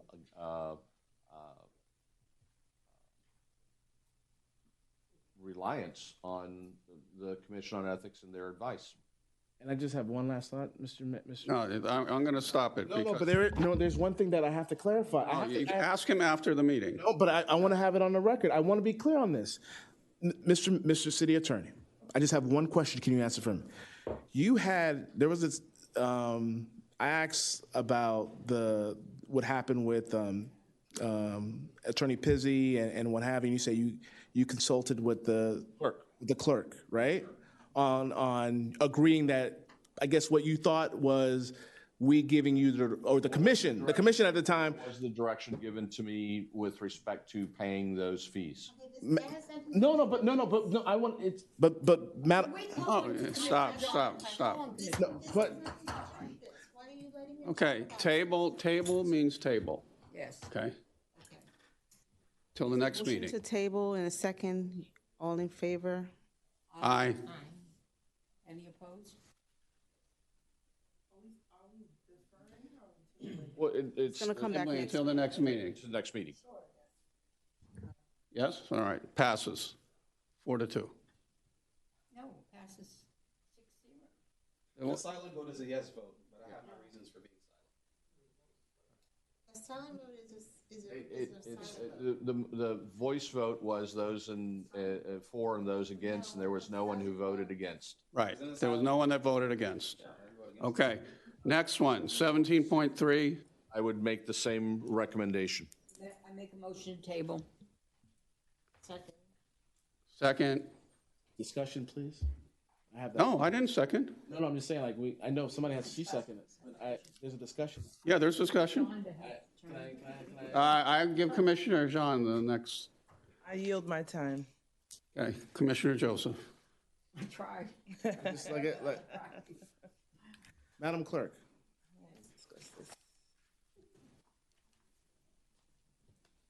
Did you concur with what? I'm sorry. Did you based on the discussion or the correspondence that I guess you were copied on, where he said, where our city attorney said that you concurred with his viewpoint of what was discussed at the April 18th meeting? Is that what you recall, or that's what you, I guess, had a discussion with him with and agreeing? The attorney and I viewed the tape, and we viewed the tape, and whatever it is, the adopted minutes stated as far as the motion is what I concurred with. But he's saying that you agreed with his assessment that we gave him, or the commission at that point gave him direction to pay. Is that? What I recall is that a few of you had asked to see the invoices before payment was to be distributed, if that's the right word. And that didn't happen. I can't answer that. The attorney, I wasn't copied on any emails that he sent you as far as payment, but I know what we saw. Both of us reviewed it, and that's what the direction that was given. An email was sent out to all of you providing for the invoices, our analysis of what would and wouldn't be paid, with a request to get in touch with my office if you had any questions or concerns. I can verify by checking my phone log, but I am probably about 95% sure I then had follow-up calls with those who took my call to ask if you had any questions, to make you aware of the email. And if you had any questions or concerns regarding the contents of that and the payment, and as well as in the email itself, which I forward you a copy, Commissioner. No, I remember, but from my understanding, Received no negative or request to bring it back or otherwise not move forward with the payment of those invoices. Madam Clerk, is that what happened? Well, I can't tell you what he emailed you. You would No, but I want to know what you recall from what you saw. Again, Yes. a few of you stated that you wanted to see the invoices before it was paid. The attorney emailed, from what I'm hearing right now, he emailed the invoices to you. But he's saying that you concurred with his assessment. Is that about this case that we just tabled? No, this is about paying attorney's fees without commission approval. We're tabling this. We're voting on tabling. No, you got a first and a second. There's a discussion. I have that right. So I just wanted to clarify. She's answered, Michael. She's told you that she did not concur. That she wasn't aware of what happened I answered you a couple of times. So what I'm saying to you is that, Commissioner, the attorney and I both reviewed the tape. And I remember there was directions to have the invoices presented before any payment is made. The attorney just stated that he emailed the invoices to you individually or collectively, however, and that's as far as I'm going to go with that. Okay. Any other discussion? I have something I want to say. Go ahead. Okay. So this was sent to me in August 2021 by Mr. Hans Atnat. Florida law requires a vote to be recorded for each member of the City Commission of North Miami Beach present unless a conflict of interest exists under the Florida Ethics Code or Miami-Dade County and the City of North Miami Beach Ethics Code. Moreover, the failure to vote by a member of the City Commission should never be recorded as a yes or no vote in the official records of the city.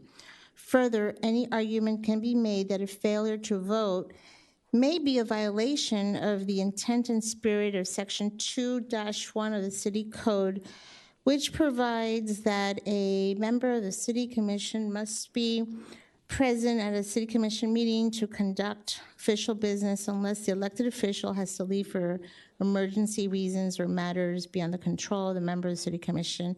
I can read this, it's a few pages long, but yes, we have to vote. Well, the reason I don't know who else was silent, but the reason I did that was because apparently the attorney says that we need to get an opinion in addition from ethics, right? That's what he's saying. And my question is, would that affect the motion to table because it's still on this particular item? Or will it not affect the motion to table? Doesn't affect the motion to table. It does. The point is that you were saying that a yes. Okay, I appreciate the clarification. Now it's not. Motion to table is just that. Okay, well, I'd like to be recorded as a yes vote on that matter. Same here. On item number 17.2. Thank you.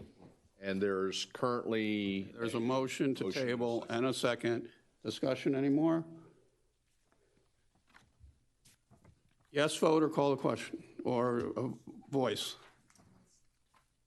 I mean, voice or... Voice vote is sufficient as long as your vote is, you respond. Okay, all those in favor? Aye. I abstain. You got to vote. I don't have to give a reason. Of course you do. You got to vote. It's purely a procedural matter to table the item while your ability to vote substantively on the item is determined by the Ethics Commission. Okay. Okay? Thank you. So what's your vote to table? No, you don't, Florida law requires you to vote. And yes. Table. Yes. Okay. Thank you.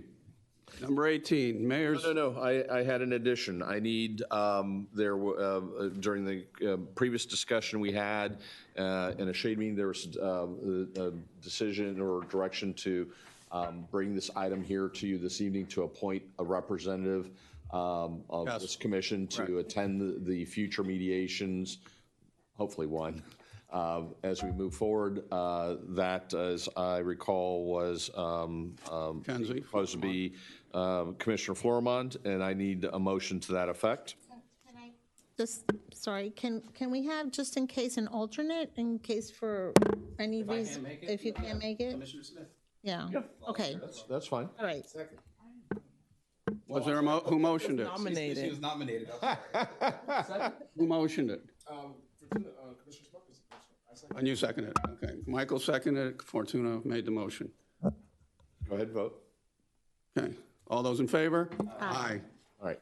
Before we move on from this particular subject matter, after this morning, after the shade meeting, I received an email from one of our outside counsels asking to set up a mediation in one of our personal injury lawsuits that's being handled by outside counsel, Jenny Pierre versus City of North Miami Beach. So it's a pretty straightforward tort claim, but I don't know whether or not you want to designate someone to one of your own to attend along with me and outside counsel in that mediation, or do you just want to the manager and myself be the city's attendees at that particular mediation? So That sounds like, after this, you'd be qualified basically for like 3L or something, right? So I'm gonna leave that one alone. I'll stick to the issue with the water. okay, unless there's a vote otherwise, then it will be the manager and myself who will attend that mediation. Yeah, I just received literally the request. It's for tentatively, Mr. Manager, August 24th. So you may want to check your calendar. So I can get back to outside counsel. City Attorney, I never remember us being present with these meetings. There's one thing here with what we were involved in that I don't want to go into detail because it was in a shade meeting. Understood. I mean, that's. But I don't know if this is common, that we should have been doing it all along. No, I think it's been my experience that it's the significance of the dispute that sometimes the commission desires to appoint one of themselves or designate one of themselves to attend to be the eyes and ears of the rest. This is never want to trivialize or minimize any type of litigation, but this is one of 15 tort claims that we have, but in an abundance of caution, since we've already had the discussion, I wanted to ask if there was any interest. If there's not, then again, we'll continue. As I said before, the manager and myself will be the representatives, or whoever the manager wants to send from staff, potentially risk management. When is our next commission meeting, please? I'll Madam announce it. Clerk? I'll announce it. I'm asking for a purpose for right now. City Clerk? August 15th. So I would like to review the case, and if it's something I felt, then we could bring it up at the next commission meeting, if you don't mind. Okay. Thank you. It's listed in the litigation report. I have to see which one it was. I read the first four, and then I don't know what happened, but I'll see which one it was, and then we can, it's after that meeting. Okay, anything else? That's all for me. Thank you. Okay. Where are we? Mayor's something, wherever it is, discussion. Want to thank all my colleagues for being cordial to each other and listening to what I said at the beginning of the meeting. Thank you. Okay, City Commission reports. I ask that you be brief. I'm going to ask Andres to not include my discussion or the City Commission reports at the end anymore. We already got one bite of the apple. We don't need two bites of the apple, as far as I'm concerned. I don't know that I agree with that, because I believe sometimes we hear things during the meeting that we might want to address at the very end, as I have right now. So I'm not sure of that. Does anybody else agree with that? That it should be shorter? That what should be shorter? The commission report at the end, based on what Commissioner Well, it definitely should be shorter. Exactly. It was 2 minutes in the beginning and 1 minute at the end. Oh, okay. All right, then I'll leave it. All right, call. Commissioner Florimon? Thank you so much, Madam Clerk. I just want to say that we, went over a lot tonight. I'm glad we were able to set that millage issue and get that ball going. And as it relates to the election, Madam Clerk, I know that you're going to have some dates for us coming up, and so we can get that ball rolling and get our 7th member. Thank you so much. Commissioner Jean? Good night, everyone. Commissioner Joseph? I'll be quick. Just, I was just thinking to myself that when we were having a discussion regarding a vice mayor, I think there's a subsection 2.-2 that I think the city, I would actually look over. I'll give you the right. I forgot to mention it during the discussion, but 2-2.2. So just, if you can look that over, and when you review this meeting, and to see if we acted appropriately. 2-2.2. Thank you. Commissioner Smith? Thank you very much. I want to first say I would request the clerk to send a copy of this meeting to the ethics for Dade County, please. Number 2, I have asked Senator Pizzi to come and speak before us of all the new Jason Pizzo of all the new legislation that was passed in Tallahassee. He hopefully will be here in August, so I think it's important for the public to know that and to listen to that meeting. I would also like to give my condolences to Penny Vilinsky. She was a member of the seniors, and her husband passed away also, and I just want to give our heartfelt blessings to her and her family. We need members for the board. Everybody's screaming, get the education board started, get the economic division started. Everybody has to give me an appointment from this board for the education committee. We each get one person. I've already got my person, and there are requirements. Please check with the clerk to see what the requirements are. They have to be somebody in education. And I also want to say that the city attorney's position is to take care of the city and take care of the staff and take care of the commissioners. And you know what? Sometimes a firm can't do that. Sometimes it's one person that knows you individually, the city individually, and they'll take good care of us. So I appreciate that we're going to look into, really, we had it that way for 40 years and it worked perfect. So I appreciate the fact that that's going to be going forward. And I just want to thank everybody for their patience tonight. It is getting better. Got a little better, and next month I promise it'll even be better. Be safe, swim, drink water, and have wonderful memories for the rest of the summer. Thank you. Commissioner Smuckler?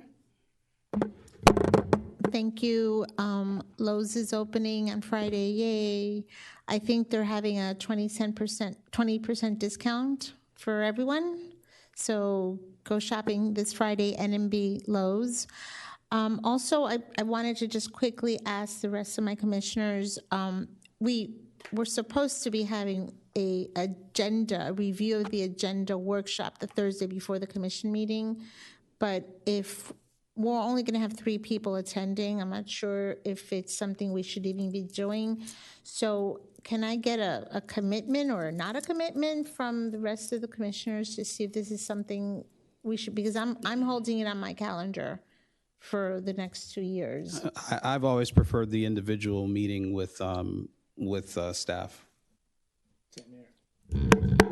The one thing I'll say that I think is very important for us to meet prior to is that we don't get to hear what you ask the staff. We don't get to hear their answers, and maybe you thought of something that we didn't even think of.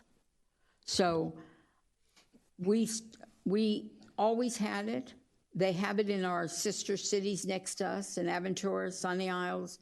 It makes the meetings run smooth. We had an exceptionally light agenda. Well, you know what, Commissioner? If 3 of our members want it, if you feel that it's that important, I We can feel choose it's, whether or not we attend or not attend, right? no, because we have staff that stays very late, and staff stays and puts everything together for us, and then nobody's here.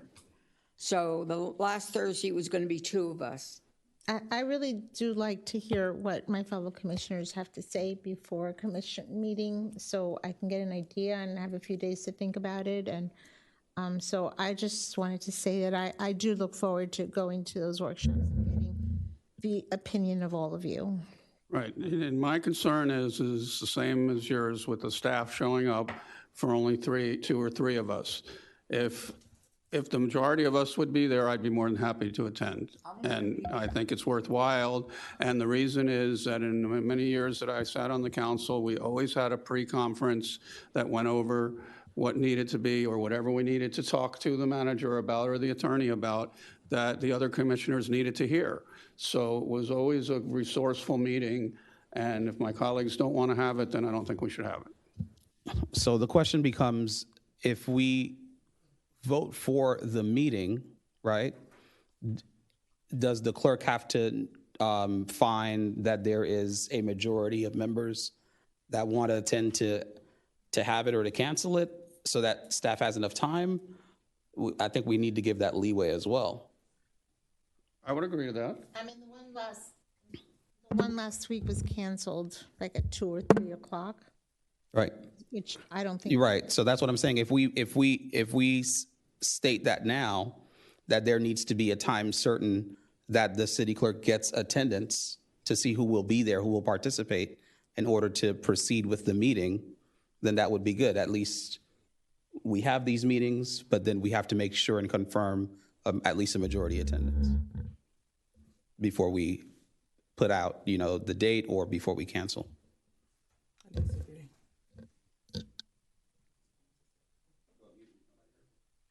I just disagree with your point, but As far as what part? polling. Okay. Well, when we spoke about this the last time, I believe some individuals said that we had come to a consensus that there would be a workshop. I don't remember. That's why I had asked. I don't remember asking, but I was thinking about asking when was that actually decided. I know from what you're saying now, that was a precedent when you served that there was a workshop. But I don't necessarily remember a consensus to directing there to be continuously, to bring that back. There was 4. There was 4 people. So there was a vote for that. So I was not necessarily part of that vote. Like I mentioned to the manager, I feel more comfortable sharing my thoughts one-on-one. So that's where I stand with it. But everybody needs to understand, just like there were questions tonight of when something happened, when something didn't happen. If 3 of us are here and telling the manager that we think he should go and look into something, it's not a vote to go look into something, it's giving him a suggestion. Right, and the same as you one-on-one are doing the same thing, that you're giving him a direction to go, and we're not privy to that. But, then don't question us of how did the manager go and do something about it. I'm not questioning. No, but it was questioned tonight. There was, well, where did that happen? How did that happen? Where's the vote? Well, when there's other meetings and people are coming to meetings and giving staff direction, it wasn't voted on, it wasn't a quorum, but there was direction given. Okay, well, anyways, in August, the cities is that Thursday before anyways, so we wouldn't be able to do it. We wouldn't be here. So, but something to ponder about, and maybe we can bring it up again at the next commission meeting and see for September. Okay, next commission's reporters. I just, I know planning and zoning had 4 major developments come through this past month. When we have a month like that, the rest of the agenda requires us to discuss and speak. If we have agendas like that, we need that Thursday meeting, or we need to have 2 meetings a month that are going to be mandatory, because you can't possibly do quasi-judicial 4 projects, even 2 in one night, and discuss the agenda. look at tonight. Look at tonight, how it was the easiest, simplest agenda. We all had things to say. So if you're going to, the easiest, simplest one, just imagine if it's double that. I don't understand how we're not going to also share what your idea may be and my idea may be that could make it easier for the manager or easier for the I think that's why I said that if we have that option and we have a serious load of information to process, maybe that month there's 4 people who say, hey, you know what? Based on what the manager's saying, based on what the city attorney and clerk are saying, we should have a workshop, and 4 people agree to it. Maybe the following month, you know, there's not a lot, and 4 people don't agree to having a commission workshop, but the option is available. But the problem is, when is that option available? 2 days before, a day before? No, that's what we're dictating, that it should happen way before, so that you won't, you know, find out 2 o'clock on the day of, you know, that's the case. You know? We can't do it way before because we don't get the agenda till Tuesday before that Thursday. So we don't even know. Agenda's constantly being changed until that Tuesday, 2 days before. The only other thing we can do is eventually someday make a vote to have 2 permanent meetings a month, and the court ordered us to come. What can I tell you? Here it is, the simplest agenda, and it's 11:15. So. All right. Well, I mean, you know, Commissioner Smuckler said bring it back next week. So, I mean, next month to discuss. So we'll discuss it then. All right. September.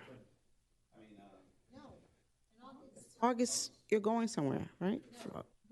We can discuss this again in August, and then, because we're not having a workshop in August. Okay. The meeting location may change because code compliance is now having their meetings in person, and they have it in No, this we're room. not going to be here for. You're not having the workshop in August. We're not having a workshop in No, August. but for moving forward, if it's in September, because of the date, it falls under, that could be a conflict later on. All right, so we'll work on it. We'll work on it. That's not an issue. All right, last word, me. Thank you, everybody who's still here. Appreciate it. Good night. Next regular city council meeting is Tuesday, August 15th. Is there a motion to adjourn? Motion to adjourn. All in favor? We're adjourned. Thank you.